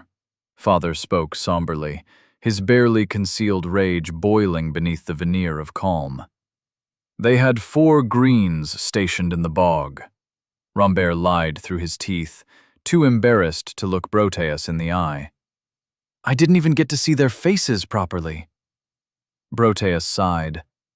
This is all happening because of my cursed affinity, he muttered before snapping. Why the hell couldn't I have been born with any other element? Rambert knew what the man was talking about, since they'd had that conversation many times. Unfortunately, Broteus already had a water affinity, meaning that he couldn't boost his strength with a petal. Obviously, Archibald couldn't use it either, but others in their rival's house would still benefit a lot more from the exotic treasure. While House Tantalus did have a couple of blues who could upgrade their affinities, they were just trash compared to Galahad. If it hadn't been for this looming danger, they would never have taken such a massive gamble with the war. Can I still get mine? Rambert asked cautiously. It might have not been the best time to bring the topic up, but it was one of the main things stressing him out. You have the nerve to ask me that? After losing both Grian and Dranald? After showing up looking like this, Father gestured at him, his face distorting in disgust. Rambert swallowed hard. He wanted to protest, but chose to hold his tongue instead, not wanting to pour any more oil on the fire. Fortunately, Broteus exhaled in defeat a moment later. You're lucky everyone else in this family is an even greater disappointment than you. Just get the fuck out of my sight. I can't bear to look at you any longer, he spat, waving Rambert out dismissively. Rambert hurried to leave the room while he was still ahead, though his father spoke again before he crossed the threshold, stopping him in his tracks. Can you even fix yourself? You look like a complete mess. I'd rather not waste the petal, just for you to die a week later. Rambert clenched his fist against the impact of his father's callous words. The old man seemed to care more about wasting resources than his own son's well-being. Then again, it wasn't anything new. It was just how House Tantalus operated. Rambert just wasn't used to being treated so harshly, since he was typically more useful than most. You don't have to worry about that, he said grimly, leaving the room. I'll heal my body, even if I have to bring the whole house down in the process, he added, though he kept that part to himself.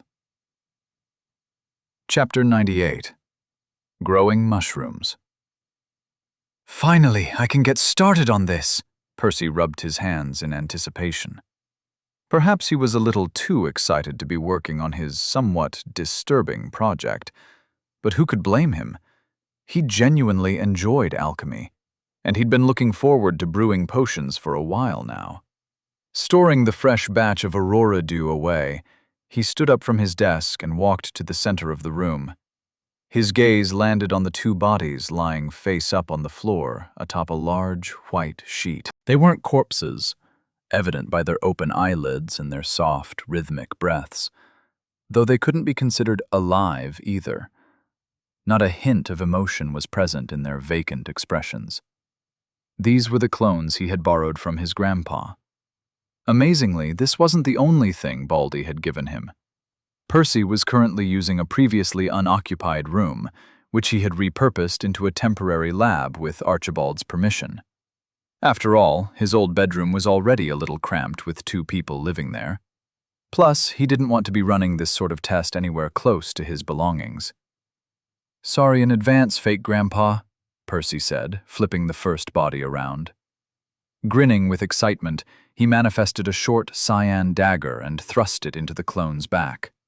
Or tried to, at least. The construct barely broke through the skin before snapping in two. Okay. Hoping to bridge a gap of 4 grades with regular pure mana might have been a little too ambitious. Sighing, Percy returned to his desk to take his jar out of his spatial amulet. Using a handful of the teal powder, he spent a few minutes to craft a sturdier knife. Let's try this again, he muttered, stabbing the clone with more confidence. Dragging the tip along the clone's spine, he sliced a long vertical line into its back, ignoring the blood seeping out of the wound. Once he was satisfied with the depth, he opened a small leather pouch he had strapped to his waist, revealing a new powder shimmering in a vibrant green color. The glowing particles were the spores he had previously extracted from the mushrooms. Careful now. Percy coated both of his hands in a thin film of pure mana, unwilling to get any of the substance on his skin. Not that it would be the end of the world if he touched the spores by accident. From what he knew, they needed blood to grow. And even if he somehow planted some on himself by accident, they wouldn't be difficult to get rid of. Still, it was easier to just avoid dealing with that nonsense entirely. Sprinkling some of the spores into the cut, he leaned forward, watching them with bated breath. He had no idea how fast these mushrooms were supposed to grow, but he figured Baldy's violet life mana, combined with the clone's equally fertile flesh, would have a positive impact on the process. Still, he vastly underestimated just how compatible the clone was with the mushrooms, staring at the reaction in shock. The moment the first drop of powder fell into the incision, blood stopped spilling out of that spot, getting sucked inward instead. At the same time, the wound frothed up with an eerie green light, a handful of mushrooms taking shape mere moments afterward. And that was only the beginning. While Percy had paused in alarm, the mushrooms didn't wait for him to pour out more spores. Releasing some of their own, they caused new mushrooms to sprout along the cut. Within less than a minute, dozens of them had popped up in a vertical line across the clone's back. Each one was larger than any Percy had seen before, including the ones the Troll King had planted on himself. The madness didn't stop quite yet, however. Percy watched in awe as the clone convulsed, the flesh on its back squirming as if an entire colony of ants were trying to dig their way out, struggling to pierce through the surface at first. He couldn't look away, fascinated by the increasing movement, until the reaction reached a critical point. The clone's back tore open with a sickening squelch, erupting in blood and gore. An entire layer of skin and muscle was blown away, chunks of flesh flying across the room. Percy instinctively tried to shield his face from the spray of viscera. Between the protective expanse of his upraised arms, he witnessed hundreds of mushrooms springing forth among the remains, reaching full size within a few heartbeats. By the time they were fully grown, the clone's entire body had shriveled, the rest of its blood sucked dry. "Holy shit!" Percy spat as he frantically wiped the filth off his face, afraid of meeting a similar fate. He did calm down a moment later, realizing the same thing was unlikely to happen to him. At the very least, the mushrooms which the trolls had planted in their bodies hadn't grown nearly as aggressively as these. "I won't be running out anytime soon," he laughed nervously, glancing around the mushroom-infested room. On the bright side, his nearly exhausted stash of green mushrooms had just gone up by a few hundred specimens. However, he really wasn't looking forward to cleaning the place up. "They're still at orange, though," he grimaced as his mutated eyes inspected the darned things. The biggest problem with potion making on Remia was that ingredients above orange were notoriously difficult to find. This was one of the primary reasons why it was viewed as a lesser branch of alchemy.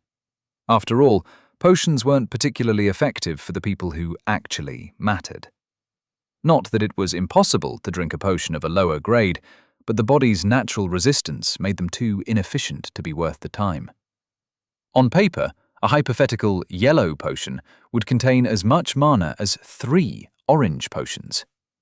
In practice, however, a yellow mage might need to drink 5 or more orange potions to get the same effect. And the issue got worse as the gap in grades increased. A blue or violet mage might need to guzzle down a whole bucket of healing potions to get any value out of them. Percy had really hoped that his grandpa's mana would be the key necessary to elevate the grade of the mushrooms. Evidently, that was nothing but wishful thinking. While the clone had definitely helped him produce a lot more mushrooms, and a lot faster, each new fungus wasn't much different from the originals. I suppose people would have already figured it out if it was that easy. In any case, Percy wasn't about to give up on higher-grade potions just yet. He knew the answer had to be out there, waiting for him to discover it. Besides, regular potions were still useful for him and Nisha, what with their cores still at orange. He shook the distracting thoughts out of his head. First things first. Let's actually brew some potions before worrying about their grade. Grabbing a different pouch from his waist, he repeated the process with the second clone, though he wisely stood a little farther back. Just as rapidly, the clone met a similar fate to its sibling, a gleaming canopy of crimson mushrooms rapidly growing from its shriveled remains. Wow. Baldy can probably make a fortune doing this, Percy mused, running some mental calculations in his head. He didn't know how much each mushroom would go for, though he could harbor some guesses. He estimated he could probably brew a single potion out of each, if he excluded the losses due to his lower yield, of course. The guild sold potions of that quality for 10 points apiece, admittedly at a loss. Consequently, each mushroom was probably worth somewhere between 5 and 25 points. Arguably, his grandpa could probably earn anywhere between 1,000 and 5,000 points from each clone. Never mind, it's not actually worth the effort for him, he quickly realized. The clones couldn't be salvaged afterwards, and each of them took Baldy 24 hours to cultivate. 5,000 points wasn't a small sum, but any mage at blue, or even green really, could easily make more in the same amount of time. Better not waste them then. Picking some of the green mushrooms, Percy carried them to his desk and took out his alchemy equipment. He was hoping to brew 2 types of potions, though he figured it was better to start with the simplest one. He wouldn't need any secondary ingredients for the healing potions, just the green mushrooms and the extraction principle. In fact, he doubted it would be much different from the lesser regeneration pills he had learned to brew alongside Enki. With my eyes helping, I'll have the recipe down by tomorrow. He grinned, eager to get started. Yet, just as he was about to toss the first couple of mushrooms into the cauldron, somebody knocked on the door. "Who is it?" "It's Archibald. Are you all right in there? My connection to the clones was just severed." Percy scratched his head as he made his way to the door. Opening it, he found Baldy standing outside, Nisha breathing heavily by his side. They must have been in the middle of a training session when they decided to come check on him. "Why are you covered in blood?" Nisha gasped upon noticing his grimy appearance. Curious, Baldy also tried to peer inside the room, though Percy didn't let him, expertly blocking the gruesome sight with his body. "Trust me, Grandpa, you don't want to see what's in there." He flashed the patriarch a sheepish grin. Chapter 99. Domain. In the end, Percy managed to successfully brew a couple of healing potions by nightfall. In fact, things went even more smoothly than he'd originally expected. He only wasted a handful of mushrooms before learning to extract their essence properly. If he'd known it would be this easy, he would have brewed some before fighting Rambert. If nothing else, they would have made his trip home less unpleasant. That said, his yield was still much lower than he'd like, but he figured it would climb rather quickly as he brewed more doses the next day. "I shouldn't use more than a quarter of my stash," he decided, taking a mental inventory of his newly grown resources. According to his calculations, the freshly grown ingredients should get him a few dozen doses. That would be plenty to last the two of them for months, assuming they didn't get into too much trouble. He could always brew more later, if they ran out, though he'd rather save most of the mushrooms to experiment with the other type of potions. Satisfied with his plan, he was about to pack his stuff away for the night when he heard another knock. Grandpa again? Have they finished training for today?" Tossing his blindfold back on, just in case, he made his way to the door. As he swung the heavy panel open, he was surprised to discover somebody else standing there, however.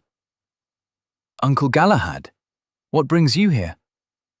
While their relationship wasn't nearly as strained as it used to be, he didn't expect to get very chummy with his elitist uncle either. "Meet me in the 3rd training room by sunrise," the man spat before walking away, not bothering to elaborate. Weird, but okay. Percy did have a bunch of things on his plate, but he didn't mind taking some time to see what his uncle wanted from him. Of course, he didn't exactly appreciate being bossed around like a kid. Then again, Galahad was a few centuries older than him. At the very least, he hadn't detected any hint of his uncle's previous disdain towards him just now. Come morning, Percy reached the agreed-upon location, finding Galahad already waiting for him. He was meditating on a mat by the center of the room, an empty vial sitting by his side. Wow, he's punctual, if nothing else. Keeping his thoughts to himself, Percy swiftly downed 2 doses of Aurora Dew. To maintain the silence, he sat opposite his uncle, silently accompanying him in his cleansing session. It wasn't until half an hour later that both of them were done. You must be wondering why I called you here, Galahad said, opening his eyes. Percy didn't say anything in response, but he did toss the older Blue a duh glance back. When Father taught me circulation, he asked me to thank you for the art, and to apologize for the way I'd treated you. Huh, is that why you brought me here? Percy chuckled. Too embarrassed to be seen apologizing to a Redborn? No, Galahad replied calmly. If you took any offense from that jab, he didn't show it. I brought you here because I don't believe in empty words. I'd rather speak with actions. Meaning? Percy eyed his uncle suspiciously. Starting today, I'll spar with you for 2 hours every morning. Until the lotus blooms, at least. Hearing the offer, Percy couldn't help but crease his brow.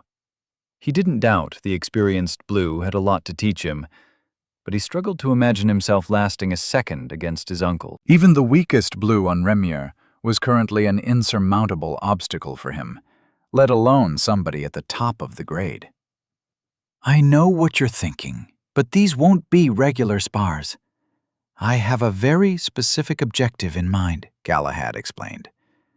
I won't force you, but I believe you'll be grateful for these lessons sooner or later. Domain? Percy asked, as something specific occurred to him. Galahad nodded, confirming his guess. Based on what you've told us, you seem to be as strong as a green. Unlike a real green, however, I doubt you can withstand a Blue's domain for even a second.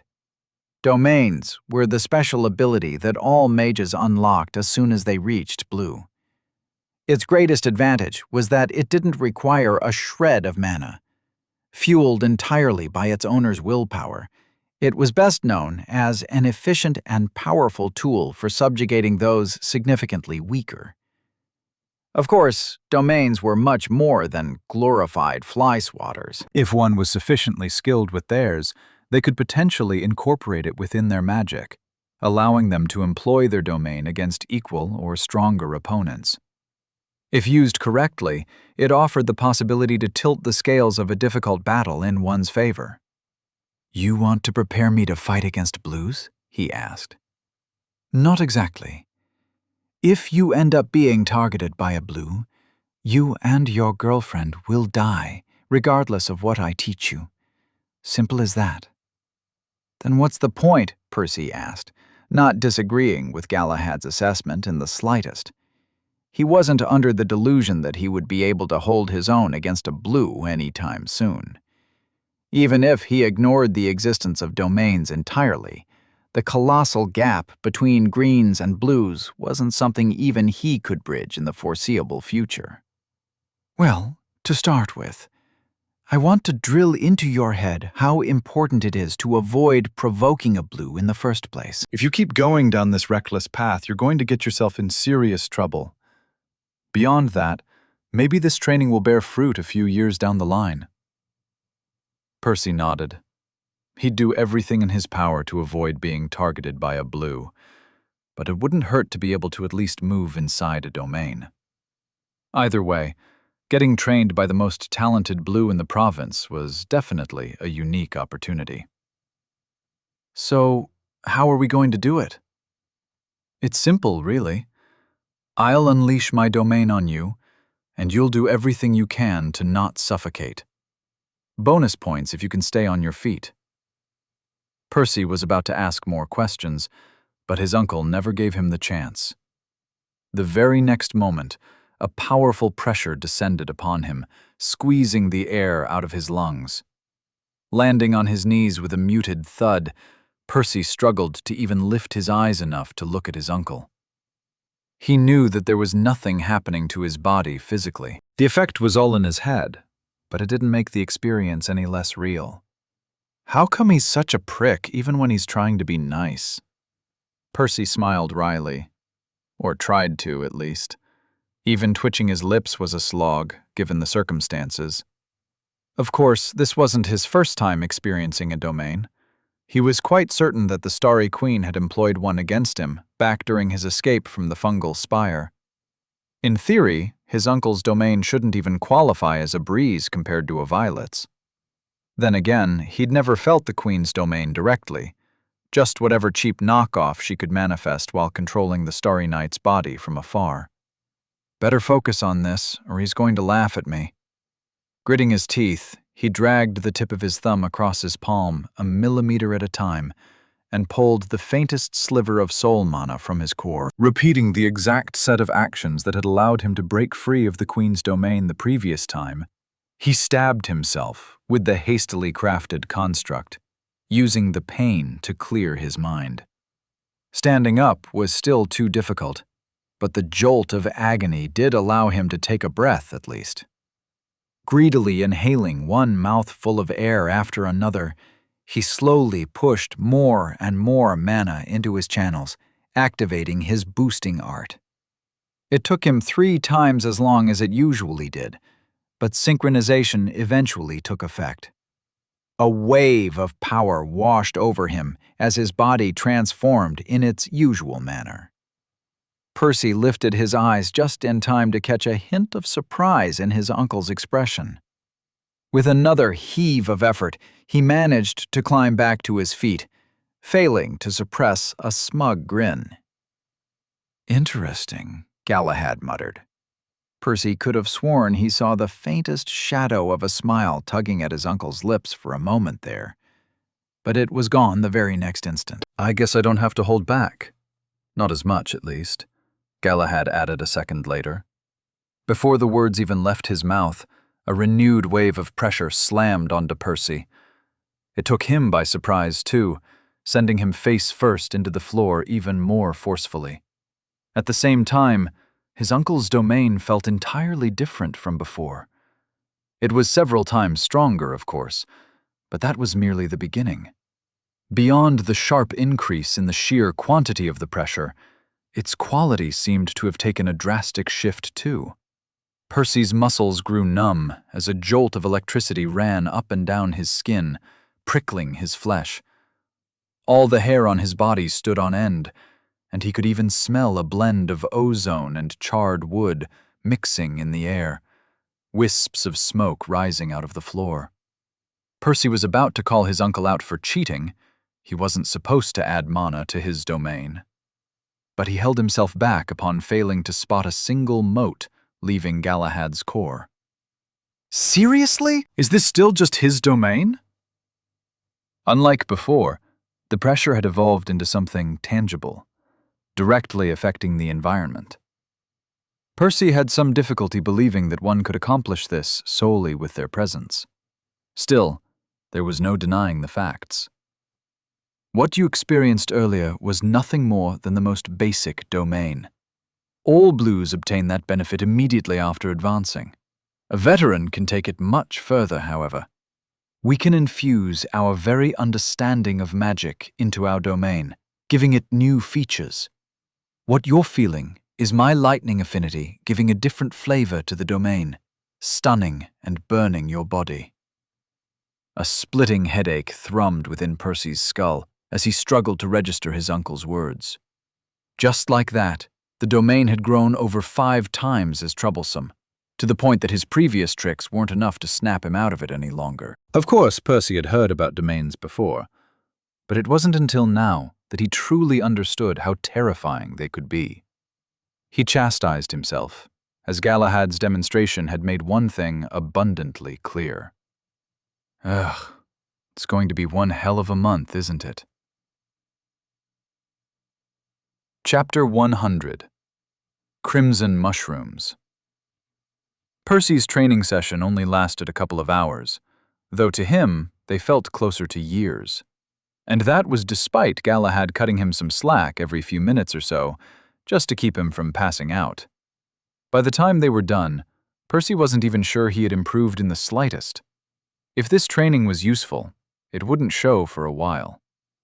Dragging his tired feet through the corridor, he wanted nothing more than to take a quick shower and go to bed. Of course, he couldn't actually do that. It was still rather early in the morning, and he had a ton of tasks begging for his attention. It's only a few more weeks of this. I guess I'll have to soldier through it. Sighing, he entered his lab, only to find somebody else waiting for him there. "Good morning," Elaine greeted him. "Don't tell me you plan to spend all your time at home holed up in a training room." "I don't have much of a choice," Percy shrugged. "This is the first time in 2 years that I don't have to constantly look over my shoulder. It's a golden opportunity for some last-minute preparations before we head out." Elaine pouted at the sound of that, but she didn't press him. She probably understood how important these next few days would be, given the perils waiting for them in their upcoming trip. "Say, do you mind if I spend some time with Mickey then?" she asked. "I've missed him too, you know." "Knock yourself out. He's currently trying to learn a new spell in the Whistling Woods." "Will I be disturbing him?" Percy shook his head. "Just help him catch a meal or two, and you'll more than make up for it." Motioning for her to wait a moment, he withdrew several vials from his amulet, tossing them in a pouch. "Since you're going, would you please take these to him? I've packed some Aurora Dew for you, too. It's enough to last both of you for a week." Elaine drew a sharp breath upon hearing the generous offer. "Seriously? I thought Uncle told you not to give us any. Besides, aren't you running low already?" Seeing her reaction, Percy failed to suppress a chuckle. "Nobody has to know. Besides, we're good for another couple of months or so. Between me, Mickey, and Nisha, we're already drinking 12 doses per day. Taking that up to 15 for a bit won't make that much of a difference." "You sure?" Elaine asked again, still not entirely convinced. Percy grinned. "As long as you never forget who your best cousin is." Elaine rolled her eyes, though she still squeezed him in one heck of a hug before leaving. "It's official. My relatives have teamed up to kill me," Percy thought amidst coughs as soon as she was gone. That said, he felt better knowing she'd be watching over Mickey over the next few days. He understood the bird was struggling more than he'd let on. Then again, it would be hypocritical of him to call the crow out on it, given all the reckless things he'd done himself over the years. I hope he manages to get the spell down. In theory, it should be fine. Between the fused mana the bird was regularly receiving through the cord, his new hibernation spell, and his growing understanding of mana conversion, it was easy to believe his familiar would figure it out. All right, no sense in worrying about him. Mickey and Nisha had their training to focus on, and Percy had plenty of tasks of his own. Closing the door, he finally removed his blindfold while walking to his desk. As he settled in, he took out all his supplies, as well as his alchemy equipment, scanning everything carefully while planning how to best manage his time. I still have a little under 3 weeks left until the lotus blooms. I need to brew more Aurora Dew, more healing potions, rebuild my weapons, and work on my projects. Realizing he couldn't possibly fit everything in his schedule, Percy understood he would have to prioritize the most important things.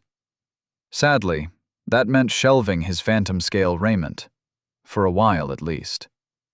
As powerful as it was, he knew he didn't have anywhere near enough powder for it, nor the time to reforge all the pieces. Those issues notwithstanding, he knew how difficult it would be to maintain it while on the move. While it was a crucial part of his arsenal, the thrice-evolved, refined spell was prohibitively impractical. I should make a push to learn some basic Magiscript during my next visit to the vault, he decided. He already had an idea as to how he could eliminate the armor's greatest drawback, but that was for later.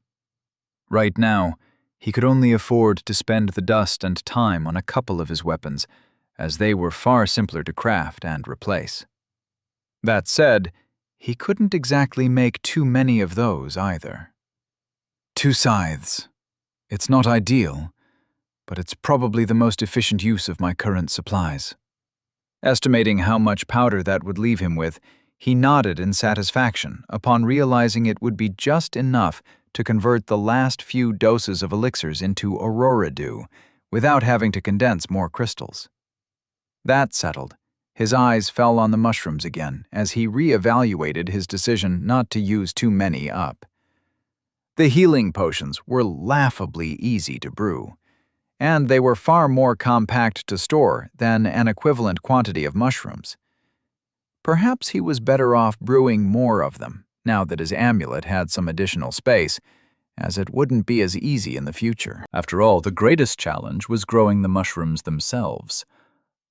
If he planted them on regular corpses, it would likely take a lot longer than on Baldy's clones. I'll ask him to give me another 1 or 2. I can pay him back with some of the red mushrooms. Maybe he can use them to empower his clones or something. Having made his mind up, he calculated how much time all these tasks would consume. Between Galahad's lessons and alchemy, he'd need to spend all his remaining mornings, as well as the better part of his afternoons, leaving him only the evenings to work on something else. Replacing his scythes wouldn't take too long by comparison, just a night or 2. As for the rest of his time, he could spend it either on his mana threads or on the second variant of potions. It's probably better to focus on the latter. The potions will help me a lot sooner. Happy with the plan, he grabbed one of the crimson mushrooms from the desk and tore a chunk off, tossing it in his mouth. He wasn't looking forward to the after effects, but there was no better place to experiment on himself than in a house full of life users. Besides, it had to be done. He couldn't work on the potions without first understanding how the ingredients worked. It's fine. The troll used dozens of them before ruining his body, and he'd been injecting them straight into his blood. Eating a single piece shouldn't be too troublesome, he thought, as he chewed the chunk down. Its texture was soft and spongy, its flavor quite spicy. Percy was forced to wash it down with some water before focusing his mana sense on his stomach. Within seconds, a wave of mana spread outwards rapidly, heating his body up.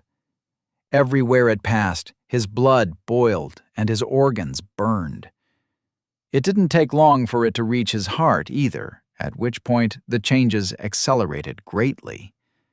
Thrumming violently within his chest, his heart pumped more blood into his arteries, sending the mana farther through his veins. Not long after, his skin began to redden, while his muscles tensed in a manner quite similar to synchronization. However, there weren't any glowing lines of mana on his body, but rather a network of veins bulging from head to toe, much like the ones he had observed on the Troll King a few weeks ago. Taking a seat, he waited for a few minutes until the effect of the mushroom fizzled out, his heart rate dropping back to normal. The wave of energy previously coursing through his muscles was gradually replaced by some lingering soreness and fatigue. Nothing he couldn't recover from after a good night's sleep, but that was partly because of the low dosage, and partly because he hadn't tried exerting himself while under its effects. Okay. It's not the most pleasant sensation, but this much is manageable. Of course, a single piece of one mushroom wasn't nearly potent enough to help him in a fight either. If he brewed this into a proper potion and drank several of those at once, he was confident he could use them alongside synchronization to strengthen his body beyond its usual limits. In fact, he even hoped the potion would temporarily increase his capacity for the boosting art, helping him to keep a larger quantity of mana inside his channels.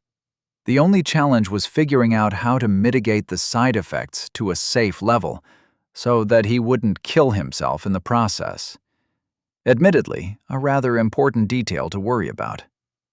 Obviously, the green mushrooms are the key.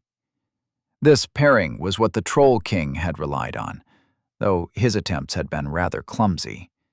Percy understood that using two foreign sources of mana at the same time was highly inefficient, as they would inevitably interfere with one another, ultimately lowering their efficacy. That was largely why the creature had been forced to keep consuming both types of mushrooms, as well as why his body had ended up in such a crappy state afterwards. If Percy was to follow in the demi-human's footsteps, he'd have to approach this in a more sophisticated manner. He grinned. Luckily, I already know everything I need to accomplish this. Chapter 101. New Recipe. Percy spent the next few hours brewing Aurora Dew and healing potions, though his mind had drifted elsewhere. He was thinking over his plan, fleshing out the details. Alchemical principles were typically quite broad and could be applied in several ways. While pacification, redirection, and deattunement were generally considered the pillars of elixir making, there was no reason why he couldn't use them while brewing potions, too. In fact, that's probably how the guild's alchemists brew some of the potions I've seen before, he reminded himself. This concept was something he had deduced years ago, but his understanding of alchemy had grown a lot since then.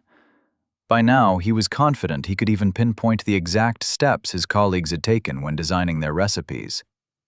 The healing and magic potions were the simplest ones, only involving a single primary ingredient each, as well as the extraction principle. The enlightenment potions were probably a step beyond that, requiring at least one round of pacification too, maybe more, to get them to last for hours. As for the rejuvenation potions, they were easily the most complex of the bunch. Not only did they involve two primary ingredients, but they likely demanded a round of deattunement to blend together without issue, as well as several rounds of pacification to stretch their effect overnight. What Percy hoped to do with the mushrooms would fall somewhere between the enlightenment potions and the rejuvenation potions in difficulty. Pacifying the essence of the green mushrooms would cause the healing potions to act in a delayed manner. That way, they'd behave more like regeneration potions, enhancing the body's natural recovery over a prolonged period of time. Thinking back, he was confident the moss he'd used on Atlantis was actually a naturally pacified ingredient. In any case, the slower regeneration definitely aligned better with his current needs. After all, it wasn't a sudden spike of healing that he needed, but a more extended effect, which lasted as long as the boost of the crimson mushrooms did. With a similarly timed release, it would more easily counteract the damage from the red boost before the degrading effects had the chance to spread and accumulate in his body. As for deattunement, it could help him combine the two ingredients more smoothly, so that they wouldn't mess with one another. Of course, neither life nor fire mana were quite as aggressive as beast mana, but they weren't exactly docile either. If he could prevent them from lowering each other's efficacy, the resulting potion would be both safer and more potent. I should break it into 4 steps: extraction, pacification, deattunement, and extraction again. The recipe was pretty much set in stone.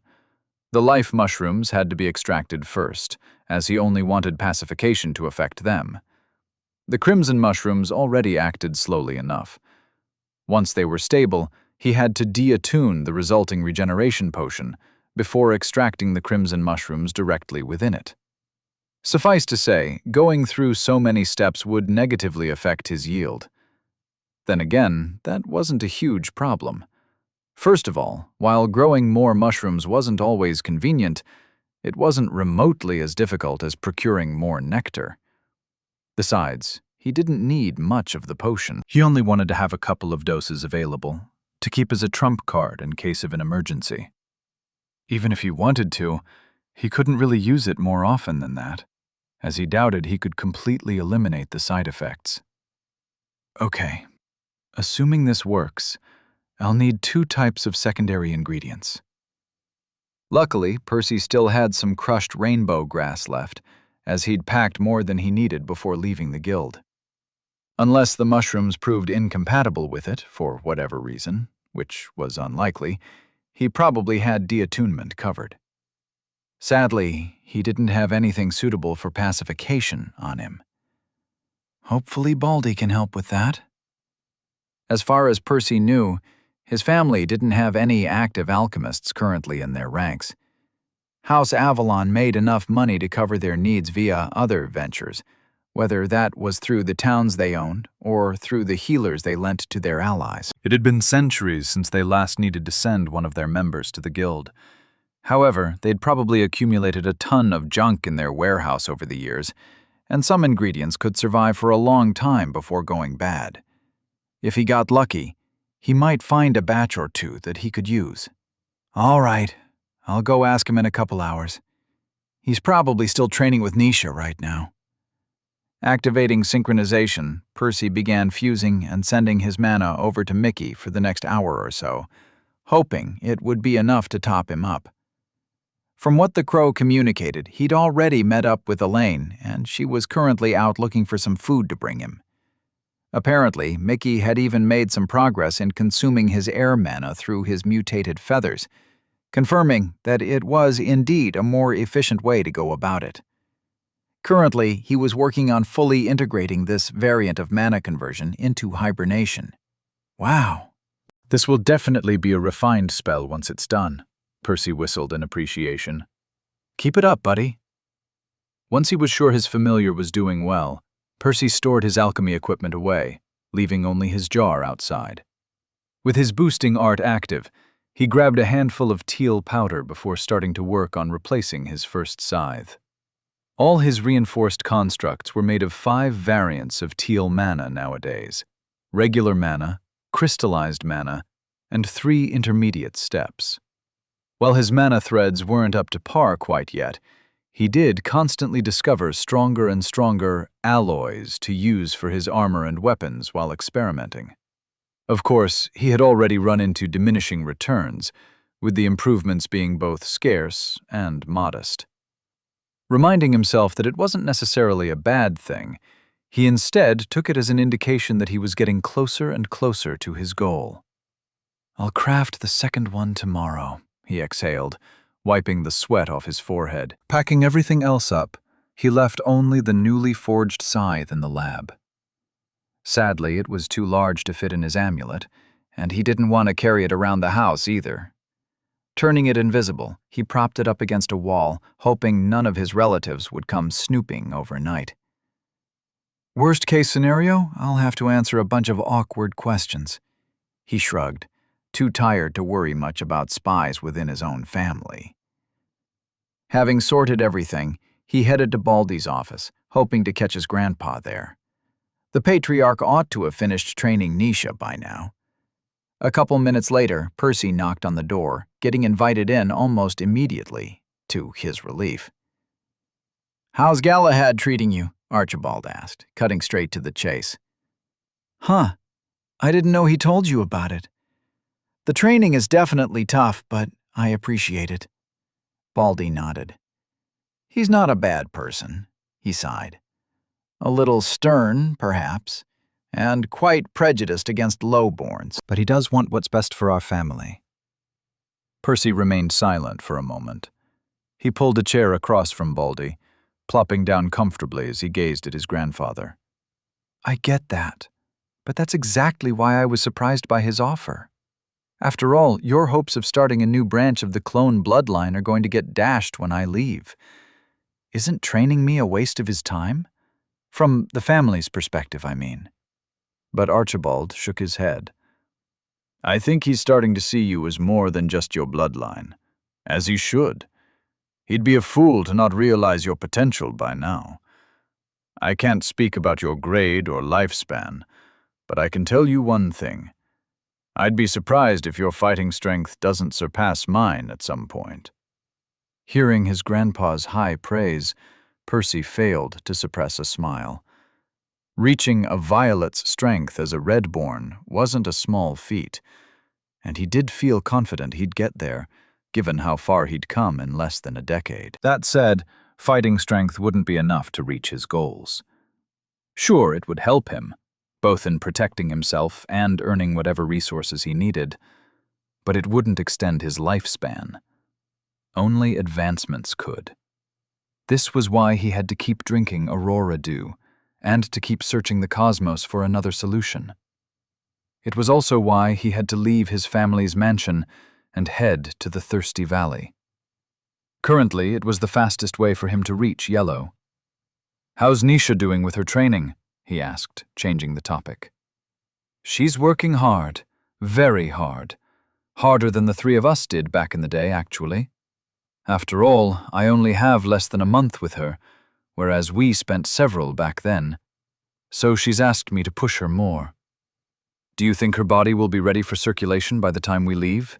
Percy asked, though he could already guess the answer. "Unlikely, but she'll be close. Between the training she did on her own over the past few years and my accelerated sessions, she's over halfway there already, and we still have some time left." Percy nodded. "What about your fancy mushrooms?" Baldy asked. "I trust you won't let my clone's sacrifice go to waste." "About that," Percy grinned. "That is actually why I'm here."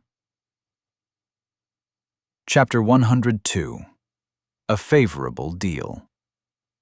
Over the next hour or so, Percy brought Baldy up to speed on the mushrooms.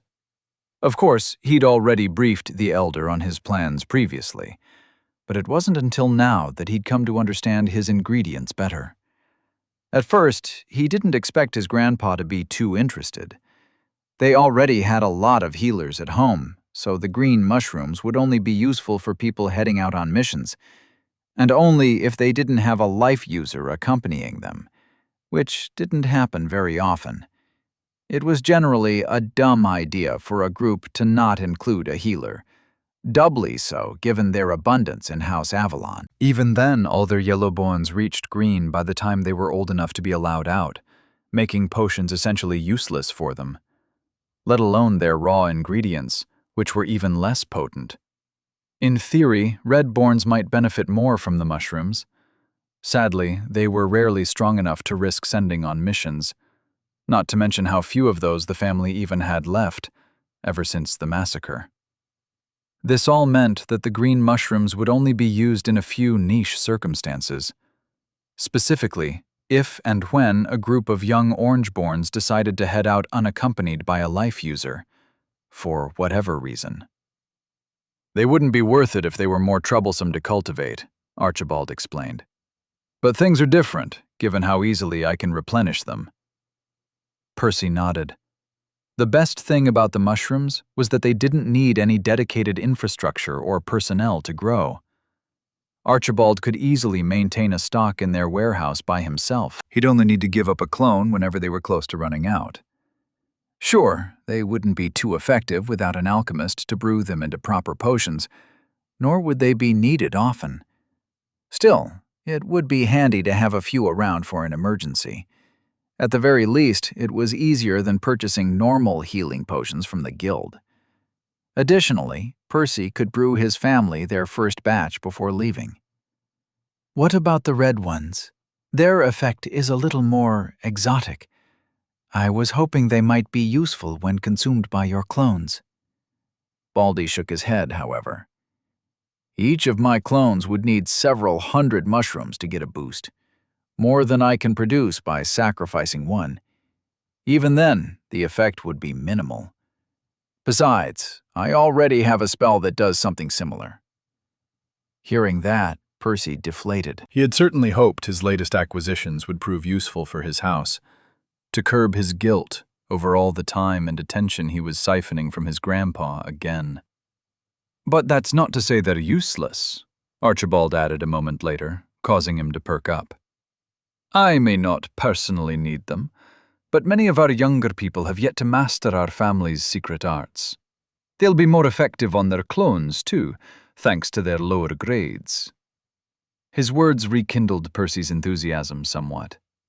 Yet there was still an issue to solve. "Do you think they're safe to use in a battle, though?" Percy asked.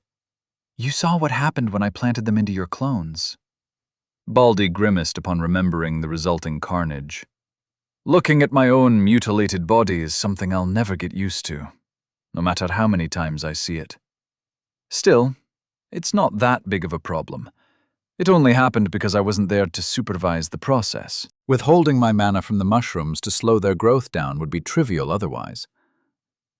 The two spoke for a while longer, ironing out the details of their arrangement. Archibald agreed to give him a couple more clones, which Percy would exclusively use to grow green mushrooms. He didn't need any more of the red ones. He already had plenty to experiment with. Over the next few weeks, he would brew as many as he could into healing potions. That intention was both to extend his own stash and to leave behind any excess he couldn't fit into his amulet, for his family. Additionally, Baldy would allow him to take any secondary ingredients he wanted from the warehouse, assuming they even had any, of course. I'm definitely getting the better end of the deal here, he thought, a fuzzy feeling worming its way into his heart. Clearly, his grandpa had heavily skewed the exchange in his favor, looking for any excuse to help him out. After all, the 4 clones he had received were easily worth 10,000 contribution points, probably more. Meanwhile, the potions Percy would be giving them in return barely cost a fraction of that. And that was without even mentioning the free training he and Nisha were getting daily. Thanks. I'll make it up to you, when I can.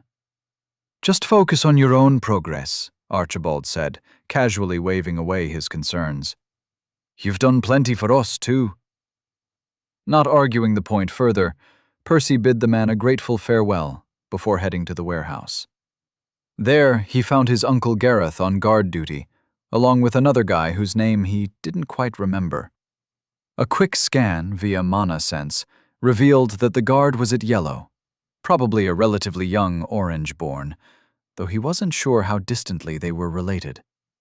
Either way, it was already nearly midnight, way too late for new acquaintances. Explaining his reason for being there, he handed the two a written permit Baldy had given him, while asking to be allowed inside.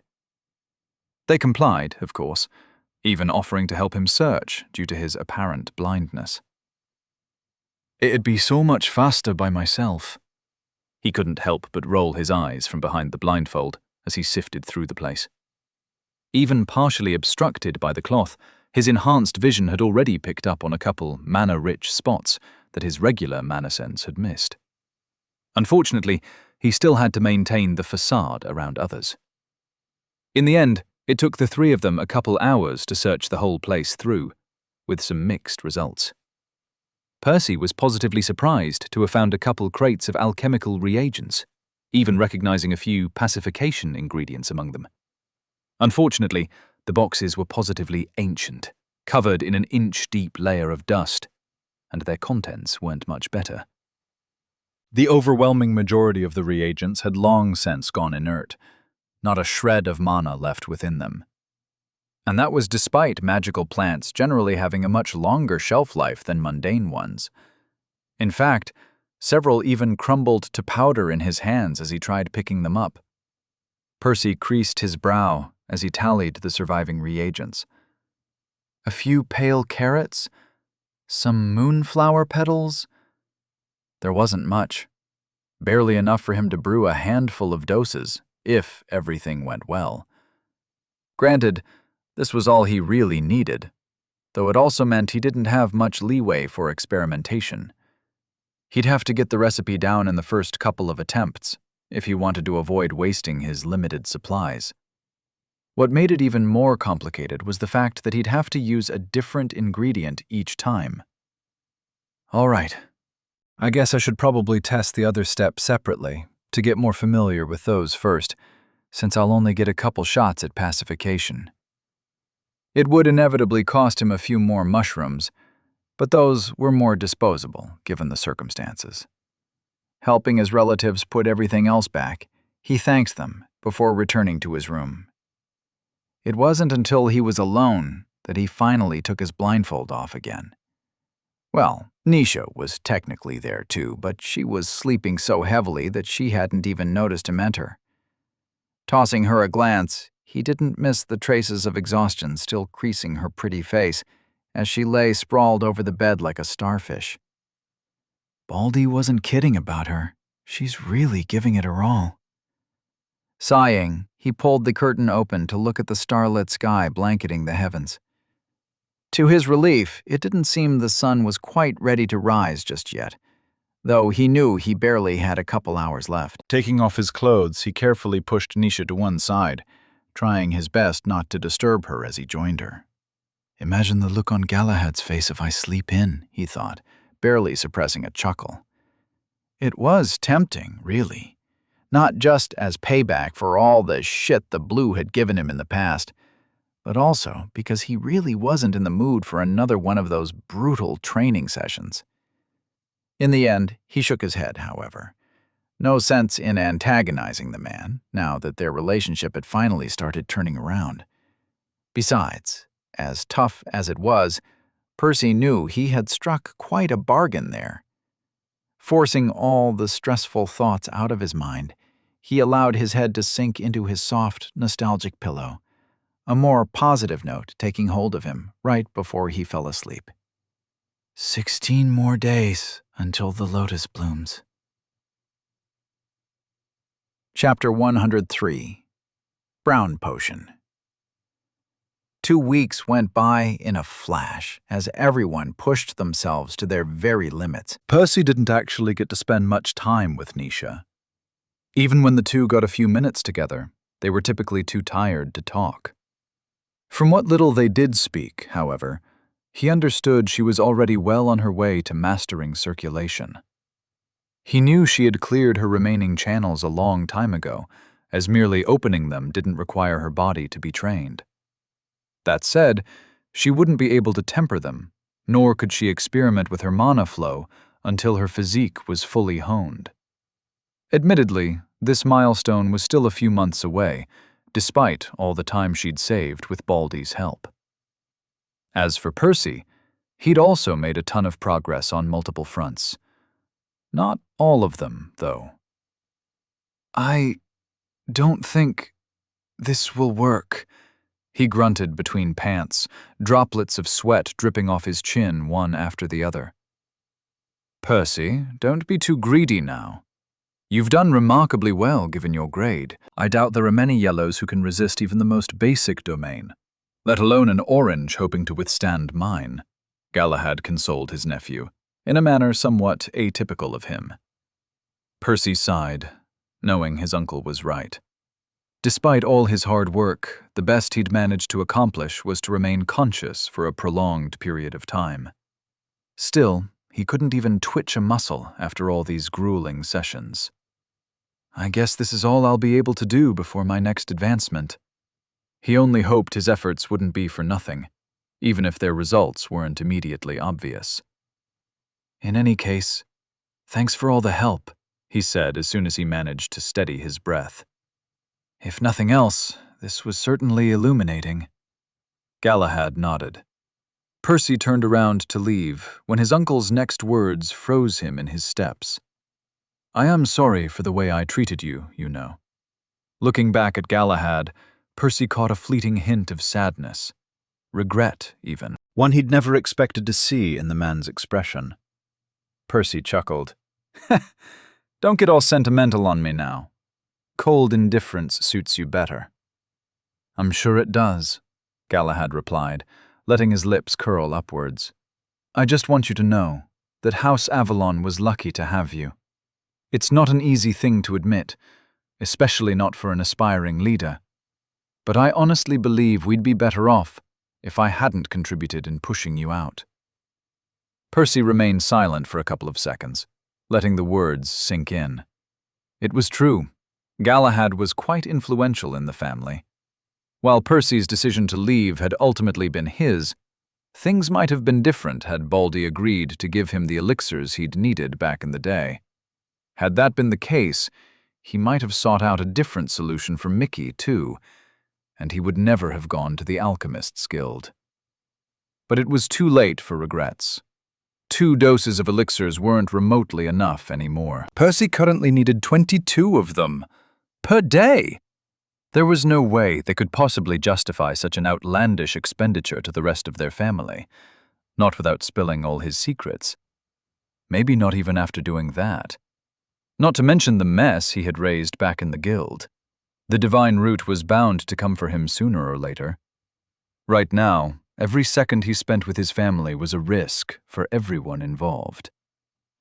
No sense in regretting the past, Uncle, he said. If I hadn't left, I wouldn't have met Nisha. The Aurora Dew might have never come to be either. It's impossible to say which path is better. The last thing Percy heard was a sigh as he closed the door behind him, leaving the training room. Galahad's words swirled within his mind for a few more minutes as he made the familiar trek to his lab, but he shook them away by the time he arrived. He still had some work ahead of him, and he couldn't afford to be distracted. Fortunately, his other projects had been a lot more successful. His sides had been ready for a while now. In fact, he'd even recycled them once already a couple of days prior. His alchemical ventures had progressed just as smoothly too, if not better. To his great joy, Percy had finished converting his remaining elixirs to Aurora Dew, and he had condensed 3 clones worth of mushrooms into effective healing potions. By now, his spatial amulet was packed to the brim with supplies, and the excess had already been handed over to Baldy. The only thing left is to make the final push for the other potion, he thought, his eyes burning with determination. Closing the curtains, he took out his equipment, preparing everything with precision. He'd already familiarized himself with most of the steps in his free time. He'd practiced extracting both of the mushroom's essences separately, as well as deattuning and mixing them together. Admittedly, it wouldn't be exactly the same when he did everything in the correct order. Still, he was at least confident that his only potential point of failure would be the pacification step, which he hadn't had a chance to practice like the rest. "Here goes nothing," he said, pouring 4 vials of healing potions inside his cauldron. With a steady hand, he grabbed a handful of white powder, adding it to the concoction before turning the heat up. Percy had actually mixed the crushed pale carrots with the moonflower petals to end up with a more homogenized resource. A rather bold move. Normally, adding multiple secondary ingredients during the same step was ill-advised. If Oren were here, he'd probably want to slap his protégé. After all, introducing too many variables drastically reduced one's yield. However, Percy estimated he was better off risking this, as it would ensure that all 3 of his attempts were as similar to one another as possible. Using a different reagent each time would likely hurt him more. So far, so good, he thought as he played around with the enchantments, responding instinctively to the concoction's whims. Objectively speaking, the session was going terribly, as he'd already ruined a third of the ingredients less than a minute in. He wasn't deterred in the slightest, however, his enhanced eyes gathering valuable feedback with every passing moment. Information that would help him greatly in his next attempt. Not a single drop, he smiled bitterly, staring at the inert sludge inside the cauldron. He'd known not to expect anything from the first batch, though he'd secretly hoped to salvage at least some of it.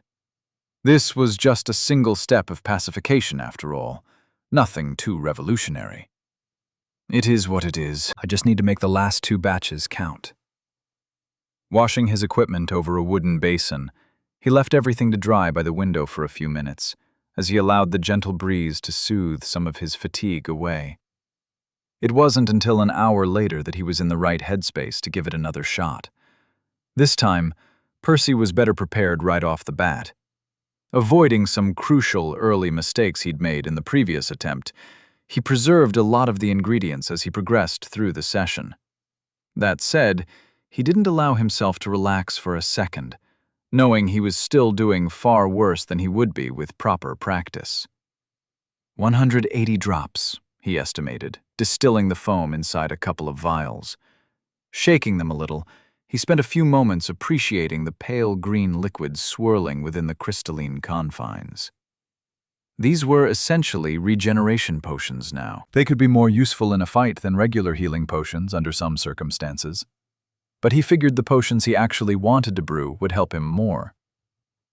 Mentally calculating what this output meant for his yield, Percy soon grimaced in disappointment. Nearly 2 doses were infinitely better than 0, but he'd still started his attempt with 4 vials of healing potions. Had he been better at this, he should have preserved more than 3/4 of that. And I'll still lose more in the next steps, he shrugged. The only thing he could do was to try to improve from here on out. The third attempt got him around 2.5 vials of regeneration potion, bringing the total to just over 4. Still not perfect, but good enough. There were some inevitable losses during the final 2 steps, though not nearly as many as before. By the time he was completely done, Percy had collected a grand total of 2.5 vials of a brown, syrupy liquid. Its appearance somewhat resembled the rejuvenation potion he had used before, though its color was a little closer to yellow. It smelled of mint, yet it also left a lingering burn in his nose, subtly hinting at its spicy flavor.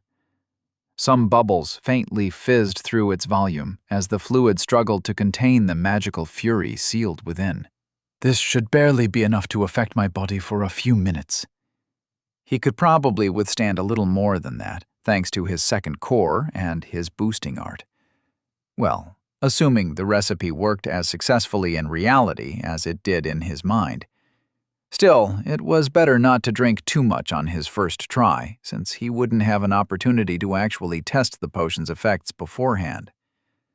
Pouring the contents of the 3 vials into a small leather flask for easier access, he hung it at his waist, nodding in satisfaction. Hopefully he'd never have to use it. But just having it with him already made him a little more confident in leaving the mansion without his trusty armor. He knew what to call it, too, having settled on its name a long time ago. The Troll's Fury Potion. Chapter 104. Regulation. Percy allowed his thoughts to sink into the ethereal cord in his sternum, watching the live feed provided by Mickey with bated breath as the crow shared senses with him. His blood flow had greatly slowed, an oppressive feeling of numbness enveloping his body from beak to talon. Mickey didn't seem deterred in the slightest, however, clearly accustomed to the weakness brought about by hibernation. Instead, he focused his attention on fine-tuning the spell to the best of his ability. The beast mana traveling through the bird's veins had halted almost entirely, massively lowering his expenditure. And that wasn't even the interesting part. In some places, the mana even flowed in reverse, swimming upstream through the crow's arteries and fighting against the current of blood. All of those tiny rivulets stemmed from the roots of Mickey's mutated feathers, now dimmer than ever before, despite constantly being flooded with a ton of air mana from his abdomen. The beast mana headed straight into Mickey's core, carrying some traces of air mana with it. Even more interesting was the fact that the air mana appeared to rapidly decrease throughout its journey. Only half of what Mickey drew from his feathers ever reached his core, the rest of it consumed along the way. Unlike Percy's soul conversion, which solely took place inside his first core, in Mickey's case, the spell's effect seemed to span his whole body.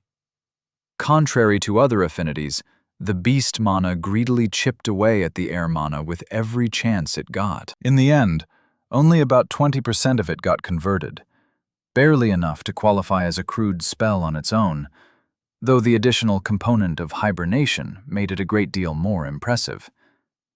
Still, Mickey clearly had his work cut out for him, since his new spell had plenty of room for improvement. That said, this was already good enough for them to finally solve their issue for the time being. The crow's status had noticed, too, seeing as the entry had changed since the last time Percy checked it a couple days prior. "Congratulations, buddy! Your spell has evolved. Wild Art, Hibernation. Crude to Wild Art, Regulation, Refined." Admittedly, Percy felt a little silly reproducing the notifications for his familiar, but he didn't want his pal to miss out on one of the most thrilling parts of practicing magic. While his status had grown more comprehensive since incorporating Ia's decree, to the point that it registered more than just spells for him, it still failed to properly extend all its features over to Mickey. He sighed. Maybe the next time I upgrade it. Oblivious to his thoughts, Mickey allowed himself to relax, a wave of exhaustion oozing through the bond. It was accompanied by some lingering traces of hunger he hadn't quite managed to quash. Still, it was all dwarfed by the sheer exhilaration and overwhelming pride the familiar felt over his accomplishment. "You can stop sending me mana now," Mickey said. "Are you sure this is enough?" Percy asked back, not entirely convinced. Mickey remained silent for a couple of seconds before sending a mental nod. "It won't be pleasant, but I think I can go on for weeks like this without having to eat much more than you guys." Percy exhaled in relief upon hearing the confirmation directly. While he'd been confident in his idea, it had all been theoretical until just now. And truth be told, they'd have needed a spell like this sooner or later, even if they'd never left the grisly bog. After all, Mickey's core would eventually advance again, his hunger growing right alongside it. The fungal spire was one of very few places on Remior where Mickey would always be able to eat his fill. Until Violet, at least. But now, he can mitigate it as long as his second core keeps up. Of course, this still wasn't a permanent solution.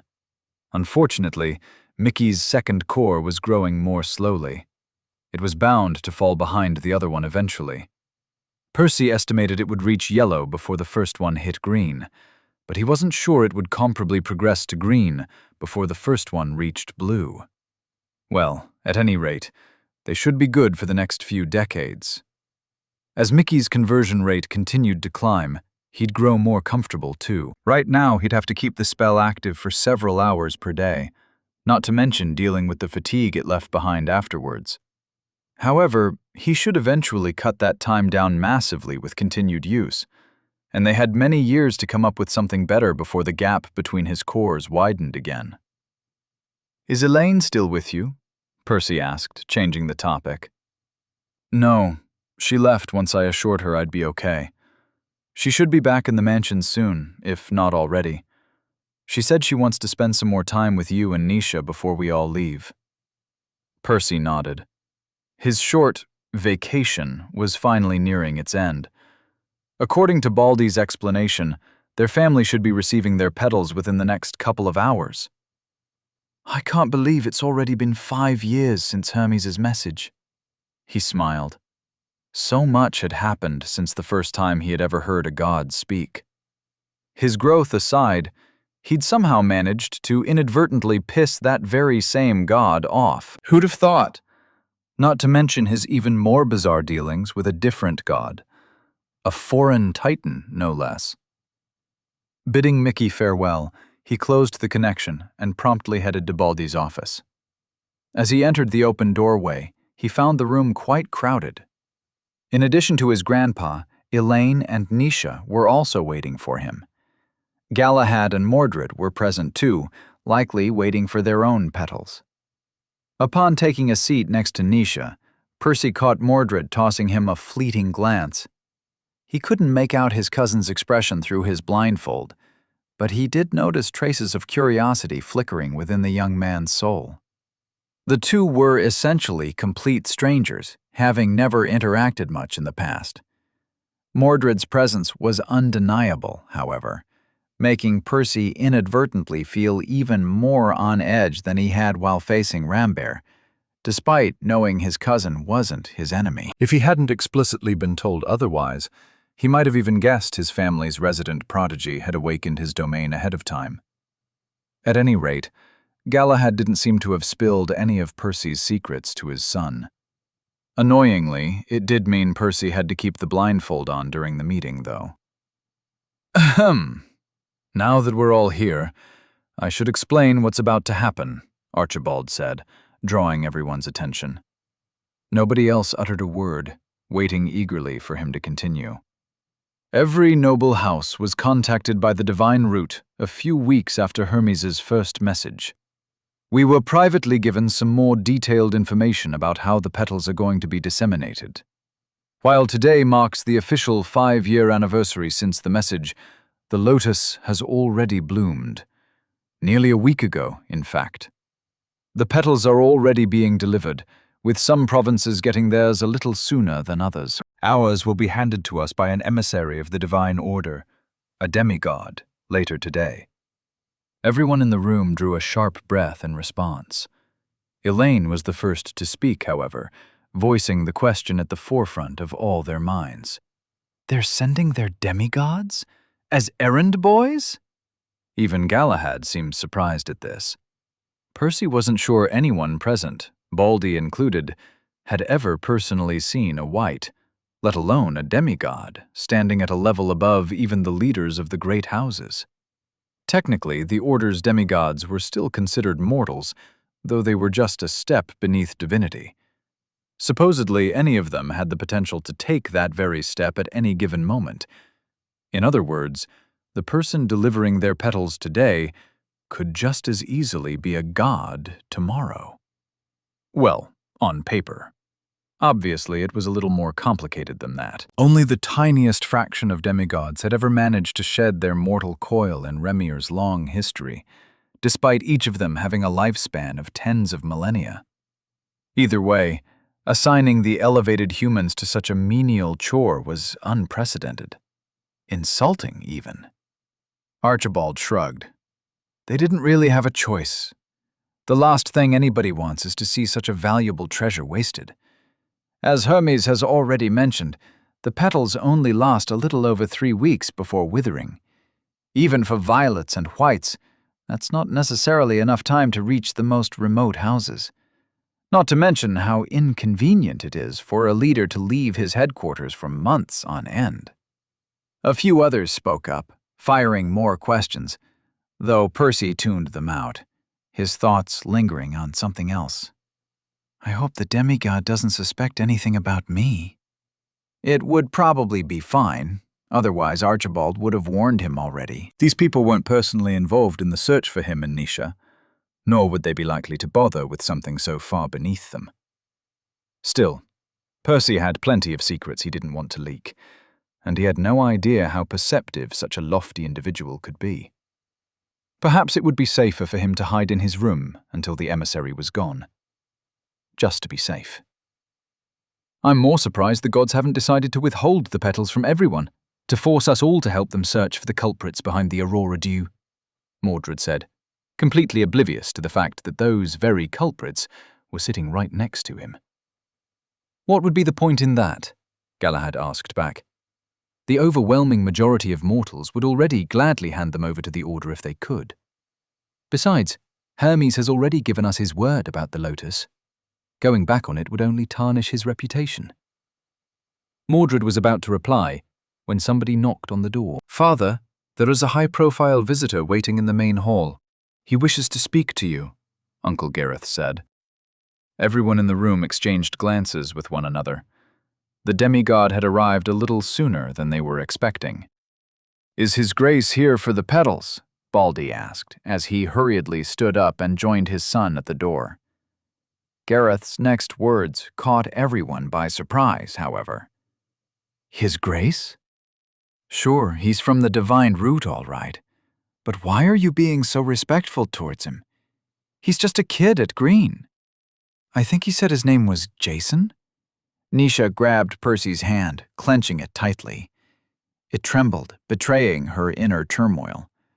At the same time, several pairs of eyes turned towards them as Percy felt the blood drain from his face, his very breath growing cold inside his lungs. Seriously? Now? You must be fucking kidding me! It felt like a bad dream. Of course, he and Nisha had always known this day would come. But he'd hoped to secure a few more months of freedom before their pursuers caught up to them. He certainly hadn't expected this to happen mere hours before he finally got his petal. And after all the trouble he'd gone through to earn it, too. But perhaps he should be grateful it had taken them this long in the first place. It would have been significantly worse a year ago. Or earlier. Baldy had frozen in his steps. Turning towards Percy, he placed his hand on his grandson's shoulder, squeezing it gently. The moment felt so damn fleeting, Percy's heart racing in his chest. Grandson and Grandpa exchanged a silent glance, conveying 1,000 unspoken words with that gesture. Percy wanted to pull his blindfold off so badly, to get one last look at his grandpa's face. Elaine's, too. Who knew if he'd ever see either of them again? He was about to do it, and damn the consequences, when Nisha squeezed his hand even more tightly. Baldy did the same to his shoulder. Keeping up the facade about his eyes was important, now more than ever. Not that they didn't trust Mordred, but their leeway for unnecessary risks had just been cut short. Letting go, Baldy left the office as Percy turned towards Elaine for a fraction of a second. He didn't utter a word, however. Neither did she, nor anybody else in the room. They couldn't afford to delay any longer, nor implicate anyone more than they already had. He and Nisha bolted out of the room, hoping Baldy would buy them enough time to get as far from this place as possible. One thought rang crystal clear in everyone's mind. Things were about to go to shit. Chapter 105. Jason. Earlier, Jason had grown sick of tasting his own blood, but he couldn't help it. Biting his cheek was a habit he'd inadvertently picked up over the last couple of months. By now, it had grown a little out of hand. He'd already chosen to ignore multiple calls from Deimos, afraid his boss might order him to return to the guild. Of course, not answering was a serious offense in and of itself, but he could still play dumb later. Defying a direct order, on the other hand, wasn't something he'd be able to downplay as easily. He grimaced as he continued to follow the latest trail. I really hope this is the one. Eventually, a large wooden mansion faintly appeared on the horizon, drawing his attention. And the two karmic threads were pointing straight towards it. A noble house. It has to be one, right? This was certainly more promising than the shitty towns and fields the last couple of threads had led him to. On second thought, it wasn't that surprising. He'd already exhausted more than half of the trails, so he just had to be getting closer to Nesha. Well, unless she's also dead. One possibility he hadn't given as much thought to was one where the alchemist had murdered both of his accomplices, Percy and Nisha. Should that be the case, the threads extending out of her clothes might never lead him to his target. I suppose there's no sense in worrying about that. If that's the case, I'm screwed anyway. He shrugged. What province was this again? Camelot or Sentin? Getting a little closer, he managed to make the insignia out, carved on several spots along the outer walls. It depicted two faces looking away from one another. Digging through his memories, he tried to recall which families had a similar symbol. Briareus, Cottus, Avalon? Jason froze in his tracks upon thinking of that last possibility. Avalon? As in Percival Avalon? The dead runt? No, that couldn't be the case. Why would Nisha or the alchemist visit the family of their dead collaborator?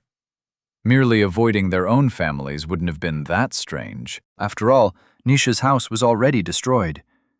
The alchemist might not want to stay at a conspicuous location either.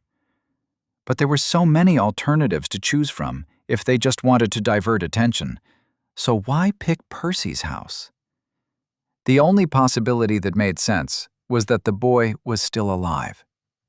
Why would they even keep him around? Did they grow fond of him? Was the alchemist perhaps a relative of his to start with? Jason's heart skipped a beat as countless possibilities swirled within his mind. He still had no idea what to make of this mess, but it didn't really matter. The odds of having finally stumbled upon something important had just shot through the roof. Taking out the device, he was about to activate it, though he hesitated. If he contacted Deimos now, there was no going back. His superior was bound to lash out at him over his failures and the missed calls. All would be forgiven if his current lead yielded a result, of course. But if not, it's not like I have a choice. I doubt I'll get another chance anyway. If this one is a dead end, I'm screwed. It's best to know what I'm dealing with first. Making his mind up, he opened the watch, pouring his mana into it. He barely had to wait a moment before the other side picked the call up. "Jason!" a furious voice yelled barely a second later. If you ignore one more of my calls, I swear I'm going to skin you alive. How dare you disappear for weeks on end?" Having expected the outburst, Jason had already leaned away from the device, though the sheer fury contained therein still caused him to flinch. "Deimos, just shut up and listen. None of that matters. I think I've got some real results this time," he hurriedly said, before his boss had a chance to interrupt him again. Deimos remained silent for a few seconds, letting his claims sink in. When the demigod next spoke, he did so far more calmly, some cautious optimism inadvertently spilling into his voice. "If you're lying to me, I'll give you exactly one chance to reconsider," he grumbled through gritted teeth. "Look, I can't be 100% sure, okay? But I'm confident in this one. The thread has led me to House Avalon." Jason doubled down. "Can you check if there's anyone else in the guild from that family? Besides the Redborn, I mean." Deimos hung up without saying anything. It wasn't until about an hour later that he called Jason again. "Nobody. House Avalon hasn't sent anyone else here in decades." "I see. Well, Nesha has to be around, otherwise her clothes wouldn't have brought me here. Percy has to be too, as nothing else makes sense. I don't know if the alchemist is with them, but I'll make them spill his whereabouts regardless." Activating his karmic vision, Jason saw the threads were already on the move. He wasn't deterred in the slightest, however, his lips parting into a feral grin. The fact that they'd chosen to run as soon as he arrived could only mean that he was correct. "Run then, as far as you can. You won't escape this time."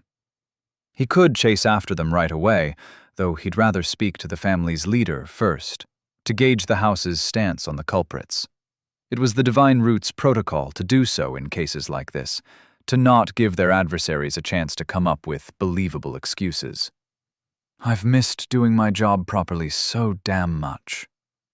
As for his targets, they were no longer of any concern. He'd only need a couple hours to catch up to them, now that he'd singled out the correct threads. Resting one leg over the other, he leaned back, sinking into the couch. This was the first time he had been able to relax in years. Ignoring the hushed whispers of the local nobles, he patiently waited for the Violet Patriarch to arrive. "Forgive me for the delay," a bald man said politely, stepping into the hall. "You've chosen a rather strange day to visit." You see, we're expecting the emissary of the Divine Order to arrive. Jason raised an eyebrow. "Oh, is that today?" So long had he been on the move, he hadn't even registered the passage of time. Not that he was particularly concerned with the lotus. The petals weren't even compatible with his affinity. "You must be Archibald, then," he asked again with a shrug, after not getting a reply to his last question. The man nodded, studying his face intently before speaking. "I won't presume to know what matter was important enough to bring the Divine Root to our doorstep, but I'll do my best to entertain you." "Really now?" Jason asked nonchalantly. "Why do I have this sneaking suspicion you know exactly what I'm here for?" Archibald remained placidly silent, however. "Fine. I'll play along. I'm looking for Nesha Veritas and Percival of your house. I know they were here just minutes ago, so don't even try to pretend otherwise." "I'm sure at least one of your relatives will crumble under the slightest bit of pressure," Jason said, gesturing at the other nobles milling about. "Did you come into my home to threaten me, boy?" the powerful Violet hissed.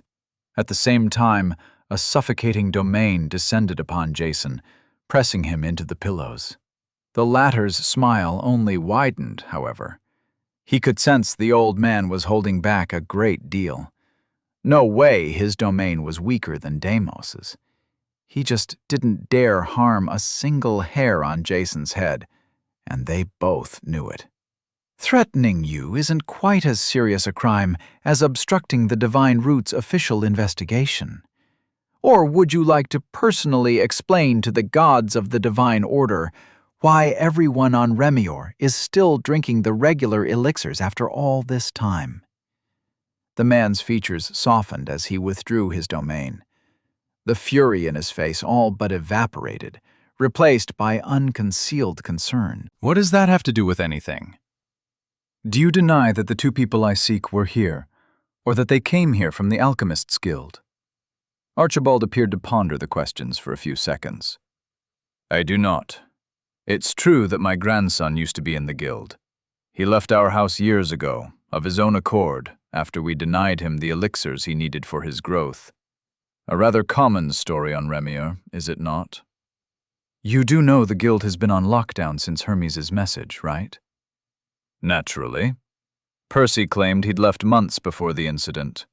You can't really blame me for believing him either. Are you telling me a young lowborn like him somehow got involved in such a grand matter? Or that he managed to slip through the guild's perimeter without anybody finding him for years? Jason could smell something fishy going on. Archibald's words made sense, but he couldn't shake the impression the man had intentionally delayed meeting with him, buying time for his grandson to escape. Well, if either of them knew of my affinity, they wouldn't have counted on that. He struggled to suppress a smirk. For now, his best bet was to get the man to implicate himself further. What about the girl? Didn't you question where your grandson picked her up? Also, was there a third person with them? Archibald furrowed his brow, appearing to search his memories. It was just the two of them. Of course I asked Percy about his girlfriend. Our house is in the middle of a war right now. We can't afford to let outsiders join willy-nilly. Honestly, I didn't even know she was a noble. They both showed up in filthy rags, claiming she was a commoner he'd met in some town. You understand how serious the repercussions will be if you're lying to me, right? Jason pressed. Do you take me for a fool? I've lived dozens of times longer than you, boy. Archibald stared him in the eyes, completely unfazed. If the patriarch was lying, he was good at it.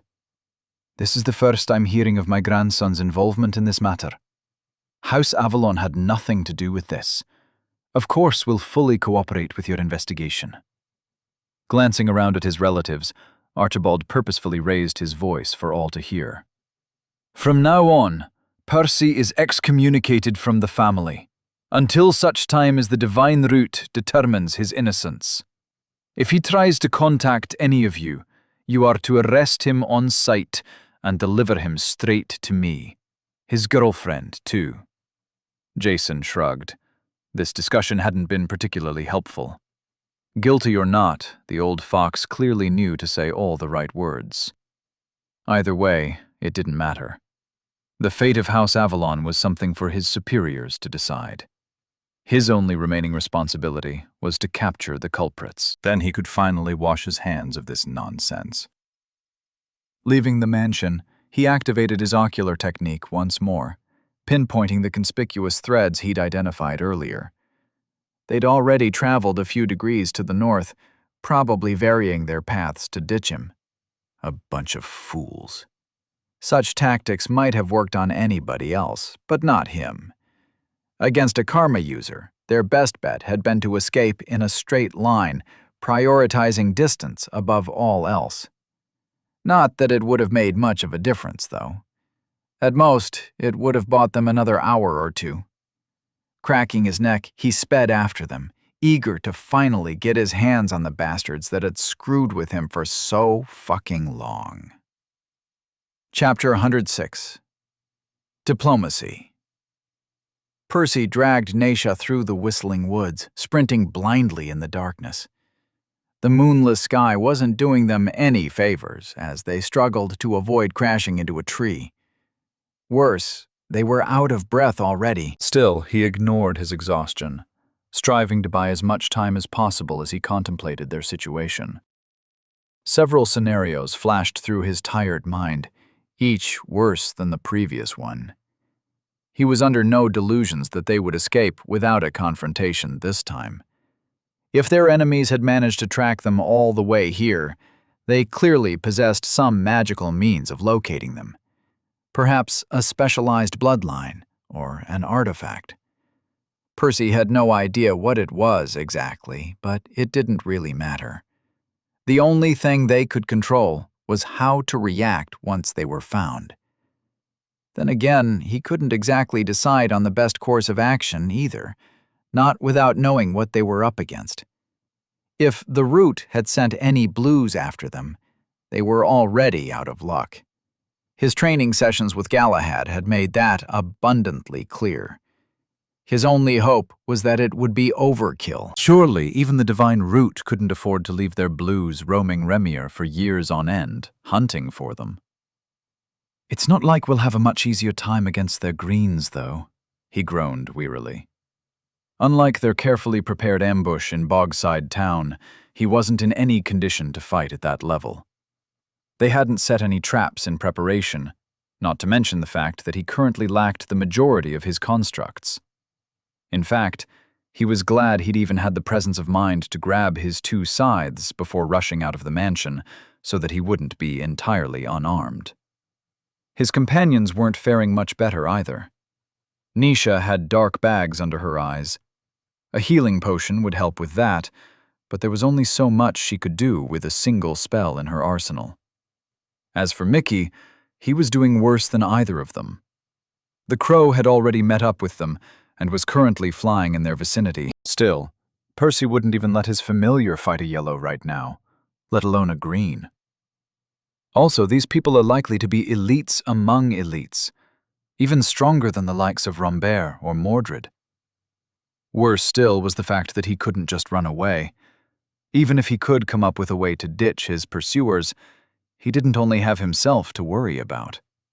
While he was certainly glad they'd managed to evade discovery for so long, this was arguably one of the worst possible moments for them to be found, smoked right out of his family's mansion, without the promised petal he'd been waiting so strategically for.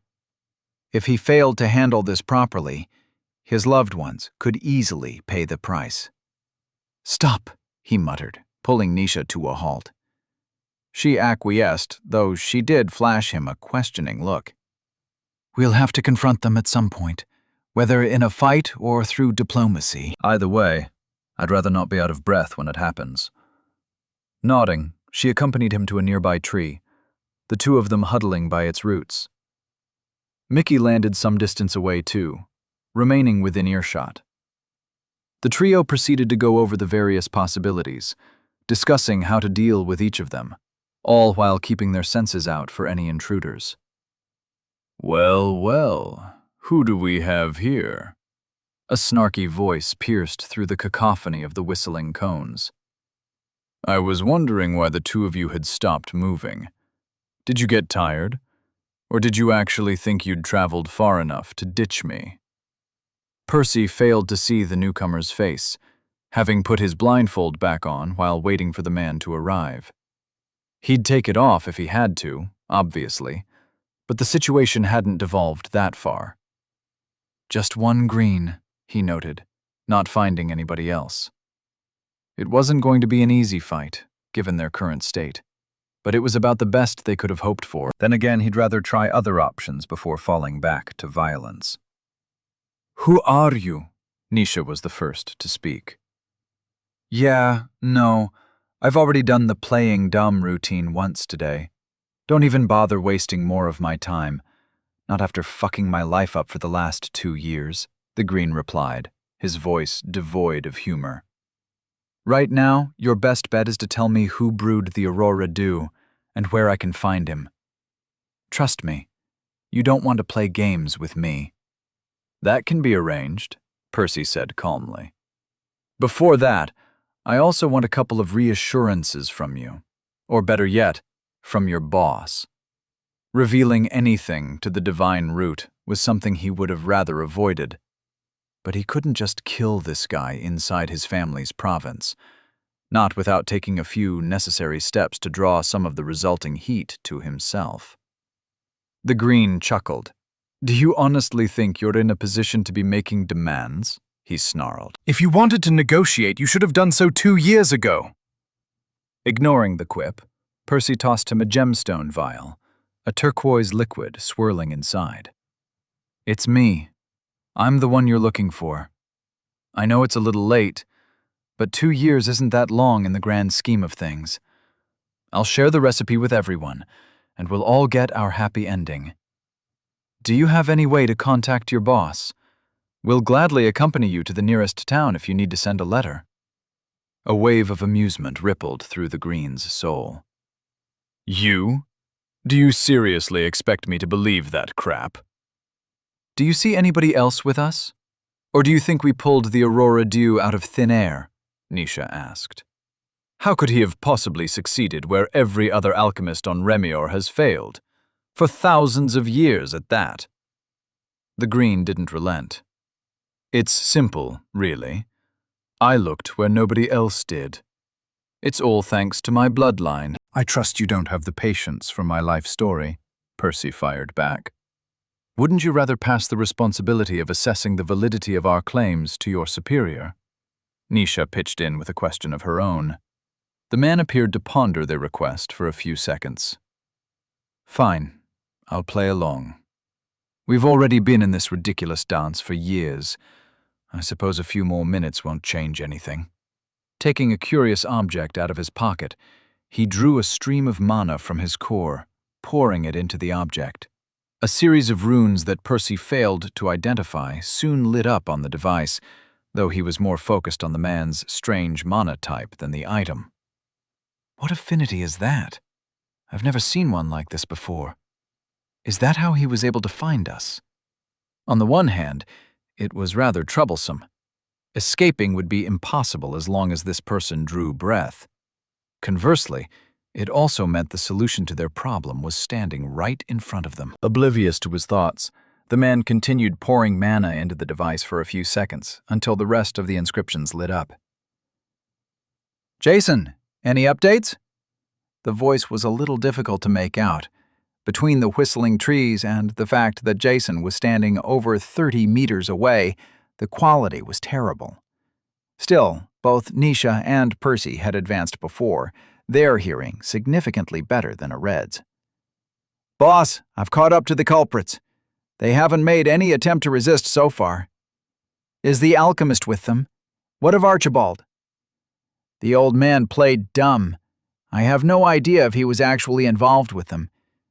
As to your first question, no. It's just Nisha and Percy here. Percy claims he's the mastermind behind the elixirs. A loud, sardonic laugh rang through the device. Please tell me you haven't bought that nonsense. Naturally not. But they said they're willing to come peacefully, as long as they can get some assurances from you. I figured I'd let you make the decision. They can hear you. The voice on the other end of the device sighed heavily. Very well. Percy, was it? Have you any idea of the kind of mess you and your companions have created? How about you stop playing games with the fate of our world and just spill the beans already? With all due respect, sir, the Aurora Dew is a recipe of my own creation. If you or anybody else wants it, you should ask for it nicely. What gives you the right to make demands, threats, or snarky comments? Jason swallowed hard enough for Percy to hear. You insolent piece of shit! The man's voice boomed through the artifact, causing the inscriptions to flicker violently. Your grandfather wouldn't dare speak to me this way, let alone a trashy redborn, still wet behind the ears. Yeah, well, my grandfather doesn't have the recipe you want. I do. I'm sure you can have your boy kill us, cripple us, or whatever else. But trust me, the easiest way for you to get what you want is to play nicely.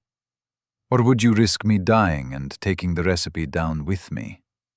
Percy could practically hear the gears grinding in the man's brain. Can you even prove your ridiculous claim? You can't seriously expect me to believe that crap, just based on your word alone. Percy shrugged. The primary ingredient for the Aurora Dew are the regular elixirs. The next step is to add a mystery ingredient that massively accelerates a core's recovery. That's what allows the Aurora Dew to be consumed 3 times as often. Finally, rainbow grass is the only secondary ingredient I found that is suitable to deattune the Aurora Dew a second time. It has to be mixed at a much higher temperature, too. I'm guessing your alchemists have already figured much of that out by themselves. I'm also willing to bet you're still missing the most important ingredient. Am I wrong? The man remained silent for a minute or two, seemingly digesting the information. At some point, Jason felt the need to interject. Boss, I forgot to mention that they also have some Aurora Dew on them. I still find all this a little far-fetched, but these are the facts. Well? Percy asked, pressing the man for an answer.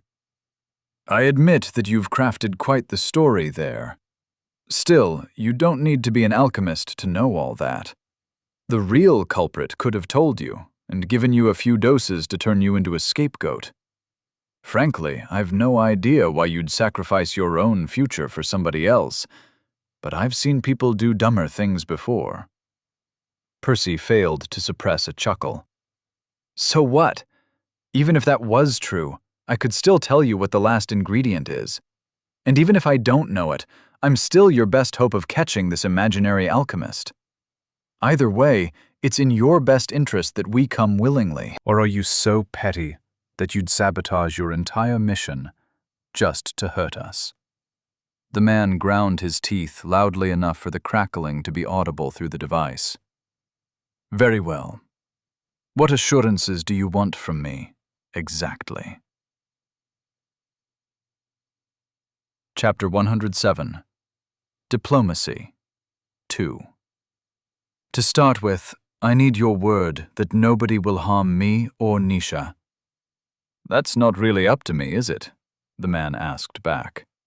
I can promise you the divine root won't mistreat you as long as you cooperate. But I can't speak for the divine order. The gods do as they please, and you've kept them waiting for way too long. Truth be told, Percy had expected a response along those lines. Still, that didn't mean he would accept it. Not good enough. If you can't even guarantee our safety, why the hell would we risk our lives to come quietly? Relay the request to the ones above if you need to, and get back to us. We'll wait. Jason's superior didn't reply immediately, seemingly considering it. He sighed after a while. My name is Deimos. Hermes is actually my father. It's going to be a tough ask on my part, but I think I can get him to agree to your terms, with some pleading. Deimos sounded sincere, that Percy didn't miss Nisha's core flaring slightly, specifically upon hearing the second half of the man's statement. This was the signal they'd agreed upon. He's lying. Not necessarily about being Hermes' son. That part seemed truthful. Rather, it was his ability to plead for leniency on their behalf that appeared somewhat dubious. But why would Deimos do something this dumb? Surely he knew about Nisha's bloodline by now. Is he gambling on it not working properly through the device? Well, does that suffice? Deimos asked again, oblivious to the fact that they were already on to him. Honestly, I thought you'd want me to go easy on your family, too. Do you not care about them? Fuck them, Percy spat without a moment's hesitation. Why do you think I was forced to leave for the guild in the first place? If it hadn't been for those stingy assholes, we wouldn't even be having this conversation. Ha ha ha ha! Ruthless! I'm starting to like you, kid. Perhaps we got off on the wrong foot. If your and Nisha's safety is all you want, I suppose we can let bygones be bygone. No, Percy said, interrupting Deimos. I never said this was everything. 50 doses of elixir every single day, for the rest of my life. Promise me that, and I'll follow Jason back to the guild right this instant. Jason drew a sharp breath upon hearing the brash demand, his flickering soul betraying his inner turmoil. Deimos fell silent too, seemingly taken aback by the outlandish request. Not for very long, though. Have you lost your damn mind? The man erupted again. Not really. Percy shrugged, unfazed by their reactions. You know damn well we were able to earn way more than that on our own, for months on end. With virtually no backing, and while having to keep our heads low, no less. The recipe is easily worth thousands of times as much, if not millions. Don't tell me the Divine Order can't afford it. Whether they can afford it is beside the point. These are holy existences we're talking about. The ones who keep our world safe. On principle, we can't just have any random mortal extorting us, let alone a Redborn runt. What kind of precedent would this set? How about a precedent that you are generous enough to properly encourage and reward magical breakthroughs? That you respect those capable and creative enough to revolutionize magic as we know it? Percy insisted. If you can't even see that, you're just a bunch of short-sighted fools. Kid, save your breath. Deimos sighed again. I'm not the one you need to convince. Terms like these would have been difficult to accept even if you'd negotiated with us properly 2 years ago, let alone after we've backed you to a corner. I'm aware. Why do you think I chose to run away in the first place? But these are my terms. Take it or leave it. Seeing the negotiations rapidly going south, Percy started taking one deep breath after another, preemptively filling his channels with mana. Their adversaries didn't pick up on that, however, as Deimos offered a compromise a few seconds later. Here's what we can do. I'm willing to give you 1/5 of what you asked, out of my own pocket. I couldn't afford the copper more than that, even if I wanted to. Percy had to suppress a chuckle after seeing Nisha's core flare up more times than there were words in Deimos's statement. Outwardly, Percy showed no sign of seeing through the facade, however. Instead, he kept his thoughts to himself, to fool his enemies into believing he was seriously considering their counteroffer. At the same time, he continued building his reserves up, feeling his boosting art take effect. Deimos might be under the impression that he was deceiving Percy, but the opposite was equally true. After all, Percy had never really expected them to agree to his demands, nor had he any intention of letting Jason go. Not after guessing the snake was the one responsible for locating them. But, while Deimos's goal had been to trick them into surrendering peacefully, Percy was aiming for something entirely different. I just hope this was enough. Contrary to what he'd told Deimos, he did care about his family. Very much so, in fact. But he couldn't let them know that, to spare his relatives from their wrath. And then there was Orin. Percy had to convince Deimos that he was solely responsible for the Aurora Dew, to give his mentor some plausible deniability. Of course, he didn't really know what had happened to the old alchemist, but he assumed the man was still alive and well. If not, the divine root would have already learned the recipe, and none of Percy's demands would have held any weight. That said, things would change now that they'd discovered the extent of Percy's involvement. It wasn't a huge secret that Orin had mentored him. I see how it is, Deimos said, clearly picking up on something, after Percy remained silent for too long. Jason, break all their limbs and drag them both to the guild. Just make sure to keep them alive. Roger that, Jason replied, a little too eagerly, though his boss hadn't even waited for that, half the runes on the artifact already dim. Go, Percy whispered, triggering the plan he'd discussed with Nisha beforehand. Be careful, she replied, bolting off without delay.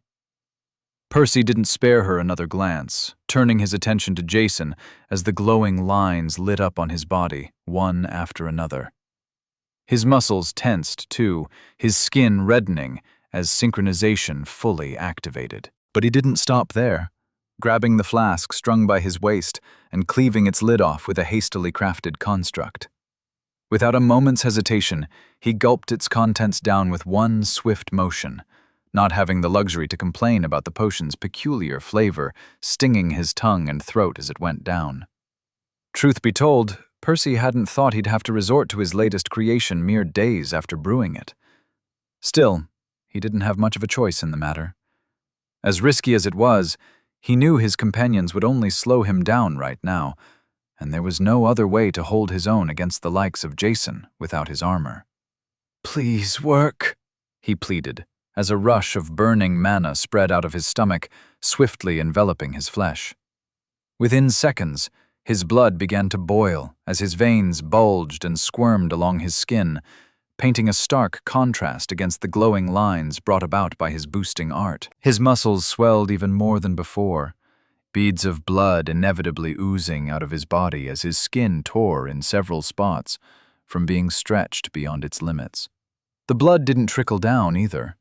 Instead, it bubbled and frothed along the wounds, traces of crimson joining the teal fog leaking out of his pores.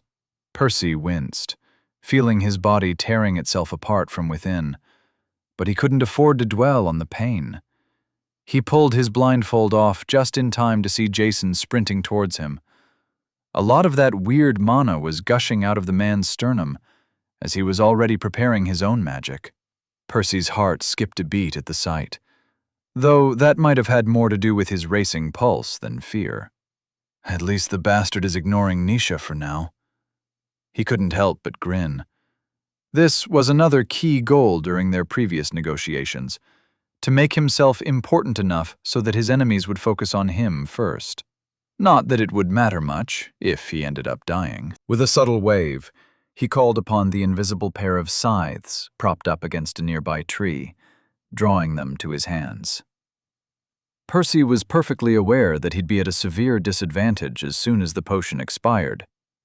If losing its help wasn't enough to do him in, its severe side effects might. And his already short window to act would continue to shrink with every passing second. 15 minutes tops.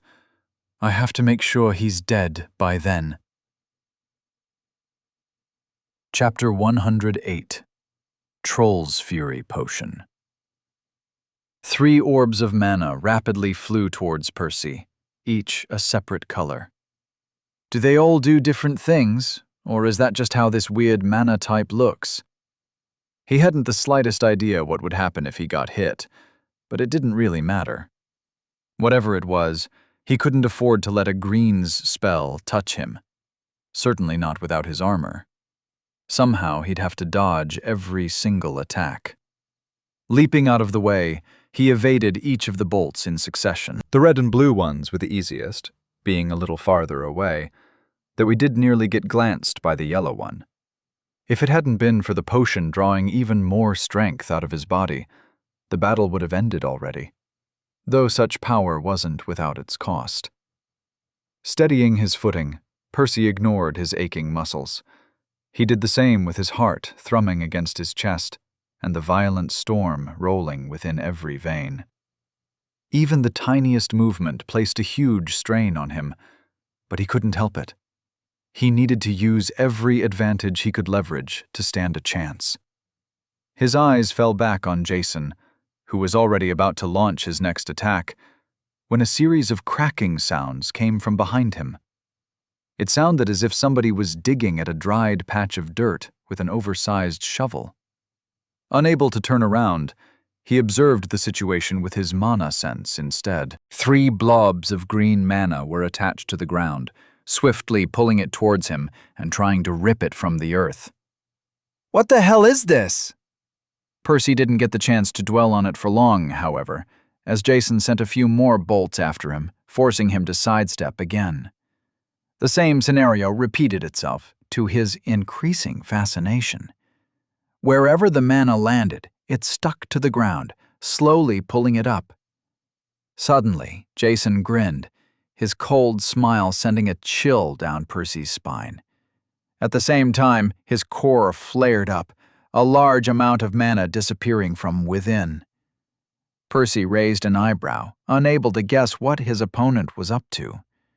While his greater foresight still warned him of the mana's trajectory, it remained completely silent about potential effects. Not that strange, considering he had no understanding of this affinity whatsoever. Luckily, or perhaps unluckily, he got his answers soon enough. The chunks of dirt were torn out with even greater force, flying towards Percy like crude earthen missiles. Sidestepping them wasn't that difficult, but that was just the start of his troubles. They didn't fly very far before slowing down, eventually coming to a halt in midair a few dozen meters away. Without warning, they snapped back at him like stretched rubber bands, seemingly determined to hit him. How is he doing this? Percy wondered, as Jason resumed sending orbs of mana flying at him, trying to overwhelm him. It was a well-known fact that Greens had greater control over their mana, not to mention a top talent like Jason. Still, the way he seemed to individually command so many disjointed objects simultaneously was quite bizarre, to say the least. Unless he isn't. Are they chasing me on their own? Struggling to avoid over a dozen objects shooting at him from every direction, Percy decided to go on the defensive until he knew what he was dealing with. Taking some much-needed distance from Jason, he zigged and zagged through the trees, using them as cover while trying to figure out what his opponent was doing. The patches of dirt continued to hurtle at him, though plenty of them crashed against the trees, exploding into dust clouds.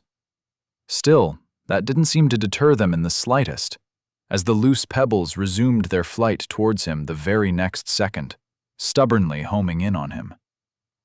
Yeah, no way he's controlling over 100 objects separately. He's definitely enchanted them to do this by themselves. The only question is, how? Either way, a pebble or two wouldn't do too much damage if they hit him, but they would still distract him enough to possibly spell his doom. Percy had no choice but to keep running through the woods, all the while trying to decipher the inner workings of Jason's strange affinity.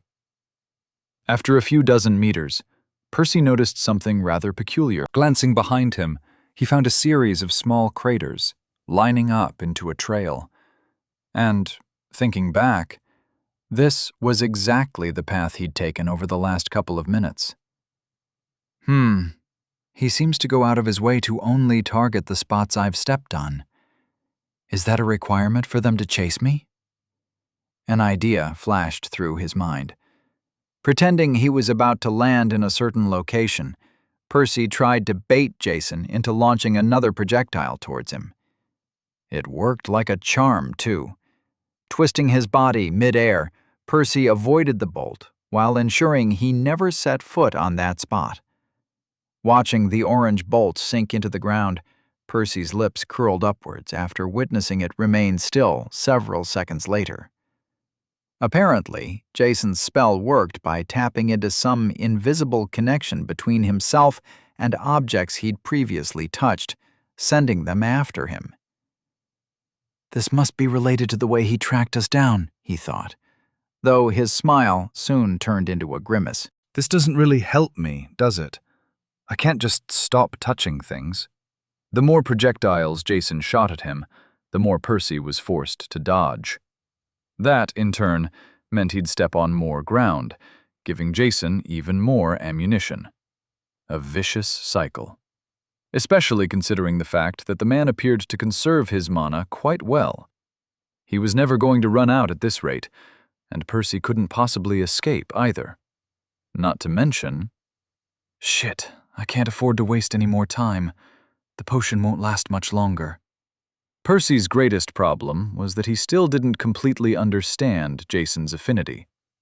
Approaching him before his eyes fully adapted to the Green's attacks would be suicidal. Yet delaying wasn't an option either. Making his mind up, Percy pushed even more mana into his channels, taking advantage of the potion's remaining effect to overload synchronization further.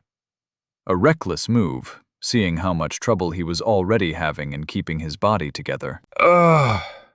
Percy let out a pained groan, his knee nearly buckling as he dodged another bolt at an awkward angle.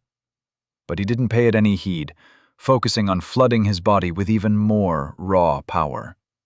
His muscles pressed his organs inwards as his joints threatened to come apart every time they bent or stretched. The cuts along his skin widened too, rivers of blood soaking his clothes. The life mana desperately tried to close them, of course, but it couldn't possibly keep up with the damage. Knowing he'd only run out of time even faster this way, Percy gritted his teeth, rushing back towards his opponent. More projectiles flew at him, some magical, some mundane. He dodged whatever he could, while batting the rest into dust with his scythe's shaft. Picking up speed, he thundered towards his prey with determination, his eyes locked onto Jason's. The green mage raised an eyebrow at that, though he didn't appear particularly worried. Drawing more mana from his core, he turned his own assault up to 11, trying to stop Percy in his tracks by launching even more colorful bolts, one after the other. The objects he'd previously enchanted seemed to grow quicker, too. Sending them after me costs mana. Percy already knew that, but that wasn't everything. He can speed them up, but that consumes even more. Parrying the pebbles got harder and harder as the number of objects pelting him increased. At some point, Percy had to start ignoring the smaller ones, enduring the pain as many of them pierced into his skin and drew even more blood. Another realization soon hit him, however. There were fewer of them than there should be. By now, Jason had unleashed hundreds of projectiles at him, each having collided against various obstacles several times already. Had they all kept chasing him, he would have long since drowned beneath an avalanche of dirt and rock. Smashing another stone into fragments, Percy paid closer attention to them, as well as his opponent's core. Jason's expenditure instantly flared up, the green glow swiftly dimming from many of the smaller shards. The more objects he controls, the faster they sap his mana.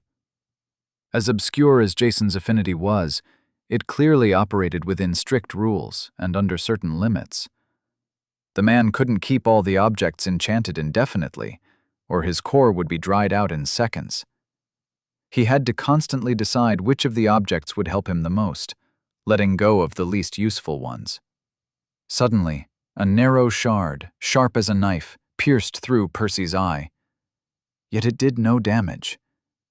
It wasn't a real stone, just a projection, brought about by his greater foresight.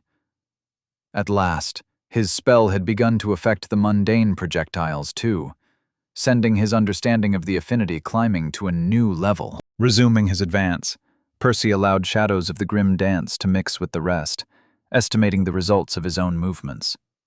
Settling into the familiar movements allowed him to gauge which attacks he should evade and which he was better off parrying.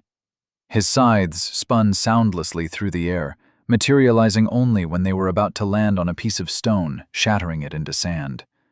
His steps grew more elegant as he strode forward, pivoting, hopping, and weaving with greater confidence than ever before.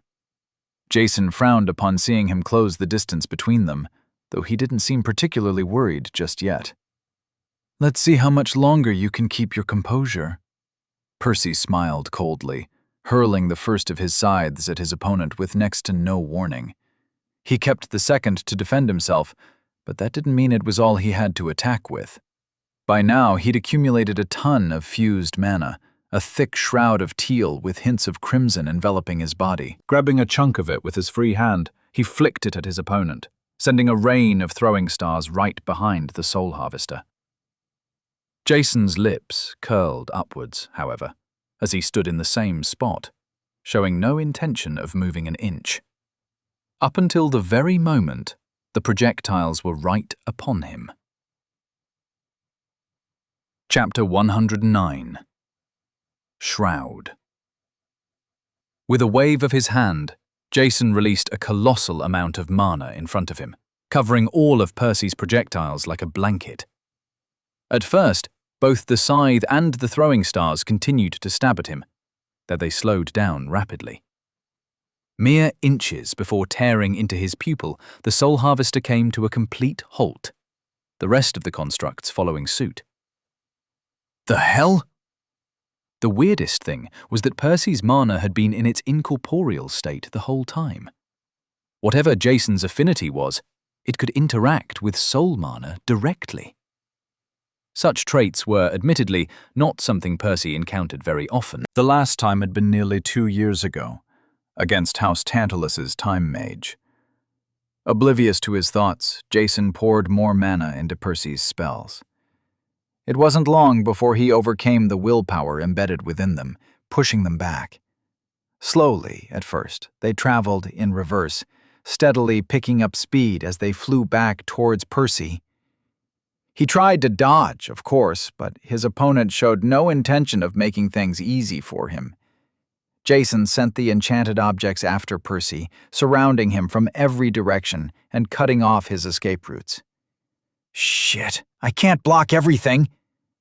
Out of options, Percy used his one remaining scythe to crush as many chunks of dirt as he could, gritting his teeth as he let the smaller ones hit him. At the same time, he willed his own constructs to shatter moments before they stabbed into his soul. The throwing stars turned into wisps of smoke, joining the rest of the fused mana around his body. Jason let go of them, too, probably minding his expenditure. The good news was that Percy could now recycle the mana into a new round of projectiles. Sadly, the same couldn't be said about his scythe. With a heavy heart, he destroyed the corrupted soul harvester, his expression souring as a wave of teal powder showered him. Regardless, it was preferable to having his soul cleaved in half, and by his own spell, no less. Now I'm one weapon down, and I can't even hit him. Whatever I throw at him, he'll just send it back. Jason wouldn't wait for him to figure things out, however. Pressing upon his advantage, he resumed his onslaught, sending a fresh barrage of colorful bolts. Percy's joints protested as he strove to dodge them all. Unlike the enchanted objects, Percy couldn't let the foreign mana touch his weapon, or he'd lose it too. And things continued going downhill from there, as the bolts landed on the ground, bringing more patches of dirt to life and sending them after him. At some point, Percy dodged a large chunk of rock, mostly by accident, his knees buckling as he coughed out a mouthful of blood. His channels also felt more saturated than before, even though the same amount of mana was coursing through them. Evidently, neither his body nor the potion's effect were going to last much longer. I need to do something, and I need to do it fast. It was easier said than done, however. Jason was different from the other greens he'd faced in the past. Not much stronger, necessarily, but certainly calmer, colder, more calculating. His moves weren't as flashy as the others, but his entire fighting style was surgically designed for him to maintain the upper hand. The way he chose which objects to enchant or release ensured his mana expenditure was minimal. His ability to deflect attacks thrown at him was arguably the perfect defense. His homing attacks weren't as damaging, but they were troublesome to handle. And to top it all off, it was impossible to escape from him. The ultimate tracker. His entire kit seemed to revolve around slowly and safely wearing his opponents down. Thinking back, Percy had only achieved a single minor victory against Jason since the start of the battle. Specifically, when he managed to retrieve the fused mana that Jason had redirected towards him. Jason had probably consumed more mana to commandeer each of Percy's constructs than Percy himself had spent creating them. Can I scale that interaction up? He wondered, raising an eyebrow at the thought. Capitalizing on his singular advantage was common sense, but there were several problems with that idea. To start, his mantle of deceit had never really been much of a finisher, not since he had begun fighting greens. Whether in their corporeal or ethereal state, the small constructs wouldn't do much damage against a strong opponent. This was one of the main reasons why he had developed the Soul Harvester to begin with. Then again, he'd never had access to nearly as much fused mana as he did right now. As a positive side effect of the potion and his supercharged boosting art combining, Percy had a ridiculous amount of teal smoke surrounding his body. Maybe it can work. I just need to figure out how to make the most of it. A few more colorful bolts flew towards Percy, seemingly about to hit him. Unlike before, however, he wasn't as quick to dodge, opting for a different strategy instead. Grabbing a handful of teal mana, he shaped it into just as many throwing stars as there were bolts. Calculating his moves, he relied on the projections afforded to him by greater foresight to accurately estimate the trajectory of Jason's attacks before throwing a corresponding projectile at each one. Percy couldn't help but crack a smile upon seeing the colorful mana sink into his constructs. The projectiles themselves didn't seem to be affected in the slightest, however, flying into the distance. Percy tried to call them back to retrieve his mana, though Jason had clearly learned from his previous mistake.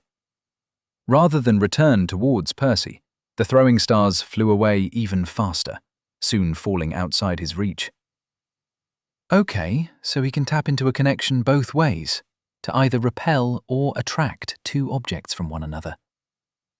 Still, this was a positive result, all things considered. Even though he had lost some of his mana, it had probably cost Jason more.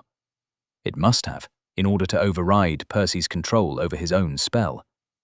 More importantly, Percy had prevented Jason from enchanting more patches of dirt, leaving him with fewer objects to use as ammunition. Grinning, Percy stopped moving around. Using his scythe, he crushed the last chunks of dirt as he continued to intercept all of Jason's spells with his own. At the same time, he accumulated more mana, preparing his counterattack. Let's see how you deal with this one. Perhaps 1 or 2 throwing stars wouldn't do much against a green. Even a couple dozen might not be enough. But what about 100? With a wave of his hand, Percy unleashed nearly half of his fused mana, sending a dense cloud of projectiles at Jason. Furthermore, he varied their trajectories slightly, making them close in on his opponent from a wide range of angles. Remaining calm, Jason released a huge burst of mana, stopping the throwing stars in their tracks. Percy could tell it had cost his opponent more of his reserves, likely due to their speed. He repelled whatever he could into the distance, though he was still forced to send a few back at Percy, allowing him to recover a fraction of his mana. Percy wasn't deterred, continuing to push his body to its limits, while pumping out as much mana as he could, and trying to recover any dregs he could pull from his surroundings. By the time the throwing stars returned, he was ready to launch a second barrage, and then a third after a similar situation played out. The only thing different from one wave to the next was the number of projectiles, as well as their size and spread. Carefully scanning both Jason's mana reserves and his reactions, Percy fine-tuned his attacks to maximize his opponent's consumption while minimizing his own. He was already gaining ground with each exchange, but a green's reserves weren't a joke, and time wasn't on his side. Come on, just run out already. The pressure in the air was palpable as Percy pushed himself beyond his limits, rapidly improving with each barrage.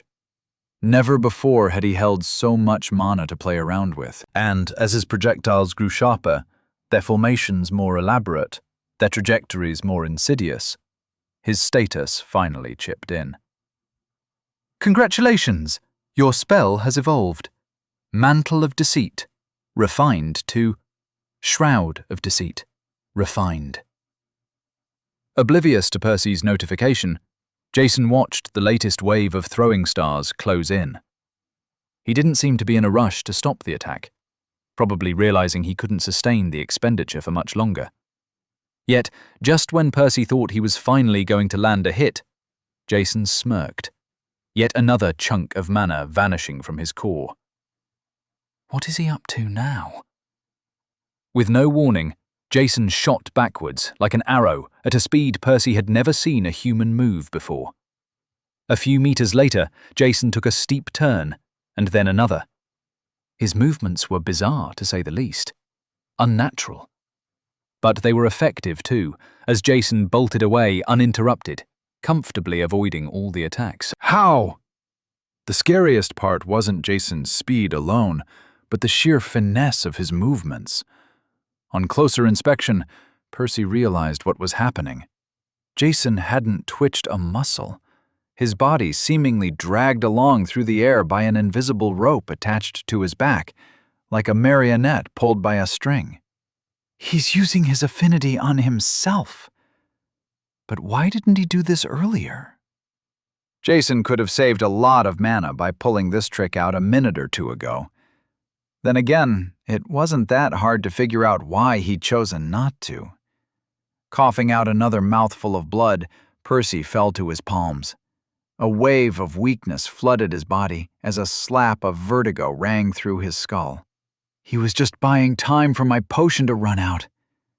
Indeed, why would Jason reveal all his trump cards? It would have only given Percy a chance to adjust course or run away.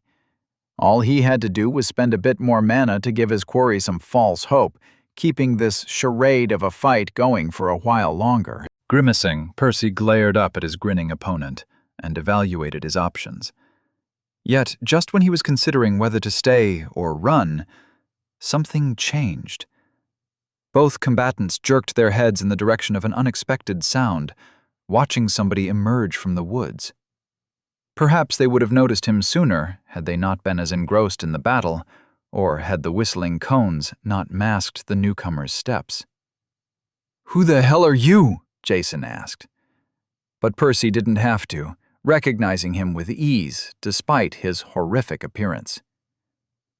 Rambert. Chapter 110. The Prey and the Predator. "I'm Rambert of House Tantalus," the newcomer replied in a hoarse, raspy voice.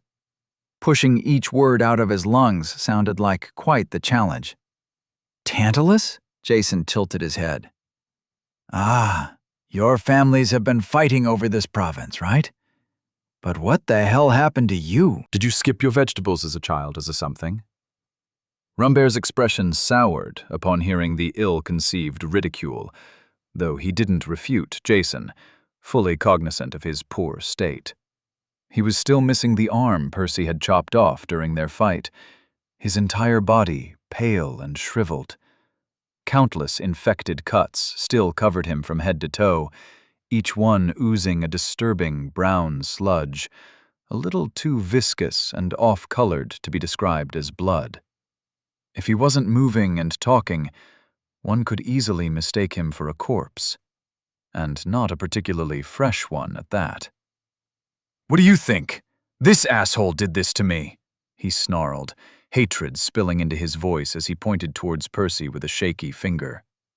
"It's been weeks, and I still haven't managed to fix myself." "Right. I suppose that would explain the rather strong karmic thread linking you two." Jason shrugged. "I'd have laughed at you for getting your ass handed to you by an orange, had I not spent the last 15 minutes fighting the little monster." Percy focused on the most interesting part, tuning the rest of their conversation out. "Karmic? Is that what his affinity is?" At the same time, he discreetly grabbed a couple of healing potions from his pocket, silently uncorking them with his thumb. "Honestly, I'd no idea this bastard had pissed the divine root off, too. I suppose you won't let me kill him?" Rambert asked. "Afraid not. My boss wants him alive," Jason replied. "How did you even find us this quickly? Isn't your family based on the other side of the river?" Rambert grimaced, but he wasn't quite ready to give up just yet, apparently. "It is, but we've been infiltrating their territories in search of easy pickings since the start of the war, and the two of you have raised quite a commotion." "At least tell me he won't have a good end." Jason grinned, the savage gleam in his eye lending an unsettling cast to his features. "That much I can guarantee. Deimos has never been a patient man, and this piece of shit has screwed with us for way too long. I'm pretty sure he will take great pleasure in gutting the runt himself." With a sneer, he turned towards Percy, who had remained silent during their brief conversation. "The only thing I'm not sure about is how long it'll take for him to spill all his secrets. He's shown me quite a few interesting tricks tonight." Undeterred by Jason's predatory gaze, Percy swiftly turned around, chugging down the potions as he dashed into the trees. He nearly stumbled, too. Even staying on his wobbling feet was quite the struggle, let alone keeping synchronization active. But he didn't have a choice. If he stayed here, he was done for. Jason didn't seem surprised, nor was he particularly annoyed by Percy's escape attempt. He casually strolled behind his prey, launching one karmic bolt after the other, forcing Percy to clumsily dodge each of them by the skin of his teeth. All of Percy's bones screamed in agony every time he rolled on the ground or collided against a tree. Still, he had to pick himself up quickly each time, lest the enchanted projectiles turn him into a pincushion. Through mana sense, Percy saw Rambert trailing laboriously behind them, though he hadn't interfered, seemingly content enjoying the sadistic show for now. The only good news was that the healing potions were doing their job. The first two had already alleviated some of his pain and exhaustion, allowing him to keep moving, and he'd stashed quite a few of them in his pockets before the battle, preparing for the worst-case scenario. By the time he downed the sixth one, he was already doing much better, almost as if he'd never drunk that Troll's Fury potion. Then again, he was at a severe disadvantage without its help. As things stood, dodging Jason's attacks was about the most he could manage. "I've got to hand it to you. You're quite resourceful," Jason said a couple minutes later, pausing his attacks. "I'm starting to believe that you really are an alchemist. A genius one at that. Not to mention your second core, your weird spells, and a sharp mind for battle, too. Out of respect for all that, I'll give you one final chance to come with me willingly." Percy took a few more steps before stopping in response. Turning around, he couldn't help but raise an eyebrow. "How dumb do you think I am? It hasn't even been 5 minutes since you promised Rambert I'll be tortured to death." Jason shrugged. "Oh, don't take me wrong. That's still going to happen. There's no avoiding that. But it doesn't have to start tonight. You can at least walk back to the guild on your own 2 feet. It sure beats having to carry you." Percy chuckled dryly. "Thanks for the generous offer." I'm sorry I can't reciprocate. Suddenly, several black butterflies materialized in random spots around Jason, each of one flying rapidly towards him. Taken by surprise, he unleashed a wide burst of karmic mana, wider than any he'd used against Percy's constructs, to ensure he intercepted all of them. Having already been warned about Jason's affinity, Nisha destroyed her butterflies the moment they got corrupted. She was supposed to change spots too, to make it harder for Jason to track her, though Percy couldn't tell if she'd managed that. Either way, he wouldn't waste the opening she'd created for him. His body didn't produce as much mana without the potion, but Percy had gone out of his way to preserve as much of his shroud as possible. Pulling on a hefty amount of it, he swiftly launched a wave of throwing stars against his opponent. "Tch! Did you honestly believe your girlfriend would be enough to make a difference?" Jason merely used his earlier trick to pull himself away from the attack's path. His features shifted to shock, however, as soon as he noticed the fireballs closing onto him from behind. "The fuck are you doing?" Jason swore, barely managing to avoid the attacks. Sadly for him, he never got a chance to catch his breath. A second round of butterflies quickly materialized around him, followed by another wave of throwing stars. Finally, Rambert pitched in again with more fireballs as the 3 of them used everything they had to box Jason in. Panicking, the karmic mage unleashed a tremendous wave of colorful mana from his body, slowing most of the spells to a halt. But not all of them. Rambert's attacks were clearly harder for Jason to override than Percy's or Nisha's, a green's equal willpower being a lot more potent than a yellow's or an orange's. As a result, the fireballs still trudged through the air towards Jason, pushing against his control. Perhaps he could have won the tug-of-war, but it would have cost him more effort, mana, and time. Either way, the projectiles were already dangerously close to him before he even made his mind up. Rambert detonated them all, Jason barely managing to pull himself away from their blast radius in time to avoid any serious injuries. Still, all these costly moves had already brought his reserves down to about a quarter of his capacity. "Again!" Percy yelled, putting every last mote of mana into the shroud and sacrificing synchronization to unleash the widest wave of throwing stars he was capable of. The others didn't shy away either, with Nisha manifesting a third round of butterflies and Rambert sending more fireballs at Jason. Clearly desperate to survive, Jason zigged and zagged through the air, making full use of his rare affinity to dodge the storm of attacks, but draining his core rapidly in the process. By the time all the spells were dealt with, the Soul Harvester was upon him. Percy guessed his opponent didn't have enough juice to stop the construct as he leapt out of the scythe's path using his legs alone. Jason lifted his head up a second too late, costing himself the chance to do anything about the near-skeletal hand closing around his throat before being pressed violently against the ground. "Why?" Jason gasped as his fellow Green tried to choke him. "I hate him. Probably more than you do, I bet."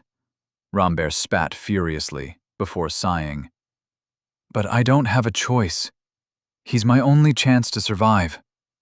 Jason's eyes widened at the admission, though he didn't bother replying. Grabbing Rambert's wrist, he tried to push it away. At first, it seemed to work, too. Jason didn't have much trouble overpowering his peer, given the difference in their physical condition. However, there was one crucial difference between them that brute force alone couldn't bridge so easily. Jason was already out of mana, and Rambert wasn't. Before the latter's hand could move even an inch back, a bright orange flash emerged from the decaying palm. A deafening boom soon followed, drowning the ever-present tunes of the surrounding trees for a few seconds. Yet Percy's eyes had remained locked on Jason throughout the whole exchange. It wasn't until the man's headless corpse became visible through the smoke that he allowed himself to plop down weakly. Chapter 111. Rambert. "For a second there, I wasn't sure you'd help us," Percy said. Rambert shrugged as he walked closer. What choice did I even have? The only reason he was alive was because Percy had turned him into a clone. Of course, Percy had been pretty banged up after their battle, but Mickey had made things easier for him by eating Grian's soul. "I've upheld my end of the bargain, betrayed my house for you, even rushed here to save you from the fucking divine root. It's time to do your part." Percy nodded. Naturally, Rambert wouldn't have helped the man who'd killed him out of kindness. His hastily stitched-up soul wouldn't hold together by itself. Percy had intentionally left the seals incomplete, as a fail-safe in case Rambert decided to betray him. And that wasn't even the biggest issue. Ironically, it was the More's decree that did the most harm, by sucking out any life mana Rambert tried to use to heal his body. This particularly unfortunate consequence was why he was still in such a decrepit state, despite his bloodline. Even after slaughtering every single resident of Bogside Town, it wouldn't have been enough to repair his second core. Not that Percy would have ever allowed him to commit such an atrocity, of course. Currently, there was only one person in the entire province capable of fixing Rambert in time, and he couldn't even hope to set up a meeting with Archibald unless Percy talked to his grandpa first. "I promised you a chance, not a certainty, and things have gotten even more complicated since then. Before we dive into the details, I'll need to confirm a few things with you," Percy replied. Hurrying to his side, Nisha helped him up. She looked a little better than before, the potion clearly having lifted the bulk of her exhaustion. Still, Percy wouldn't have involved her in this fight if he could have helped it. While she'd already proven herself, her mobility and defenses were lacking. Had the fight lasted any longer, or had Percy not already deciphered Jason's abilities, things could have gone badly. He'd truly hoped to take the tracker down by himself. Sadly, things hadn't gone to plan. Rambert nodded morosely. "Just do what you need to. To start, I'll need your word that you'll never tell a soul about my secrets. In fact, you shouldn't even mention me or Nisha again." Rambert grimaced upon hearing the first demand. Percy didn't press him either, waiting for him to come to terms with the condition. Of course, they both knew that Rambert hated him with a passion. It wasn't as though he'd hidden it, but he'd have to make some concessions if he wanted to walk out of this forest alive. Even giving him this chance was merely out of principle. Now that Percy had gotten everything he needed from Rambert, it would be easier and safer to just dispose of him. Whether Rambert survived would all depend on his answers. "Fine," Rambert spat after a while. "I won't pretend to like it, but I've seen enough that I don't ever want to involve myself with you again. Besides, I'm sure the divine root will get to you soon enough." Percy listened to Rambert's answer while paying close attention to Nisha with his monosense. Only after failing to get a reaction did he allow himself to relax. "Next, swear you'll never lay a finger on any member of House Avalon." "Tch, a bit much, isn't it?" Rambert snarled. "Rambert, I'm not playing games with you. Do as I ask, or our deal is off." Percy stared at him coldly. "Listen, pal, I've no intention of participating in this war a moment longer, or even staying in this province for that matter. My family is bound to figure out I've robbed them clean if they haven't already. I want nothing more than to get healed and run halfway across Remior." "That's not what I asked." Percy didn't relent. But Rambert gritted his teeth. "Look, I've got no beef with your house. If I'm willing to put down my feud with you, then why would I give a shit about anyone else?" But those are hundreds of people we're talking about, all of whom hate me. I'm going to defend myself if anybody attacks me." Nisha's core remained still once more, confirming Rambert's sincerity. Of course, it wasn't exactly the answer Percy was looking for, but it was fair. "Good enough. Last question. How many innocent people have you fed to your bloodline?" This time, Percy didn't even need to wait for Nisha to know he'd struck a nerve. At least, he hadn't missed the shiver jolting through the man's soul. "I've had to do it a few times that I'm not proud of," Rambert replied, looking away in what appeared to be genuine shame. Still, Percy hadn't missed Nisha's core flaring up the moment the word few popped up. "Under 30? Yes, a lie. Any children among them? No. Another lie. The poor guy had no idea they had a truth-seeker scrutinizing his every word." By now, Percy had already made his mind up, though he still wanted to know one more thing. Why did you do it? You don't know what Drain is like, okay? It's nothing like your bloodline, giving you everything you could have ever hoped for. For me, it's just a curse. It keeps eroding my sanity and my self-control until I give in." Percy nodded.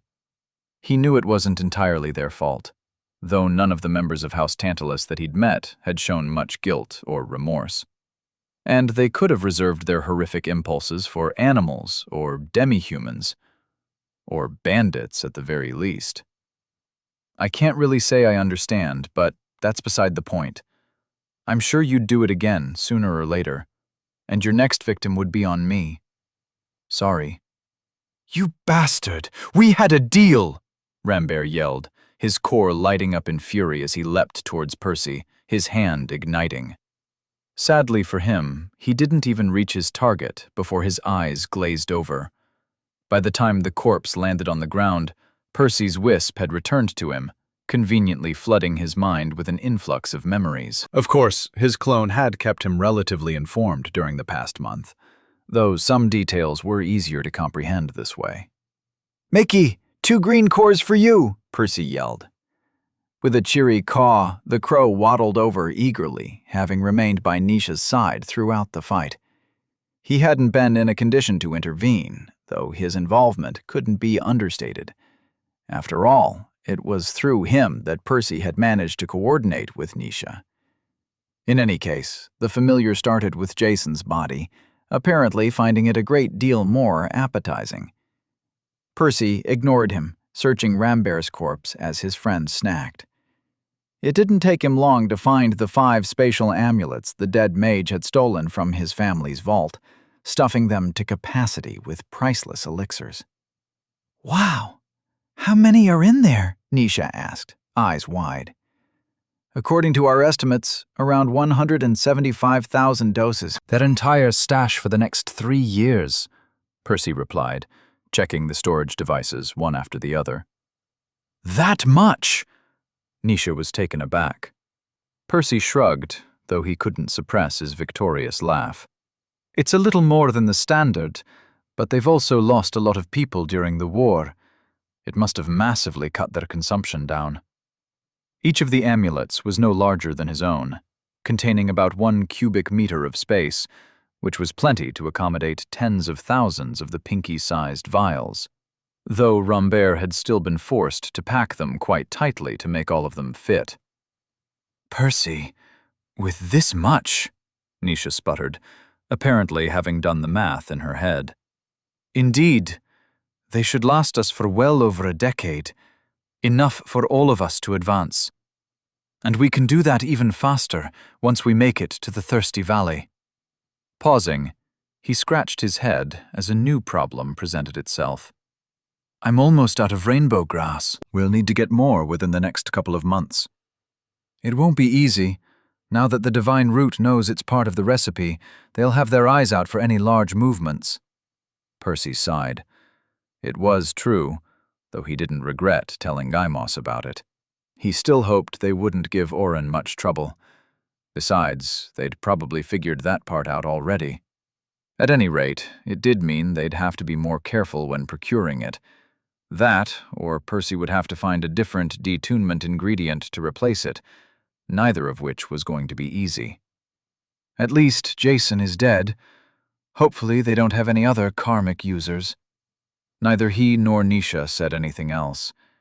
Instead, they took a seat by the base of a nearby tree, watching Mickey as he disposed of the bodies. It was a rather disturbing scene, as always, but Percy was happy to see his familiar a lot more energetic than he'd been in weeks.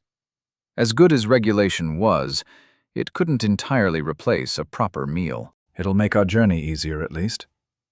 He smiled, relaxing for the first time since their flight. He looked down in his hand, fiddling with a small box he'd also looted from Rambert, an unexpected treasure. Percy hadn't known he'd get this particular prize when he created the clone, though he'd obviously been informed about it over the past few weeks. "What's that?" Nisha asked, apparently only now noticing it. Percy's lips couldn't help but part in response, revealing a bright, toothy grin. Opening the latch on the box, he lifted its lid as both of their eyes landed on the aquamarine-hued object shimmering within. It looked a little like a petal, though it was rather oblong. Furthermore, an oval hole had formed in its middle, the rest of its surface looping around the opening. In fact, the aquamarine glow seemed to travel in wave-like patterns around the petal, almost giving it the appearance of a river. "Is that what I think it is?" Nisha asked, putting 2 and 2 together. Yep. Chapter 112. Lotusova, Myriad Rivers. The lotus petal.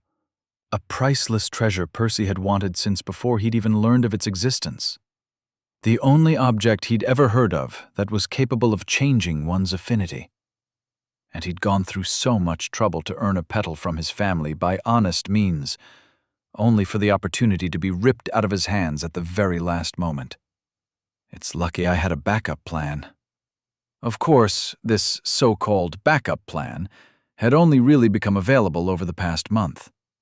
Before turning Rambert into a clone, Percy hadn't known the man was due a petal from his family, nor had he expected to need flaming help to take down Jason for that matter. These had all been the luckiest of coincidences. The only thing he'd wanted at the time had been for Rambert to loot his family's warehouse to replenish their dwindling stash of elixirs. It was the entire purpose for which he'd even settled in Bogside Town in the first place. Suffice to say, getting this far had taken Percy a little longer than expected. since he'd wanted to wait for a green host to maximize his odds. Sure, he could have made the attempt with Bruce, but he'd needed the man's soul for a different project at the time. And the enemy house had really taken their sweet time in sending the next batch of greens after them since. "So, what are you going to do with it?" Nisha suddenly asked, breaking him out of his thoughts. A good question. Had Percy obtained a petal a couple years ago, he would have consumed it without a moment's hesitation. Even common elements were generally regarded as superior to the pure affinity, and Percy honestly needed any boost he could get. Then again, he hadn't stopped finding new uses for his second core since he'd gotten it, his pure affinity now being as integral to his arsenal as his soul affinity. Losing crystallization would be inconvenient. Same with synchronization. But those aren't deal-breakers by themselves, he mused, getting a nod back. In theory, he didn't need to personally produce the crystals for the Aurora Dew. Pure affinity users were all over the place, so it wouldn't be that difficult to outsource the job. Sure, he'd have to look for somebody trustworthy, and to spend some time training them in the spell, but it would be dumber to ruin his future prospects just because of some minor inconvenience. As for synchronization, he would be able to use it again as soon as he opened up his new channels. Elaine had already proven the water affinity was compatible with the boosting art. Sure, it would leave him weaker for a few months, but that was ultimately a small price to pay. But I'm not that keen on losing the phantom scale raiment, the soul harvester, or the mana threads I've been working towards, he added after a minute. Percy had really struck gold with his affinity fusion, or at least the uses he'd found for it. And not because of the pure affinity itself, but rather all the external influences he'd been able to weave into his kit, namely, the Vault's rune crafting and his spectral trait. There was a good chance he'd be able to fuse his soul mana with water too, but there was no way to tell if it would synergize as well with his other assets. The truth was, Percy had already made his mind up for months. He wasn't the one who would be eating it. "Mickey, come over here. I've got something for you." The familiar was just about done devouring the corpses, the potent green mana within their cores having done wonders for his situation. Hearing Percy's call, he hopped over, clearly curious to see what this was all about. "Eat this. Direct the mana it releases towards your second core," Percy said, offering him the glowing petal. "Are you sure this is a good idea? Won't Mickey lose access to his spells, same as you?" Nisha asked. Percy shook his head. "It's not the same." It was a well-known fact that composite affinity users could still access their component elements with some effort. After all, the two mana types would continue to coexist within Mickey's core, as neither would be able to override the other, unlike what would have happened to Percy. In fact, Percy knew a little more about the issue than most, as the Moirai's books had actually mentioned it. Apparently, the process of breaking a composite affinity into its components was known as affinity fission. As the name implied, it was the polar opposite of affinity fusion, and it took about the same amount of effort. With some practice, Mickey will be able to use his air magic again, not to mention all the new doors it will open for him. In his case, there's no dilemma whatsoever. This is a net upgrade. Nisha offered no further protests, seeming convinced enough to accept it. The two watched curiously as the oversized crow gulped the glowing petal down. Mickey immediately sent Percy his thoughts and feelings through the cord, to let his partner oversee the process. The first thing Percy sensed was the refreshing feeling trickling down the bird's throat. It was as if Mickey had just drunk a mouthful of the freshest, coolest water. The moment it splashed within the crow's stomach, the petal dissolved almost immediately, as if it had never been solid to begin with. Following his earlier instructions, Mickey used his air mana as a carrier, guiding the dissolved petal into his abdomen in a process reminiscent of core purification. It was only once the petal arrived at its destination that it stopped behaving like an elixir entirely. Instead, doing something completely different. Latching onto the core's walls, the substance began to seep through them, infecting the entire organ inside out. It wasn't like a physical substance either. It felt almost like Mickey's core had been invaded by a brand new idea. Are core affinities ultimately just concepts? Percy couldn't help but wonder. While mortals like him often viewed magic in terms of elements and abilities, gods probably experienced the same things from a different perspective. From what little he knew about them, the lofty deities standing at the pinnacle of magic didn't differentiate themselves based on grades or the colors of their cores, but the sheer number of concepts they had mastered. The blessings some mortals were lucky to inherit from their divine parents were nothing more than concepts themselves. Oblivious to Percy's thoughts, the two concepts continued to fight for control over Mickey's core. His air affinity embodied excitement and freedom. It playfully jumped around the core, not particularly welcoming to its guest. Meanwhile, the water affinity moved more calmly, trying to chill the organ down, to bring it more in line with its preferences. The air affinity seemed to dominate at first, perhaps due to having the home advantage. Things appeared to turn around, however, once the rest of the dissolved petal was brought to the crow's abdomen. The water affinity soon gained ground, only stopping once the two forces were evenly matched. Now what's going to happen? Percy's heart skipped a beat at the sight. Logically, he knew this was how things were supposed to go, though he couldn't help but worry as he observed the two parties warring within his familiar's body. If they continued at this rate, they'd rip the crow to shreds. Fortunately, that didn't happen. Unable to gain an advantage, the two affinities seemed to accept their fate a few minutes later, settling into an elemental truce. It appeared they would be sharing the core after all. No wonder the lotus is only compatible with other elemental affinities. Had Mickey been endowed with a rare affinity instead, Percy wasn't sure the two concepts would have reached an equilibrium as easily. And he didn't want to even imagine what would have happened had Mickey already possessed a composite affinity. Throwing a third element into the mix could have easily been catastrophic. "How are you feeling?" Nisha asked, apparently realizing the process had already come to an amicable conclusion. "Like crap," Mickey spat. "My second core feels different. I can't even pull any mana from it." "Don't worry about it," Percy said. "This is supposed to happen. You won't be able to access it unless you open your new channels. Well, you can still pull the air mana through the old channels, but you'll need to separate it from the rest first." "Wait, what? How am I going to use regulation then?" Mickey panicked.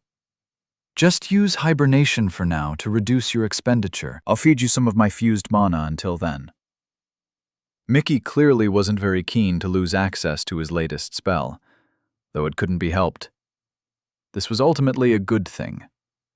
Even if they ignored the new affinity itself, circulation would grow a great deal stronger once the crow mastered the new patterns. After all, his second core would be connected to a whopping 3 sets of mana channels, enabling him to store a lot more mana inside his body. In any case, Percy and Nisha had a fair bit of cleaning up to do before they left the area. But he couldn't help opening his status first, curious to see all the changes to both his and Mickey's pages. Percival Avalon. Monocores. Monocore 1. Orange. Soul. Monocore 2. Orange. Pure. Bloodline. Clone. Create a copy of yourself. Effect varies by affinity. Mutations. Sorcerer's Eye. Draws from the cumulative knowledge listed in the status to enhance one's vision, allowing them to discern details previously unseen. Spectral trait. Boosts one's proclivity in manipulating one-dimensional structures. Spells. Secret art, familiar, crude. Spectral art, soul-stitching, refined. Wild art, greater foresight, refined. Wild art, grim dance, refined. Phantom scale raiment, refined. Soul conversion, refined. Soul harvester, refined. Reinforcement, refined. Synchronization, refined. Shroud of deceit, refined. Alchemical principles. Extraction, separate and condense an ingredient's essence. Pacification, delay an ingredient's activation rate. Redirection, adjust an ingredient's effect. De-attunement, prevent multiple conflicting ingredients from reacting with one another. Bonding, enrich an ingredient with crystallized pure mana. Decrees, Phoebe's decree, grants access to your status. Iapetus's decree, grants a bloodline. Moirace's decree, grants a second mana core. Metatron's decree, open a one-way portal to the vault of magic at will. E's decree, modified, augments and enhances your status, grants the sorcerer's eye. Mictlan Tekutli, Percival's familiar. Mana cores. Mana core 1, yellow, beast. Mana core 2, orange, ice. Mutations. Soul predator, allows one to more easily interact with the souls of others. Wind dancer, allows one to augment their flight using air mana. Spells. Wild art, regulation, refined. Wild art, rending tornado, refined. Circulation, refined. Decrees. Moirace's decree, grants a second mana core.